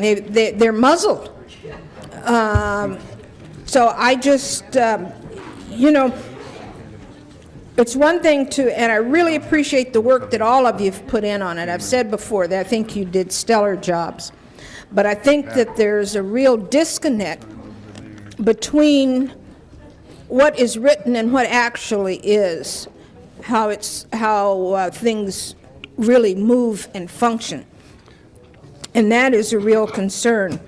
One of these you were talking about was to give the mayor more control over finances, such as New York or Chicago. I testified before both your commissions that I think the beauty of Los Angeles is in that we're not governed like New York or Chicago, and we don't want to be governed like New York or Chicago. New York and Chicago are patronage systems. This is not a patronage system, but it's going to be, we're headed in that direction with moving the general managers out of civil service and now moving the assistant general managers out of civil service. We really are headed toward patronage. I'm looking at, on this synopsis page, page 12, section 300, that's on page 41 of the Blue Book, where it talks about the Director of Finance develops and implements city revenue policy, collects revenues and issues licenses, permits, and tax registration, and recommends to the mayor and council improvements concerning revenue collection functions. This replaces the section of the charter that named the city clerk as the ex officio tax collector. What role do you see for the city clerk now? City clerk retains almost all of the functions that the clerk has now. We thought this particular function, though, and following in part a recommendation by the Government Finance Officers Association, was an area where we could focus attention on revenue collection, meet some of the criticisms that maybe we were not collecting the revenues we should be collecting, and focus a department on that in the treasurer's office. So it was not meant to pull apart the city clerk's office. Well, it was just on function on revenue, why did you then remove the licensing, permitting, and tax registration certificates being issued? Because they are related to the same thing of revenue collection. All right, and what is the function now under your suggested charter of the city clerk? Maybe we could turn to the clerk's page 30, is it 38? Yes, section 281. Well, it's a different, 281. Sets forth the powers and duties of the clerk, which relate to custodian of various seals, ordinance, contract records, and so forth, the keeping of all ordinance, contract records, and documents properly indexed, the attendance at meetings, the administration of oaths, the superintend elections as provided in the charter. Those are record-keeping and functions that have historically been done by the city clerk. And you've charged the city clerk in this with keeping track of all the bonds. Did you remove that from the treasurer's duties? Actually, yeah, go ahead. Currently, it is under the CAO's office, and given that we're conceiving the CAO as an information and administrative support office, it would seem that the keeping of the bonds is more in accord with the duties of the city clerk. Mr. CAO, how do you feel about that? These are just surety bonds, and it's a record-keeping function. It's appropriate in the city clerk. Okay. Council member, one comment you had asked about the budget. I just want to point out on 311, it reads, at the time the mayor prescribes, but not later than January 1 of each year, is when the budget, each board or officer at the head of any department or office or other city government activity other than those departments having control of their own funds shall submit to the mayor with copies to the council and to the Director of Research and Administrative Service. Well, it's never happened. Right. Not since I've been here. Mr. Wax. I also want to respond to something, or not respond, but give another perspective of something Ms. Goldberg raised, because, and it's interesting because it's coming from someone with a different perspective. I happen to believe that the mayor should have more authority than he or she has now in hiring or firing general managers. That said, for many other circumstances other than the one Ms. Goldberg mentioned. The one she mentioned, I feel that the policy of telling general managers not to speak about the budget is abhorrent. And I think it can be dealt with and should be dealt with in two ways. First of all, I think this council should bring every general manager here in public and have a full public discussion on the budget. Better yet, if and when this new charter passes and the neighborhood councils have a greater role in having input at an earlier stage in the budget, which is clearly one of the things that neighborhood council should have, it is going to be provided, I assure you, that department staff, including general managers, provide to neighborhood councils very early up front the budget information that is being kept quiet now, because those are important issues. If a department person has to come to you privately and say, I've been told not to say anything, but here's what's going to happen, and you think that's something awful, well, the time to resolve that is right up front at the early stages in the process. And I think that those issues are the kind of issues that need more public input, more public discussion, more public debate. And I doubt if any council member would vote to fire a department head for speaking what he or she knows to be the facts. I think that while I do believe that the mayor does need more authority in that area, the compromise that we've reached seems to be the one that people feel is an appropriate compromise. The other issue that Ms. Goldberg raised is it is absolutely, I can't even begin to understand how anyone could justify telling department people they cannot talk to council members or the public or anyone else, the press or anyone else, about the budget. That, in fact, it is their duty to speak out. And hopefully we will build into this process through the involving of the neighborhood councils in the budget formulation process at a much earlier stage than any of us are now involved in, even here on the council, a method of dealing with that and having all of that information public. So I think that there's more than one way to skin a cat on that issue, and that the one doesn't necessarily have to lead to the other, as she raised. Because I just was amazed when I heard that. I don't know how you can have a government where people can't have to shut up about their job. Thank you, Mr. Wack. Ms. Goldberg. Well, it's a good entry, because that's exactly the problem. The problem right now is it's very difficult for us to get information. Imagine the neighborhood councils trying to get it. Well, it may be written in, but it's written in. We're supposed to get documents that I just found out about that we've never gotten since I've been here. And probably you've never gotten since you've been here, which is a day or two longer than I've been here. I was going to say something else, but I thought better of it. Okay, so a couple of other questions, and I'm actually pretty close to the end here, believe it or not. Thank you, all colleagues, for your indulgence. Page 51,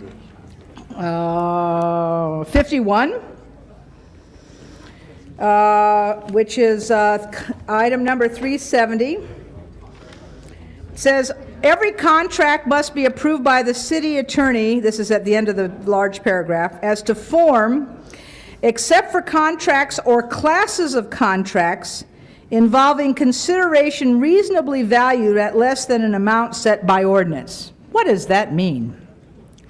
There may be a policy, as a policy matter, the city attorney would have the ability to tell you that there are classes of contracts. Give me an for example. Well, this language actually came from the city attorney's office, so, but Mary, do you have an example? Anybody give me an example. The existing charter allows the council to accept certain types of contracts, like personal services contracts entered into by proprietary departments, from the requirement that they be approved as to form by the city attorney if they're less than a certain amount. There's 2 or 3 specific classes of contracts that are named in the charter, and all this sentence does is just make it more general instead of going through the different kinds of contracts, and leaves flexibility by ordinance for the council to decide if there are types of contracts under a certain amount that no longer, that would not need approval as to form by the city attorney. Okay. Then bottom of actually 49, top of 50, the section 344, the section on transfer of funds, says in the middle of the paragraph, Harbor Revenue Fund, Library Fund, Rec and Park Fund, blah, blah, blah, blah, and other funds provided by the charter and ordinance. Did you mean or ordinance, or did you mean and ordinance? Has to be both in the charter and in ordinance? I'm sorry, would you give the section number again, Councilman? 344, page 50. Middle of the paragraph, after the listing of Harbor Revenue Fund, Library Fund, because it says, and other funds provided by the charter and ordinance. Did you mean or did you mean and? I think you meant or. I think so, too. I think that should be corrected, because there is obviously a big difference. Page 53, Under contracts, I think most of the things were asked by Mrs. Walters. But just on number 8, under exceptions, it says that contracts with other agencies, even though contracts and implementing agreements were not entered in through a competitive bid process, so they're released from competitive bid if it's with a government agency, is that right? This is number 8 under E, bottom of page 53. Mr. Answer that, and then we got to move on. We have other people want to be heard. I only asked 2 questions. I know, but Okay. we have a do have a I'll time just limit. push my button. You can press Thank your you. button again, but Thank you. Thank you. let her answer the question for Ms. Goldberg. My understanding is that this is a recommendation to allow what was called piggybacking, and it came directly to us from the CAO's office. So Mr. Comrie may want to speak to this, because it was someone from his staff who had urged us to adopt this. And it's also existing? It's also existing charter provision. Right. Yeah, I believe that it's the piggyback approach where somebody else has a contract, another big agency like the state or the county. It would still be the intent that they'd gone through a competitive process, but this was, I believe, part of reforms you did a couple of years ago that allowed you more flexibility. And it is in the existing charter. Mr. Deaton? Yes, was included in the charter amendments that were made 2 years ago on all the purchasing areas. It allows us to take advantage of LA County or the state of California. We're looking at both of them, quite frankly, now on telephone service. Before I call on Mr. Hernandez, I want to point out that I should have done this Wednesday, but Ron Curry, our Sergeant of Arms, has completed 29 years in the police department, and we want to congratulate.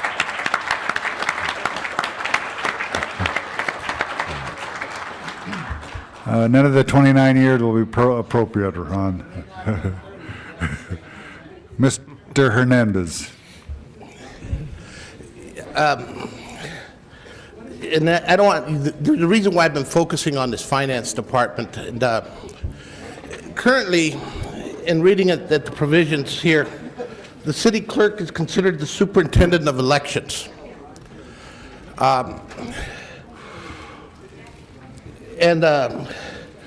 One of our realities in dealing with economic development has been, for example, business improvement districts and the assessment of those districts and the elections that are conducted now, specifically with 218 and so forth. We're running into situations where we have created programs or incentive programs of tax credits and these other kinds of things. Now, my understanding is the Department of Finance would have the responsibility to collect the assessment, wherever it may be. Would the city clerk have the responsibility of notification of the potential election? See, part of what happens is we use the increments of revenue that's not being collected currently because people aren't reporting their business taxes to offset the cost of implementing those districts and to provide incentives and credits for the creation of those districts. And so, as I read the unified proposal, it's asking for the city clerk to conduct the election, and I would assume the notification processes and so forth, but then the Department of Finance would be collecting the assessments. Is that correct? And so the Department of Finance would have nothing to do with the creation of an assessment district. That's correct. We had nothing to do with that. And would have nothing to do with the incentives and the credits that are created as part of the program. That's all right. Just wanted to have that clarification for my thought process. The second area I have concerns, and this is a little bit more in the area of reapportionment. We create this commission that's advisory, that has these appointees that do all this work in regards to the city council reapportionment process. Could you explain to me what happens to the school district and what happens to LA Unified Community College District in that process? Is it just, again, separated completely from that process? Do they also serve an advisory role?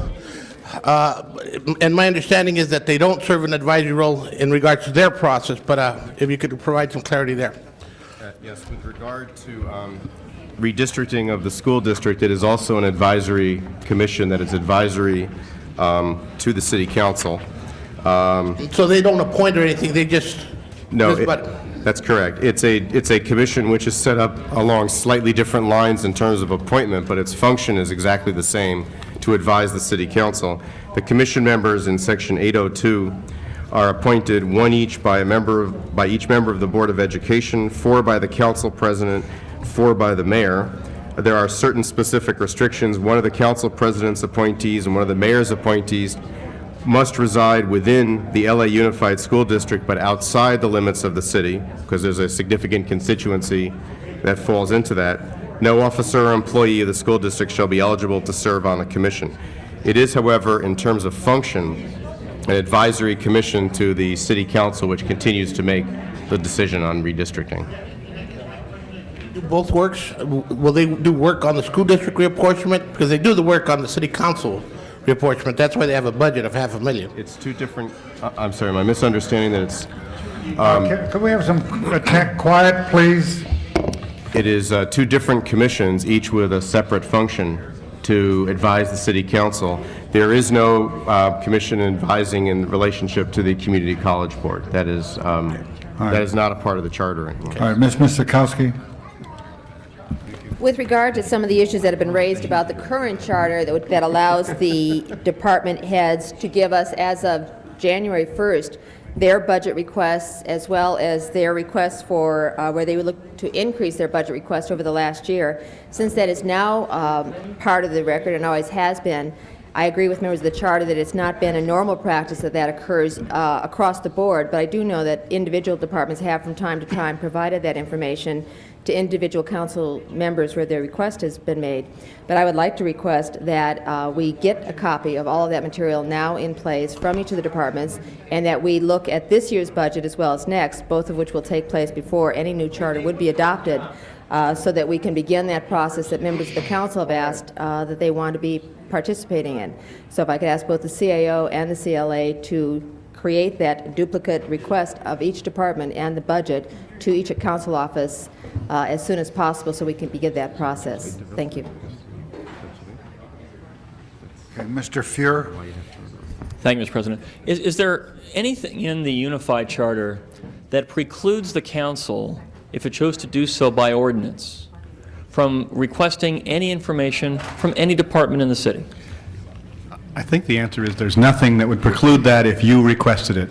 So, because this is a very important issue, and you can hear a lot of questioners. You're asking- required to become informed. I'm sorry. Well, I was going to say, but you're hearing a lot of people say, express legitimate concern that we be apprised in a timely way of key issues.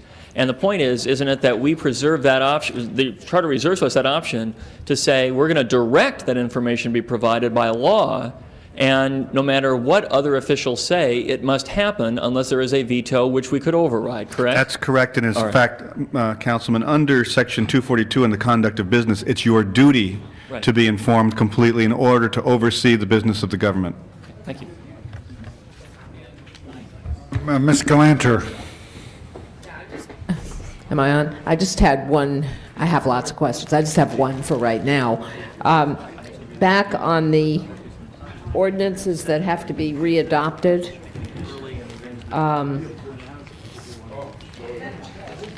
I think you discussed this while I was out in my district, but what I want somebody to clarify for me is we've adopted a whole lot of ordinances here in this council, including, for example, the surplus property funds, where we created one in each district. Do those all are they all nullified by Charter section, I think it's 609? I think there are two issues. One is, and Mary Strobel, correct me, one is whether they're inconsistent with new provisions with this charter, and those will be a limited number that are set forth, I think. And secondly, there are going to be provisions of this charter that may be removed that requires you to adopt as an ordinance rather than a charter provision that same provision. Right, but for example, this one, thank you, Section 385, it says, except as otherwise provided by law, the proceeds of the sale should be paid into the city treasury and placed in the fund of the department having control of the property. But we actually have on today an ordinance on the books that says that half of the money goes into, each thing goes into a special fund in each council district for use in that district, so that the sale of surplus property in council district, whatever, comes back to benefit that district. Half of it does, and the other half goes to the general fund. So my question is, would that issue have to come before the council all over again? And if the answer is, well, whatever the answer is, from what you just said a minute ago, it sounds to me as if somebody's going to have to do a survey of every ordinance on the books of the city in order to find out what's consistent or inconsistent with the new charter. And I would ask the CIO what that's going to cost. Mary, I was going to answer the specific question, and I'll leave the latter Yes. question to the CAO.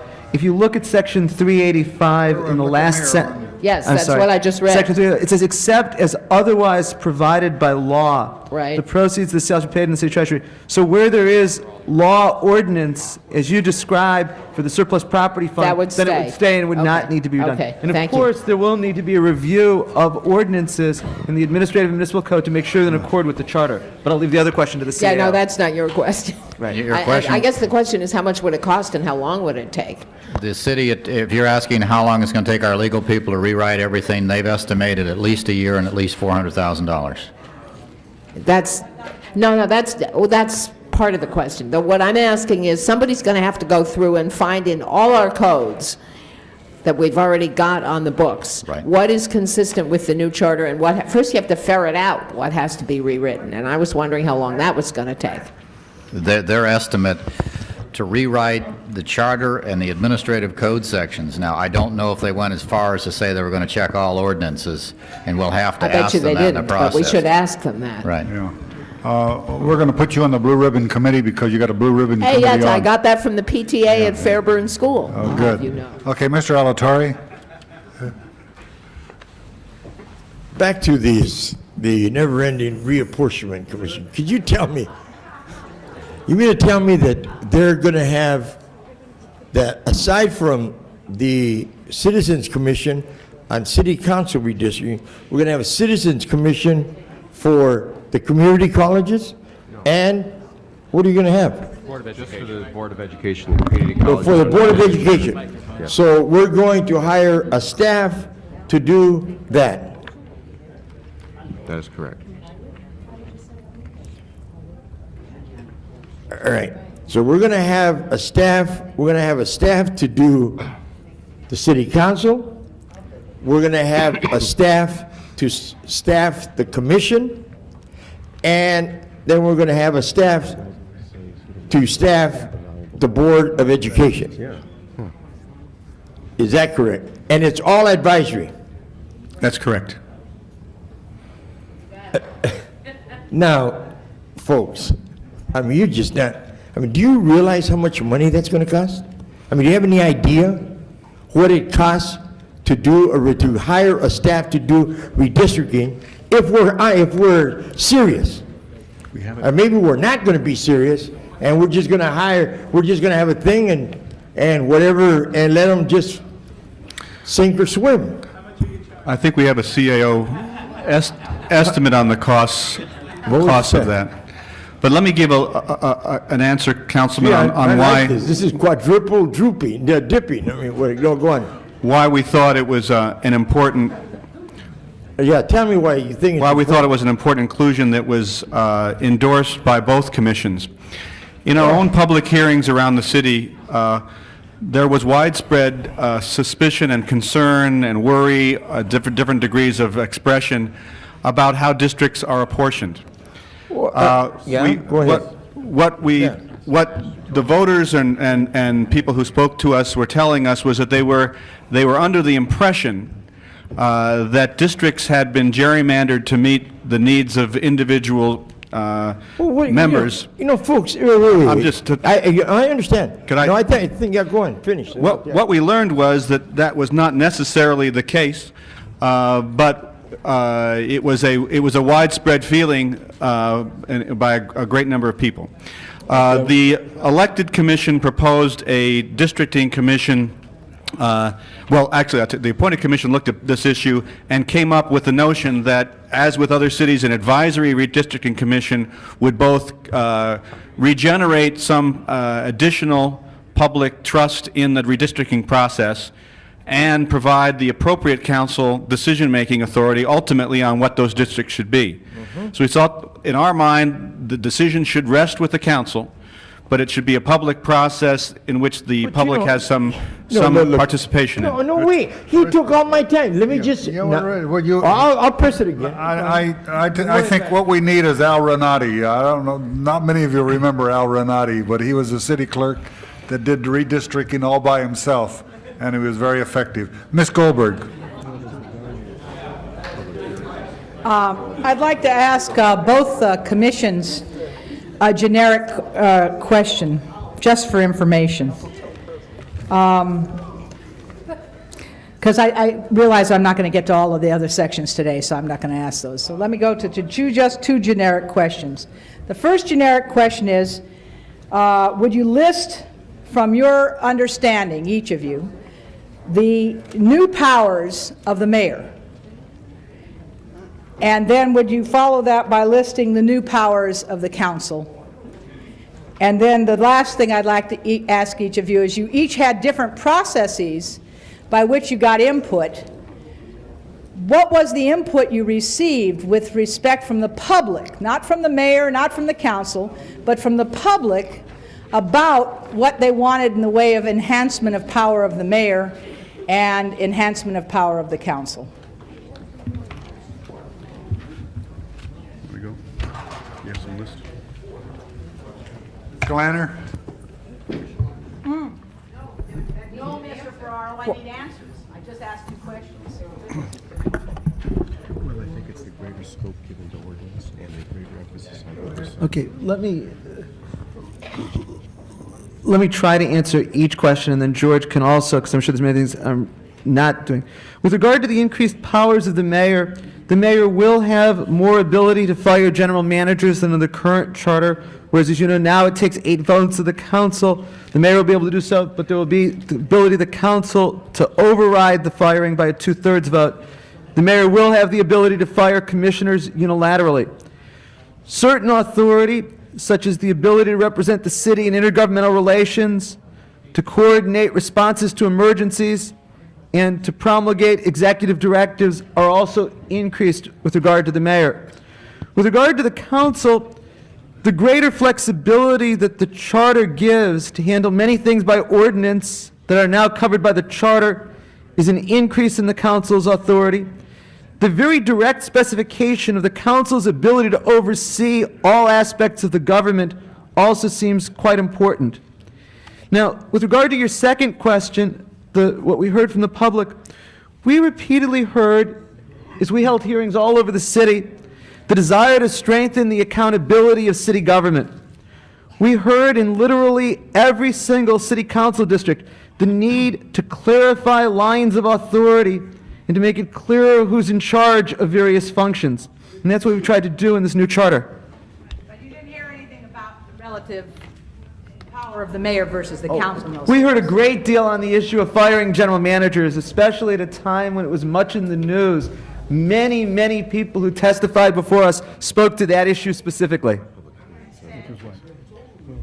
Well, many who spoke said that the mayor should have more authority to fire general managers so that the mayor could better hold departments accountable, that if a department was not performing, the mayor should have the ability to fire the general manager and then put somebody else in place.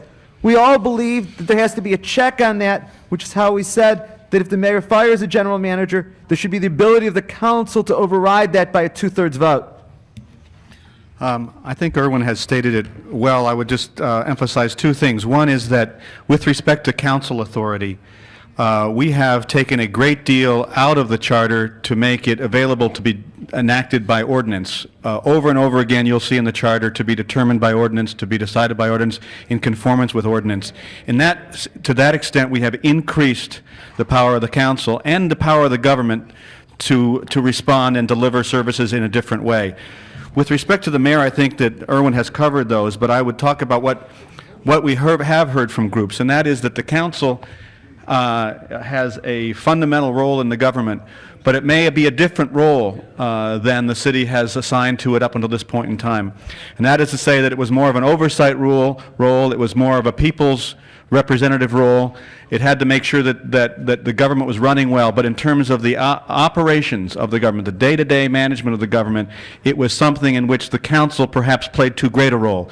Its role was rather in an oversight function rather than a managing function. Said that there should be more power for the mayor and less power for... No, they did not. They said that the power should be exercised differently, that oversight should be in the hands of the council and management should be in the hands of the mayor. Well, I think you omitted quite a Ms. large Ms. list of Galanter. the powers that the mayor has gotten, Ms. and Ms. I'm very Galanter. disappointed by your answer. That's a little hard to follow in light of the fact that the council is not allowed to censure the mayor if his management somehow isn't as effective as the constituents would like. The reason that I pushed the button again is that I also had a question about the Reapportionment Commission. I noticed that the formula for selecting the Reapportionment Commission is identical to the formula in the council's motion for selecting the appointed Charter Reform Commission. And I'm sure you will all remember that as in our efforts to work together with the mayor and provide a charter reform process that would be accountable to the public, the mayor declared that he wouldn't make his appointments to that commission because he felt that might confuse the public into thinking we could actually work together. And what I want to know... The acting mayor made them. Well, I know the acting mayor had to do it because the mayor wouldn't do it because it might confuse the public to think that maybe we could work together.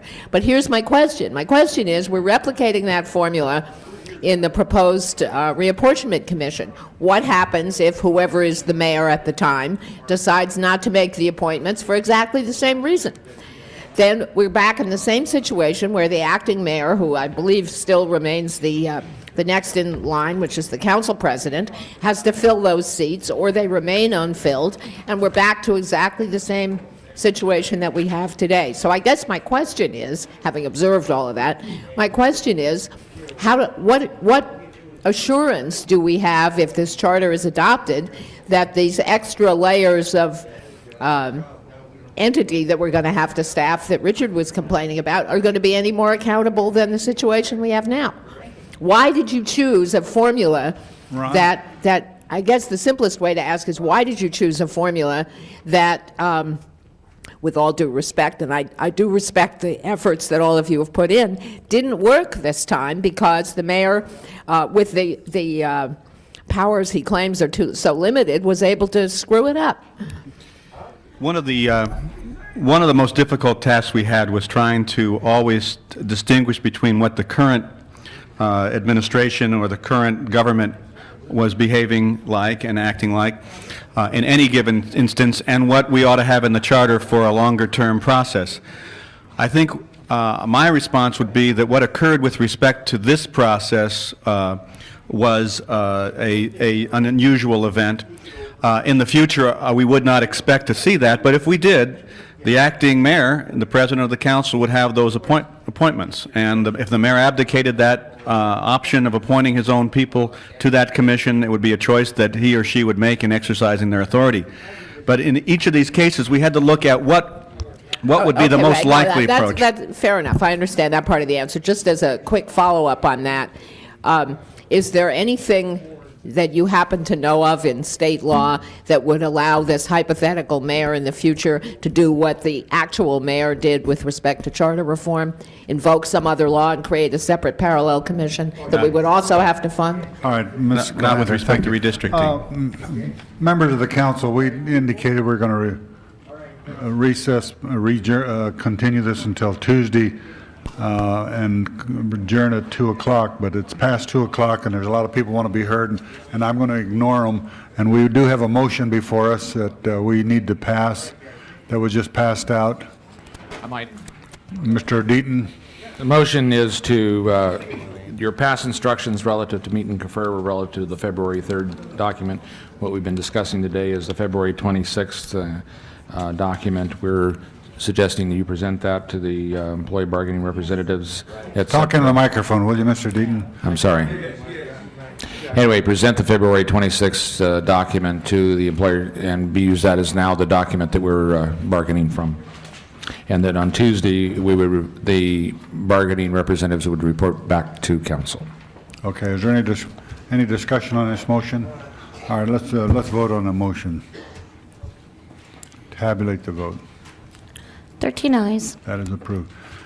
Now, maybe we can say these names, or maybe we'll just start over on Tuesday. On this intergovernmental relations, Mr. President, I have to spoken out there. Just like to make one 30-second comment. You can't clear your voice in 30 seconds, Mr. Holden.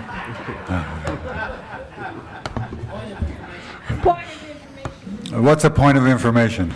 The question that I have is with tax reform also being up next week. That's going to be on Wednesday. Yeah, well, This is Tuesday. I understand, but we may need more time than that. And I was just wondering, since we have more time today, should we not go another hour at least or longer to get through this today while we have the people here and ask the questions? It's up to the council if they want to go another hour. Point of information. Let's settle this first point of information. Yes. All right. You want to bet? I would move that we would finish with the chair's permission. Yeah, okay, well, all right, if there's no objections, we'll continue to go.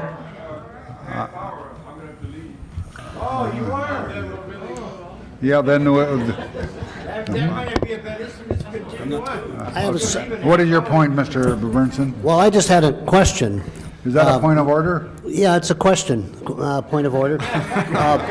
Ruth raised the point about future. As long as we're talking about future, I would just like to ask, how would this work, this charter work, if we had back to the past with the Mayor Shaw regime? Okay, all right, we're gonna continue the discussion, and we're gonna call on Mr. Holden, because he's next. 30 seconds, Mr. Holden? 30 seconds, Mr. President.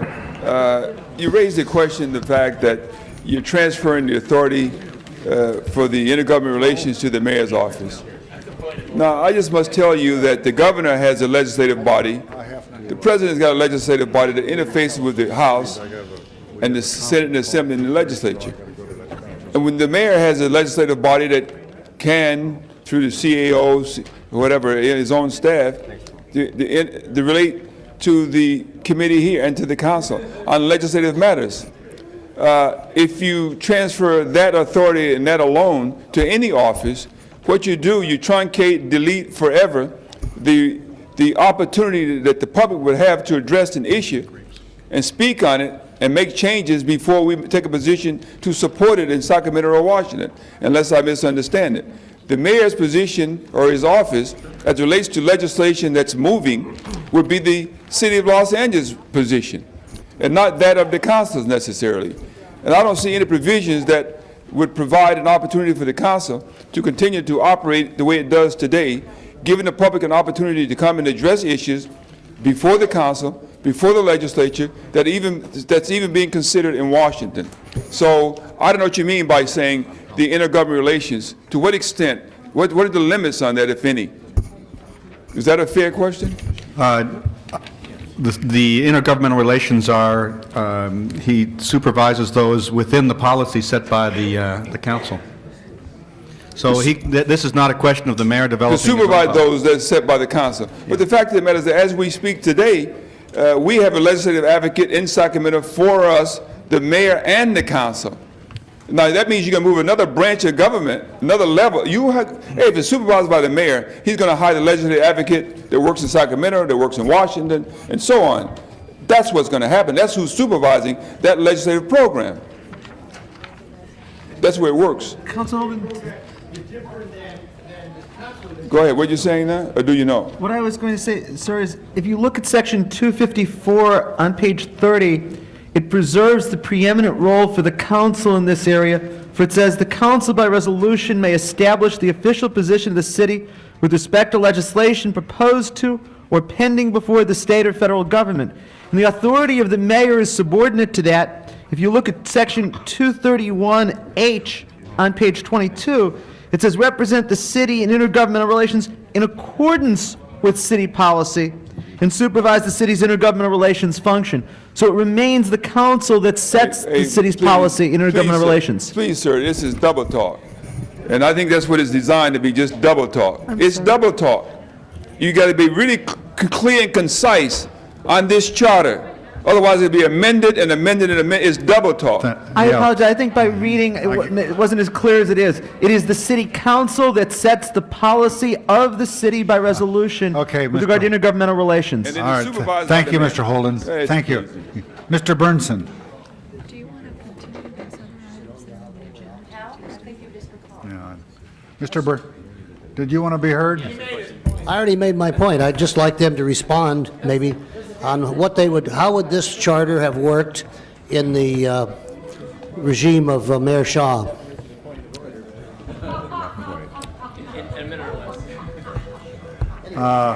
Okay, Mr. Alatorre.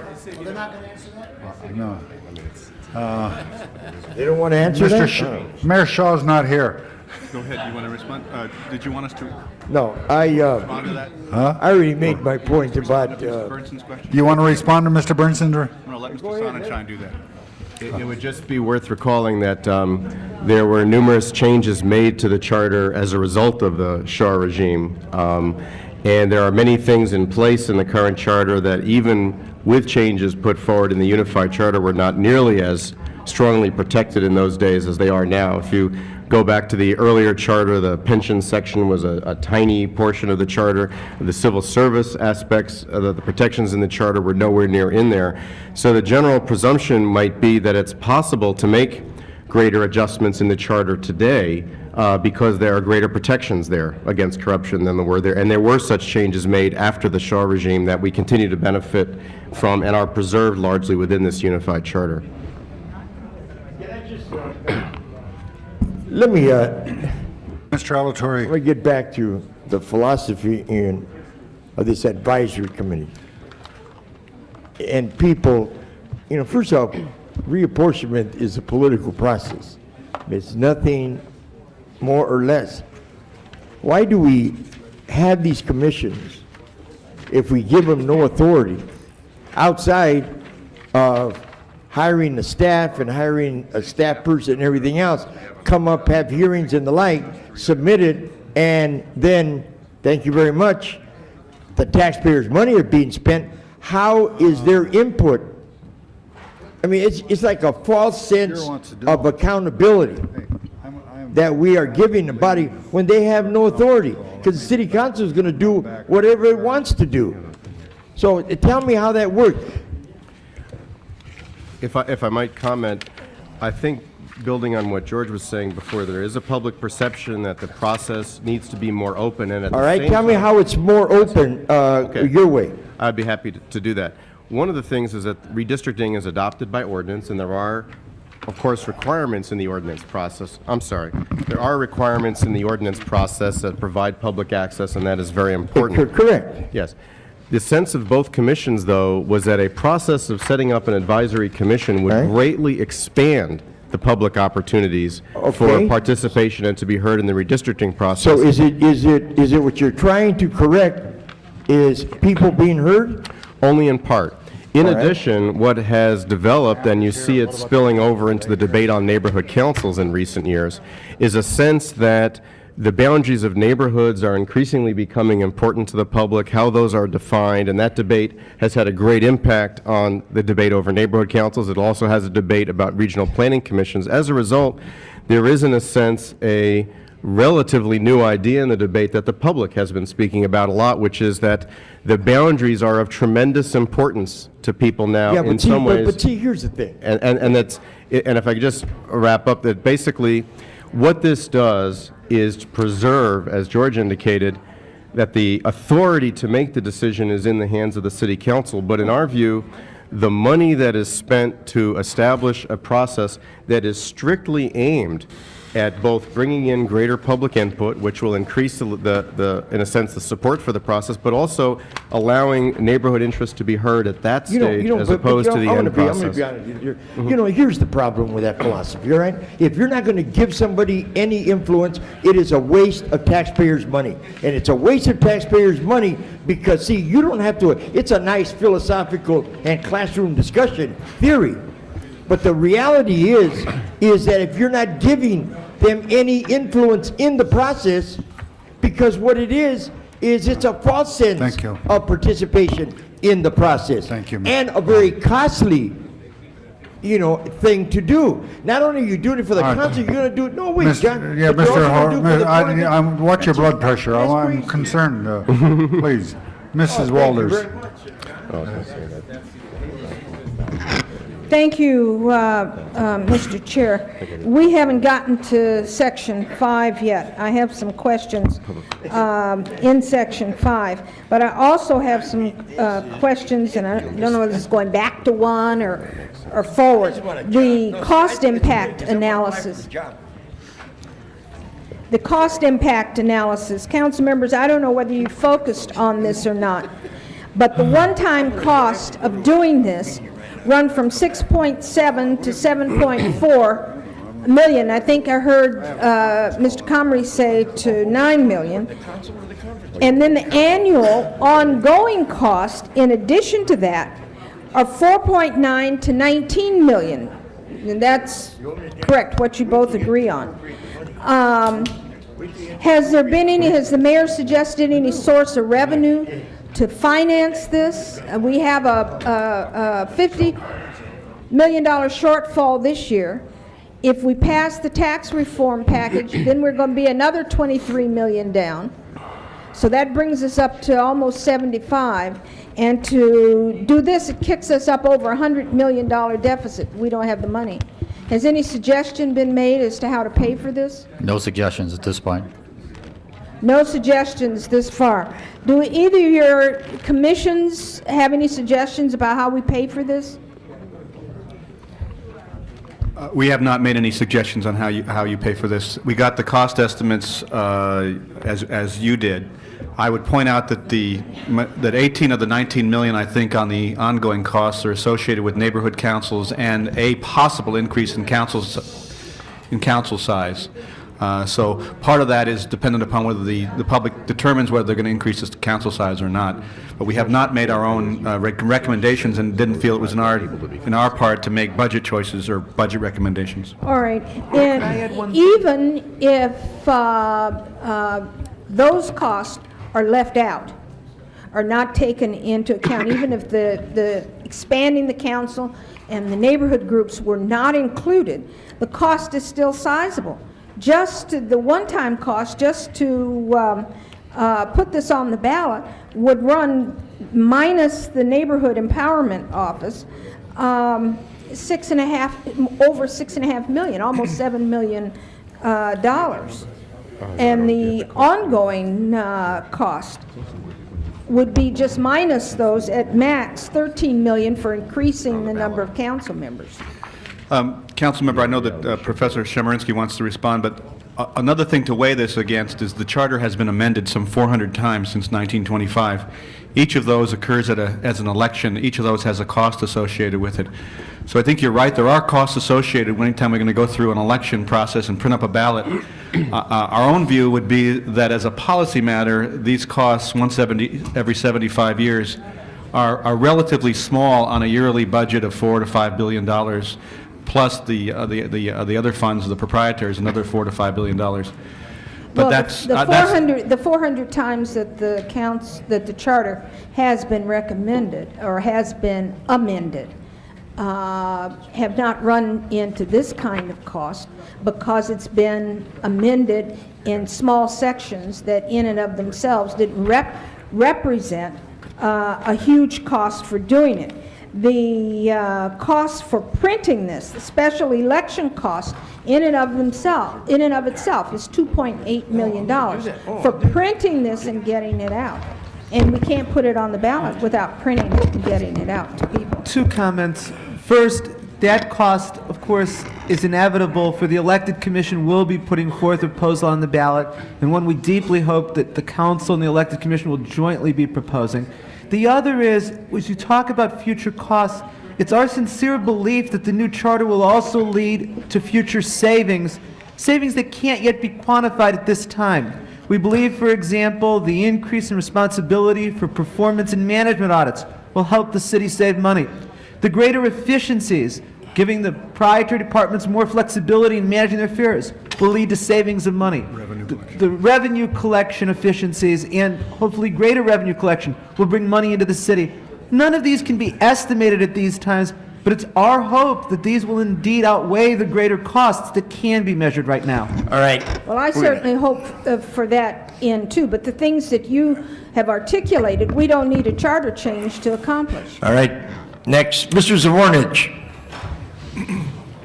Thank you, Mr. President, members of the council. Echoing the sentiments of my colleague in regards to the cost that we see that the proposed charter reform is going to reap upon us, one of the things to which gives me concern is that if indeed we are talking about a $10 to $20 million cost per annum as well as initial startup costs, my concern is that in the early years before the effects of a proposed charter reform could take effect, as the chair of the elected charter commission has said, that there are going to be very grave decisions that this governing body is going to have to consider, as well as the mayor's office, in regards to where those millions of dollars are taken out of until we start to reap the benefit. And I can't express my feelings strong enough that with these proposed tax reform issues that are before us, in regards to the deficit that is currently among us, and how we can go ahead now and say, taxpayers of the city of Los Angeles, we want you to pay an additional $10 to $20 million a year in the name of charter reform, which by our own scrutiny over the last few months in regards to this process does nothing except create more bureaucracy and more administrative costs to the city of Los Angeles. Because the question that I have asked and what I have yet to receive, in fact, we might have it right here, is that based on the analysis of both the CLA and the CAO, and I think this is very important for the taxpayers of the city of Los Angeles to know and hear, is that the CLA and the CAO were unable to find any change that would produce a measurable cost savings in this charter reform. A measurable cost savings. Is that so? Now, if one of the things to which charter reform should be doing is indeed streamlining government, making government more accountable, more accessible, but I would think in trying to accomplish all of those goals that we would be saving money, not taking $10 to $20 million right out of the general fund, monies that are used for police, for fire, to trim trees, to pave streets, to keep libraries open, to keep parks open, to keep senior centers open. And so I think that is going to be, as Mr. Burnson earlier articulated, that it will be our responsibility to tell voters across the city for the price of reforming the city charter. In the early years, there are going to be millions of dollars that we are going to be taking out of neighborhoods in the city of Los Angeles for this. In fact, maybe one of the suggestions as we were jesting on this side of the horseshoe would be is to establish a city charter surcharge. Maybe we could put it right below the sewer surcharge. That would be the appropriate place. All right. Mr. Hernandez.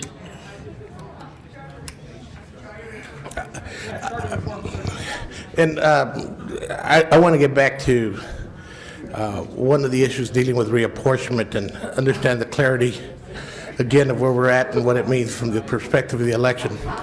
If the charter provisions pass, what it means is that this mayor will not be in a position to appoint anybody to that commission, because he'll be out of office technically in 2001. You're saying at the end of the census information, so his influence in that process is not there. That's correct. Unless he runs for city attorney, because him and Jimmy Hahn cut a deal, right? One endorses one over the other one. which I don't think is likely. Which I don't think is likely. Oh, that's the story. There we are. Okay, continue. So I just want to make sure I had that clarification, because what it does mean is that that's not part of this debate. In regards to the school districts reapportionment, it talks about conform to high school populations.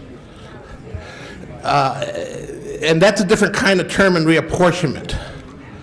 Could you explain that to me? One of the changes in the new charter is to specify some criteria that should be used in the districting process, both for the city council and for school board elections.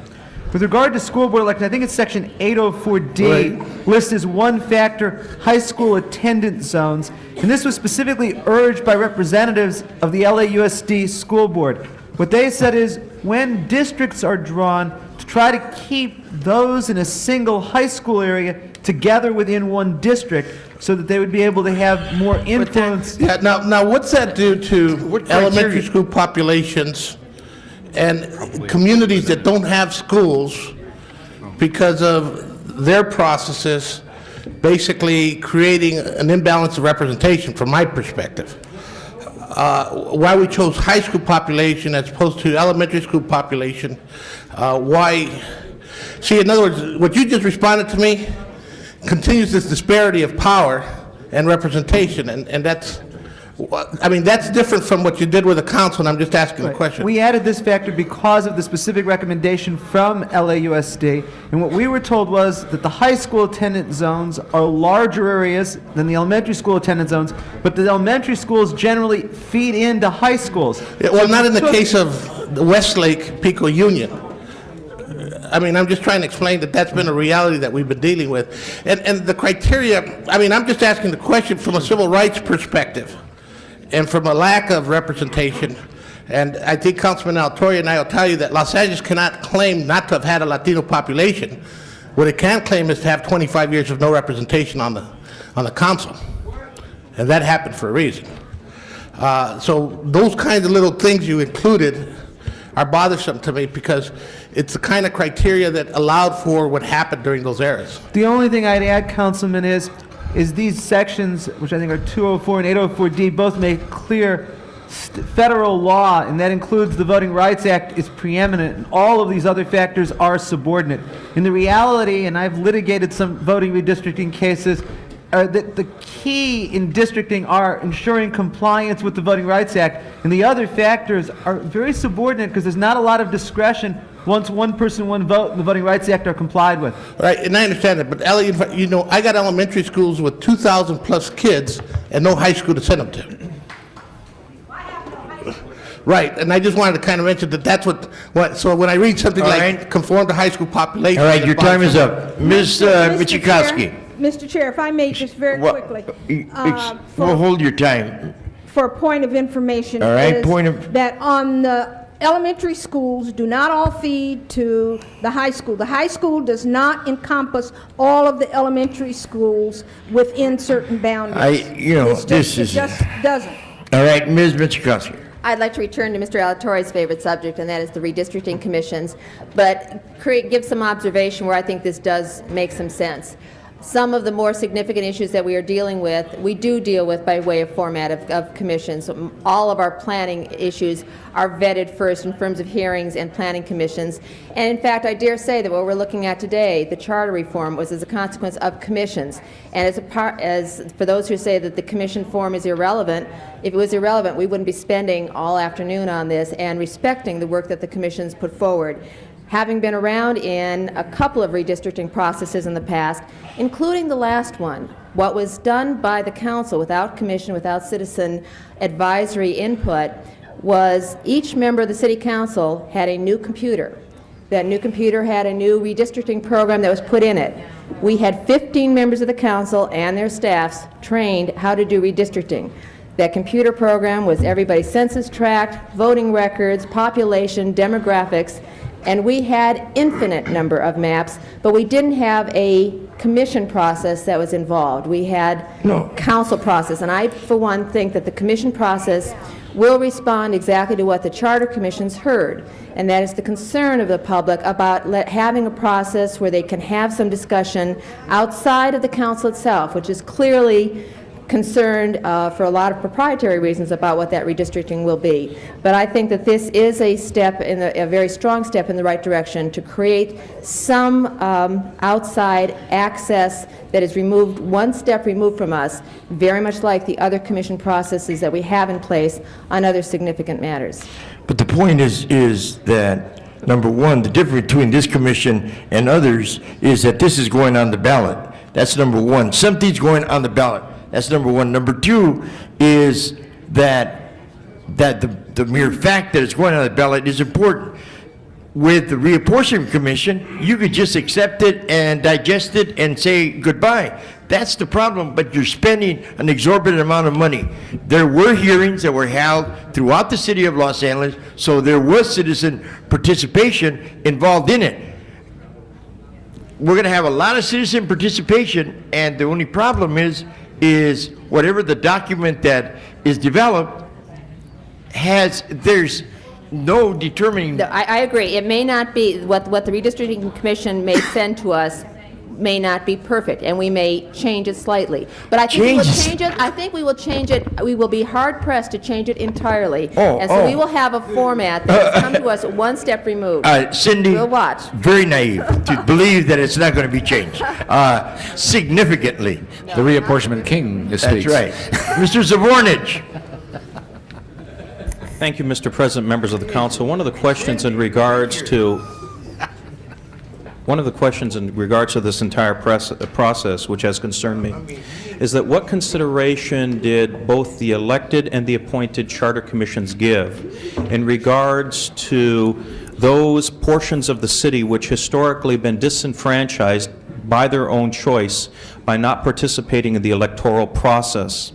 And my question would be is that there are council districts as we sit here, that whether or not everyone who chose to participate to vote would not make a difference in a citywide election, either way.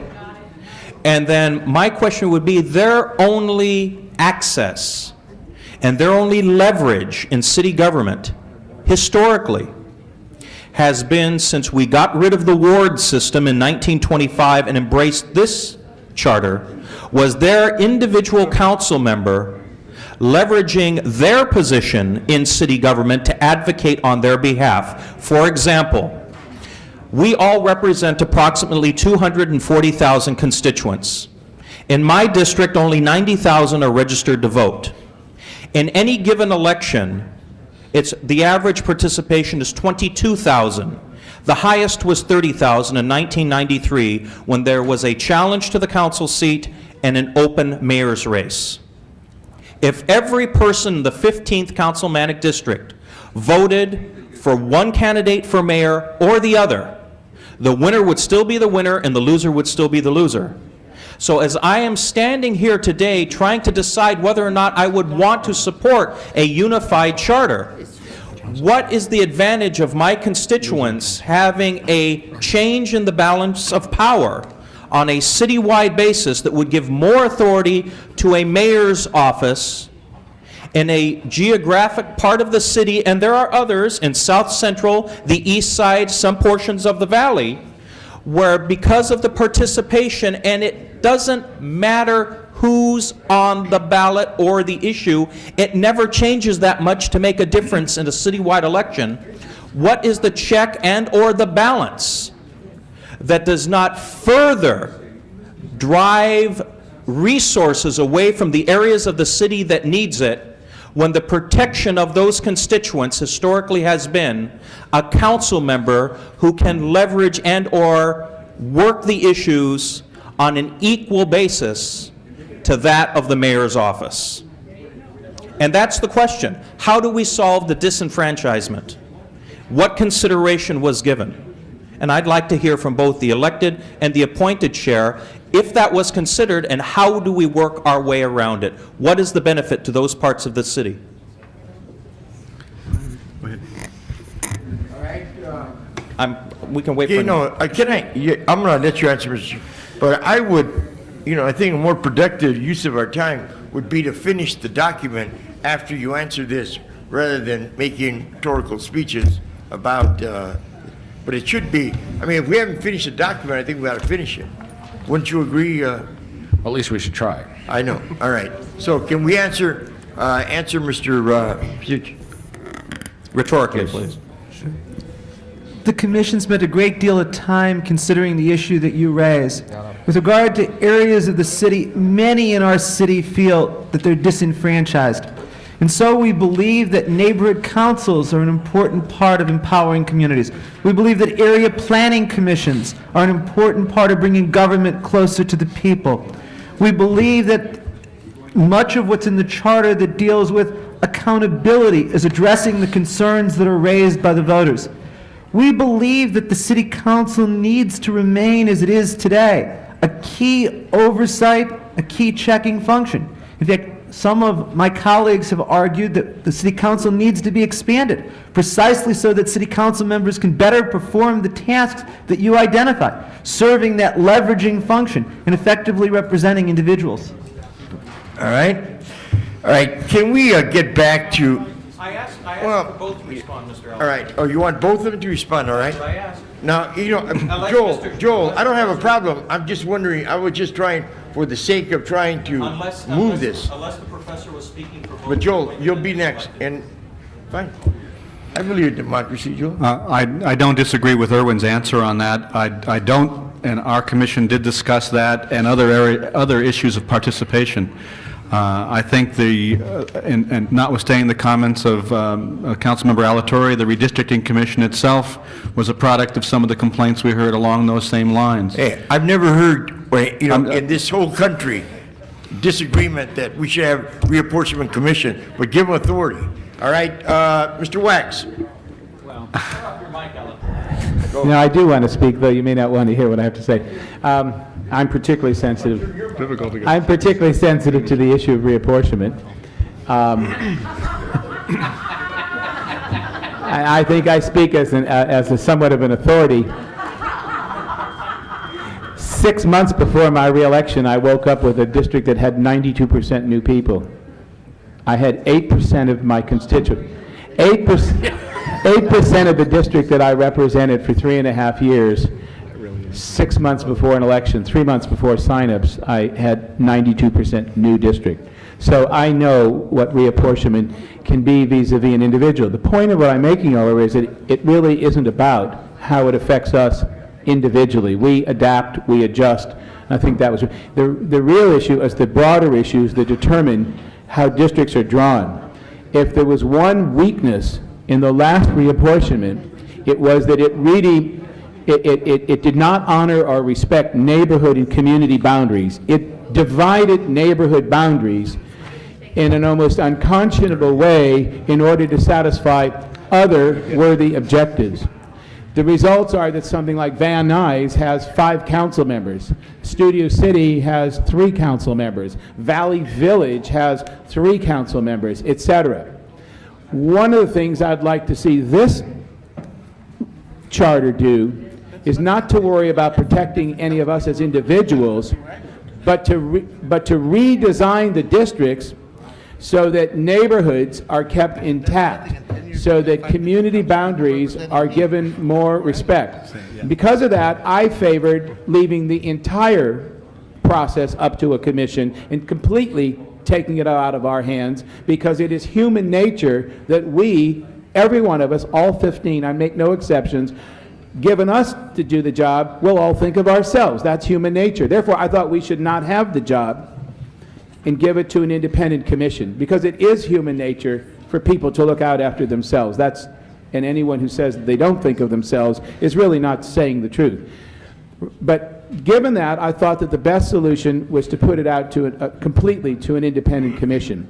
Now you have this compromise position. Let me ask both commission chairs, what is built into this process that will more require taking into account neighborhood and community boundaries in drawing up council districts and in keeping them intact? Councilman, on Section 204D set forth criteria for redistricting. All districts shall be drawn in conformance with requirements of state and federal law, and to the extent feasible shall keep neighborhoods and communities intact, utilize natural boundaries of street lines, and be geographically compact. And how will you determine to the extent feasible? Because therein lies the words. To the extent feasible may, I'm trying to determine, Mr. Alatorre, the criteria you will be required to follow when you do this. Go ahead. Those are the only criteria set forth with respect to those boundaries, along with equal population. How would one challenge, would it be what, through litigation or what, if they felt that it wasn't adhered to the extent, quote, feasible? Well, let me go through, first of all, I think that what Councilmember Miskowski said is, I would agree with, in that they will develop a public participation in this process that will be difficult to ignore entirely. It will have its own weight. There'll be public hearings required. There'll be suggestions made that do conform to this process because of the participation of neighborhood councils affecting that and others affecting that. But I think that political pressure, public pressure, is probably more important than the legal pressure that would be applied subsequently. But I think that's one half of it. And I would assume subsequently also legal action could be taken to enforce that. That's a good answer. I was hoping you would give that, because Very that's good. why we're talking about... All right, your time is up, empowerment. Mr. Wax. It was, No, yours is up. no, it's all right, Joe. It's all right. Spoken as a person that will not have to worry about running for re-election. It's real nice. Yes. All right. Ms. Goldberg, did you want, I mean, it's up to you. Look, we could just go down and talk about individual. We still haven't finished our document, but if you're just desirous, if the council is desirous of just having more debate without finishing the document, that's fine. No, actually, I have a document questions. That's good. Well, thank you. That'd be Well, great. you know. just- No, go. Okay. I'd like to go back to page 63.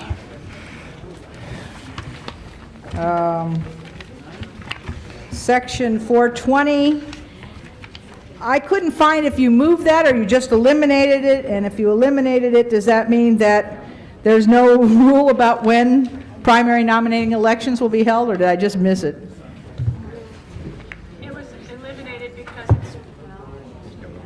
It was eliminated because it's redundant with section 401. 401, thank you. Okay, 401 came before it. That's why I didn't catch it. Thank you. Page 78. This is just a brand-new addition. Subsection 8 shall not limit the amount or duration of loans from the candidate to his or her own campaign.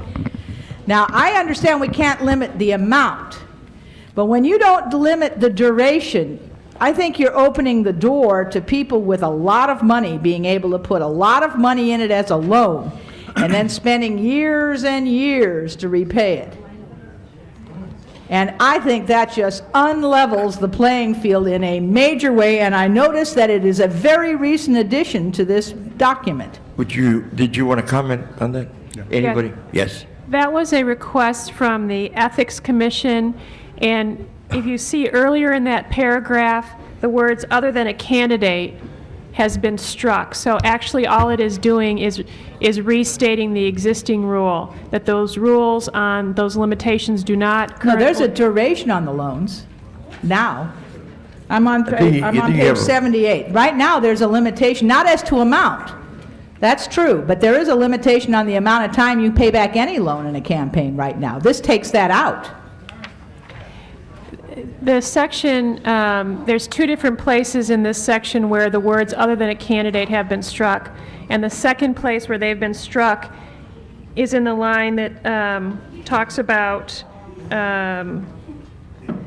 how long the loan can last. And Yeah, but this says No, I mean, maybe it'd be easier if you just not add- limit the duration. Now, how can that be? It says not limit the duration. I have no problem with the amount, but the duration I have a big problem See, with. the question, I think the question was, is there a time limit now? And what change are you making by saying with no limit as to the time, then there is a change? So if you could explain to us what the rationale was. This was a request from the Ethics Commission. Well, regardless of what the Ethics Commission, just I explain what understand it that, is. but I think this has to be changed. Because that would be a change as I understand it, because I asked a while ago the Ethics Commission for what about a loan to my campaign, and if I could have, until after the election to pay it back. I was told in no uncertain terms that there was a 30-day limit on loans, all loans. We'll certainly look into this further. It was told to us that this was not a I don't need to have a debate with change. you. We just need to settle it, because 'Cause I believe was it is. informed that the Constitution, as interpreted by the U.S. Supreme Court, does not limit how much you could loan or put into your account as an actual donation to yourself, but that you could limit how long loans were, and that was done.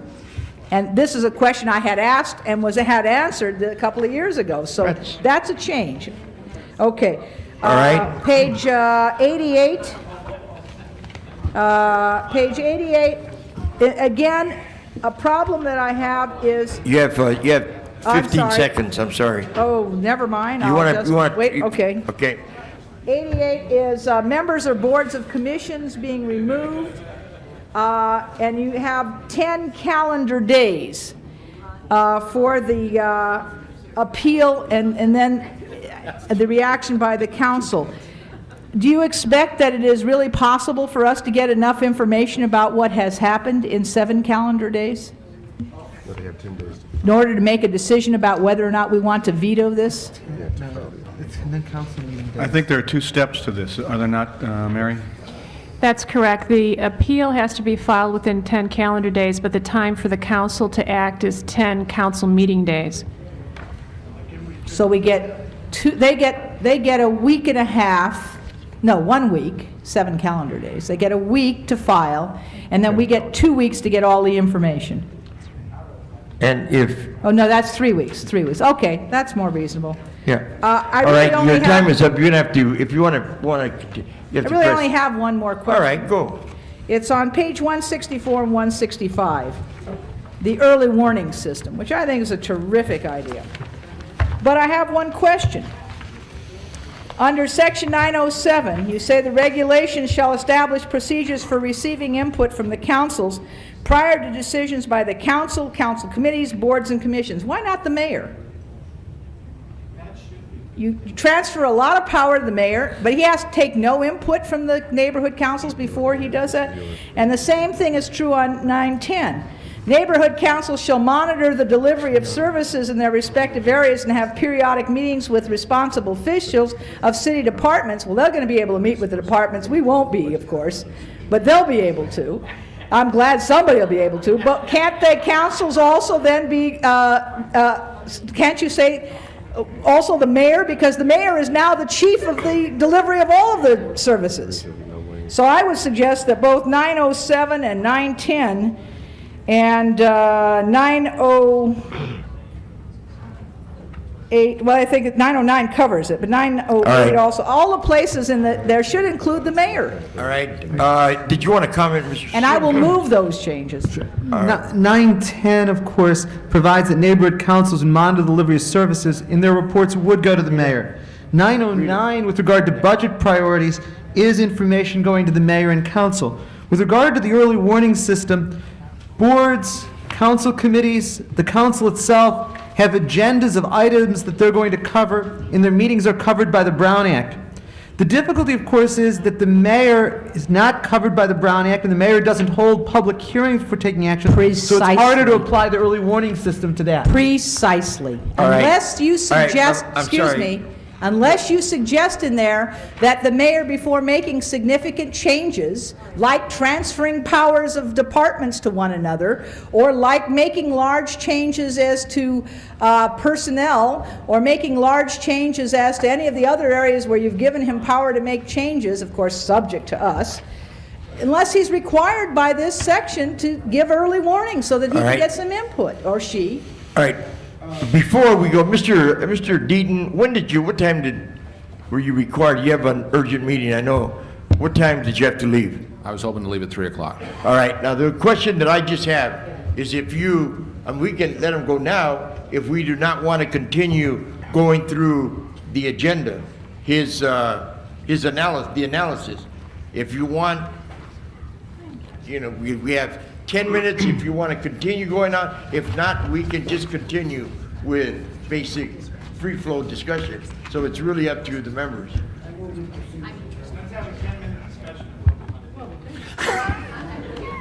I think that we can end it in 10 minutes so that Mr. Deaton can get to his meeting. All right, why don't we then continue on, see if we can, see how much we can go. You'll be next, okay?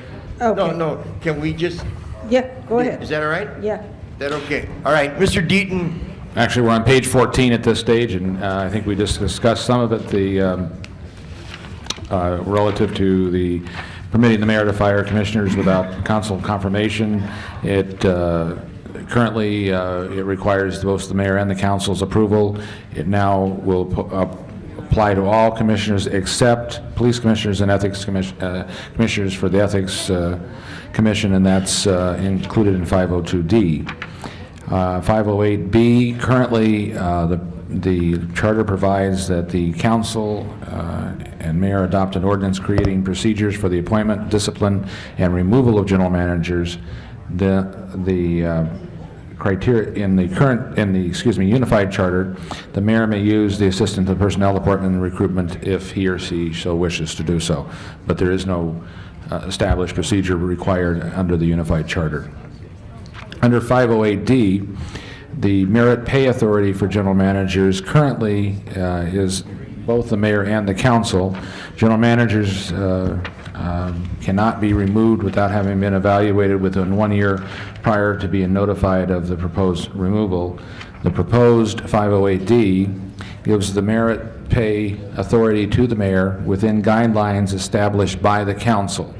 In other words, the 8 votes on the council floor establishes the guidelines. Those guidelines are carried out by the mayor, and there's, within those guidelines, the mayor adjusts the salary of the general manager based on performance. All right. 508E, we've discussed that before. It has to do with the fact that general managers appointed and removed by the city council and the mayor together. Now it's the mayor with the 7 days appeal process for general managers and the 10 meeting days for the council to act to override the mayor's action by a 2/3 vote. 514 is a new approach to the mayor being able to, let me just say under Charter Section 32.1, the existing charter, the mayor and or the council can propose a change in a department or bureau that's created by a charter by having an ordinance that would transfer the powers from, say, animal regulation to building and safety or some such. Or recently, we used it for the creation of the Information Technology Agency. We've also used it for the creation of general services. We've used this 32.1 4 or 5 times in the last 15 years, say. That essentially is continued under its existing rules, but also there's a new process, and that's included in 514A, which allows the mayor to propose an ordinance to the council. The council can, with 8 votes, disapprove it, but if the council fails to disapprove it within 45 days of the mayor submitting the request to the council, it becomes effective. So the council has to take a positive action to stop it, in other words. But if the council with 8 votes doesn't want to proceed with it within 45 days, then it dies. But otherwise, it's an ordinance and becomes effective if the council does not act. And that is relative to reorganization. Again, on page 17, 514 is just puts a time limit on the council's action to disapprove within 45 days, much as I explained before. Page 18 is the creation of a Director of Public Works appointed by the mayor who acts as the Public Works General Manager, and there's the powers and duties of the new General Manager. I think that the important issue on this particular department, however, is that we have a Board of Public Works which is full-time responsible for the management of the of the Department of Public Works. Then there is a department or director of Public Works who is appointed by the mayor, who will act as the Public Works General Manager. And then if you'll note down at the bottom, we also have, and related section 507, that there are bureau heads who will be treated as general managers for street lighting, street services, engineering, contract administration, who will also be appointed by the mayor and subject to removal by the mayor. So we have a full-time commission that can be removed by the mayor. Then we have a general manager for all the public works that is appointed and potentially removed by the mayor. And then we have bureau heads who report to the general manager, who in turn can be removed by the mayor under the prior section 508.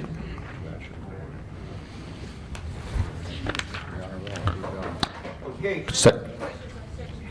All right, on section 5. All right, Ms. Walters. And I'll try to make these very quick. Mr. Deet and Mr. Comrie, and then to the commissioners, to the charter, did I term it right, charter commissioners? All right. 508B eliminates the criteria used by the mayor in the appointment of general managers. It said the mayor may use the assistance of the personnel department. From this, I infer that he can decide that he's appointing somebody because he likes the way they part their hair, instead of having criteria set out like the personnel department does, to which the appointee must match, or he must adhere to that criteria. It seems to me that you're removing all standards for appointing anybody other than the way they part their hair.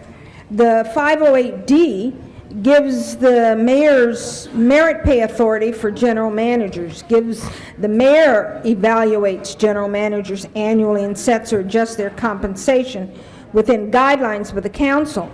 Now, since this mayor has been in office, he has established an evaluation procedure that he wanted the council to be involved in, and we have been involved with that. But now that's going to change from providing that every general manager is elected, or each general manager is evaluated annually by the mayor and the council.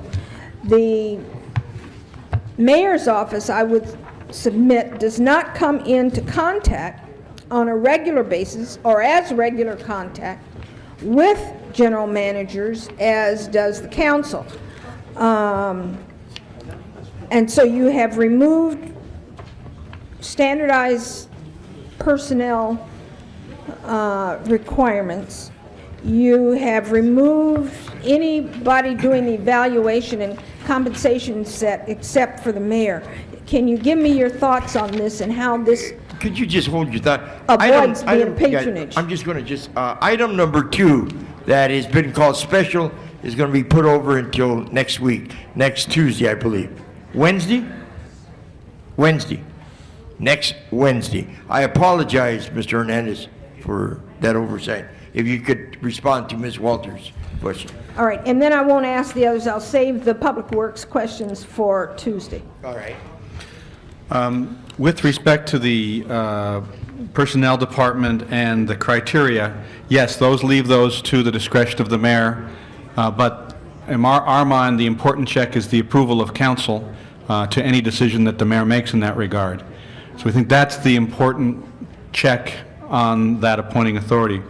With respect to merit pay, nothing would prevent the mayor from developing an evaluation process with the council if he so chose, or from the council from making recommendations with respect to performance to the mayor, but the merit pay choice, yes, would be decided by the mayor within the guidelines set by the council in terms of the pay, the general salary structure.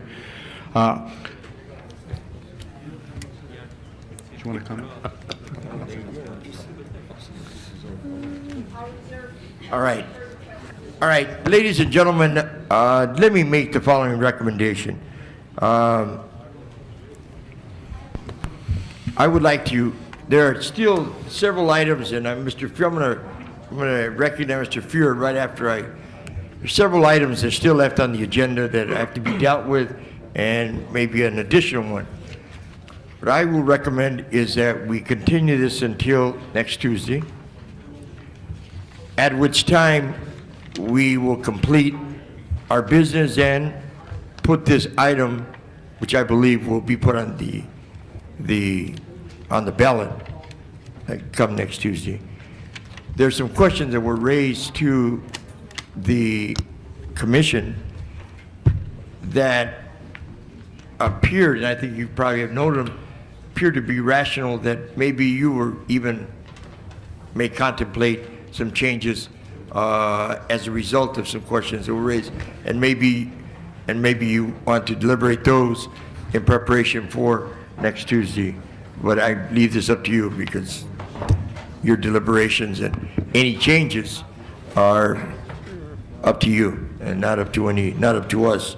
But there more than likely will be motions, whether they garner any support and whether you agree with them, I don't know. But I would hope that we could end our deliberations on Tuesday, finish whatever is still problematic, and entertain the motions on Tuesday on a variety of issues.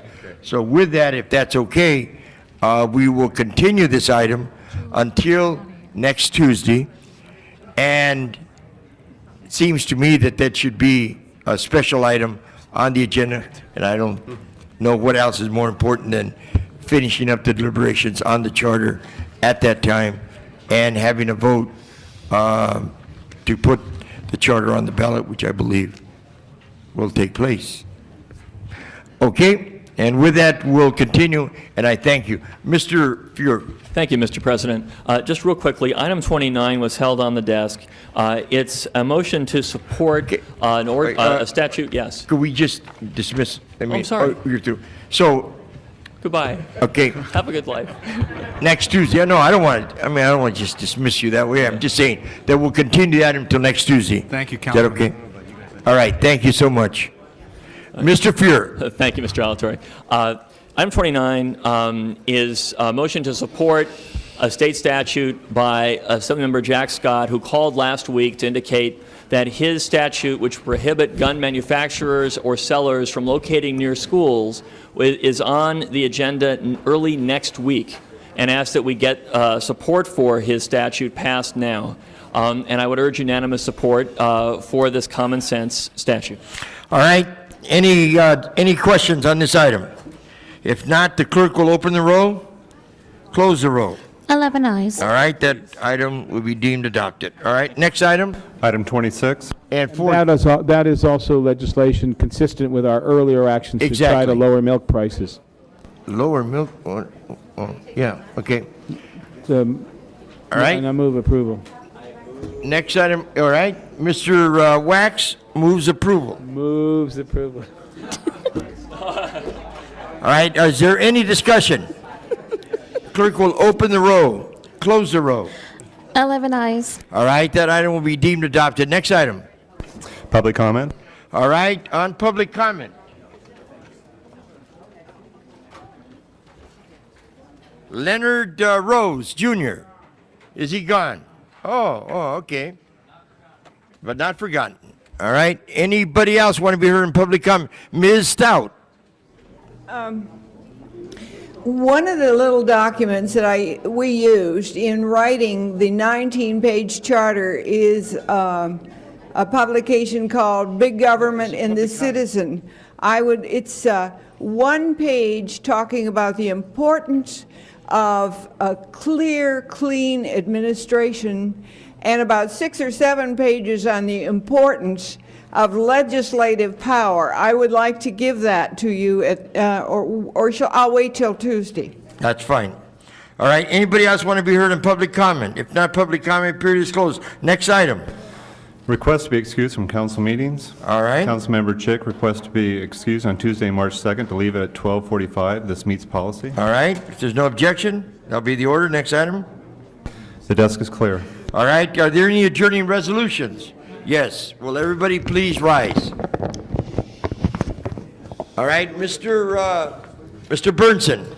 Yes, members of the council, I ask that we adjourn in memory of Craig Fujioka, who's survived by his daughter, Adeline Takahashi. All right, and I have one adjourning resolution. Joe Glorioso, Sr., was 80 years old. He was an institution in the community of El Sereno. He's a native of Italy, came to Los Angeles and established a major market that has been also an institution in the community. And I ask that we adjourn in his memory. Yeah, and I'd like to be a second on that motion, if I may. Next, anybody? Mr. Zavornich and then Ms. Walters. Thank you, Mr. President. Members of the council, on behalf of myself and Councilman Holden, I would like to ask that we adjourn in memory of Olivia C. Hines. She passed away on February 21st and was a longtime civic leader in the harbor area. She was the San Pedro Woman of the Year as a scout leader. She ran the Sea Scout Explorer Base in San Pedro for 30 years, was a member of the Lions Club, the Salvation Army, the Los Angelinas, and many other organizations. As you can remember, Mr. President, members of the council, it was just 2.5 years ago where Olivia, even though she was confined to a wheelchair, was honored by this city council as the 15th District's Pioneer Woman of the Year. And I would like to ask all members if we could. She was truly a great lady and a wonderful friend. Thank you, all members. Ms. Walters. Thank you, Mr. President. I would ask the council to adjourn in memory of Lizzie Ann Stewart, who was a homemaker who was 100 years old and lived in the 9th District for several years. She's survived by 3 children, Jean Bohia and Lily Walker. She passed away on February 21st.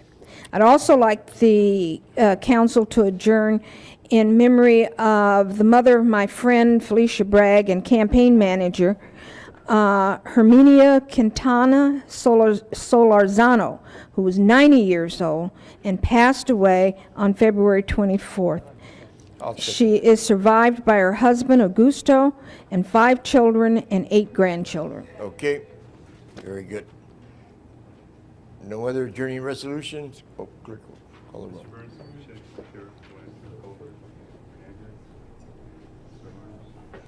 All right. Meeting is adjourned.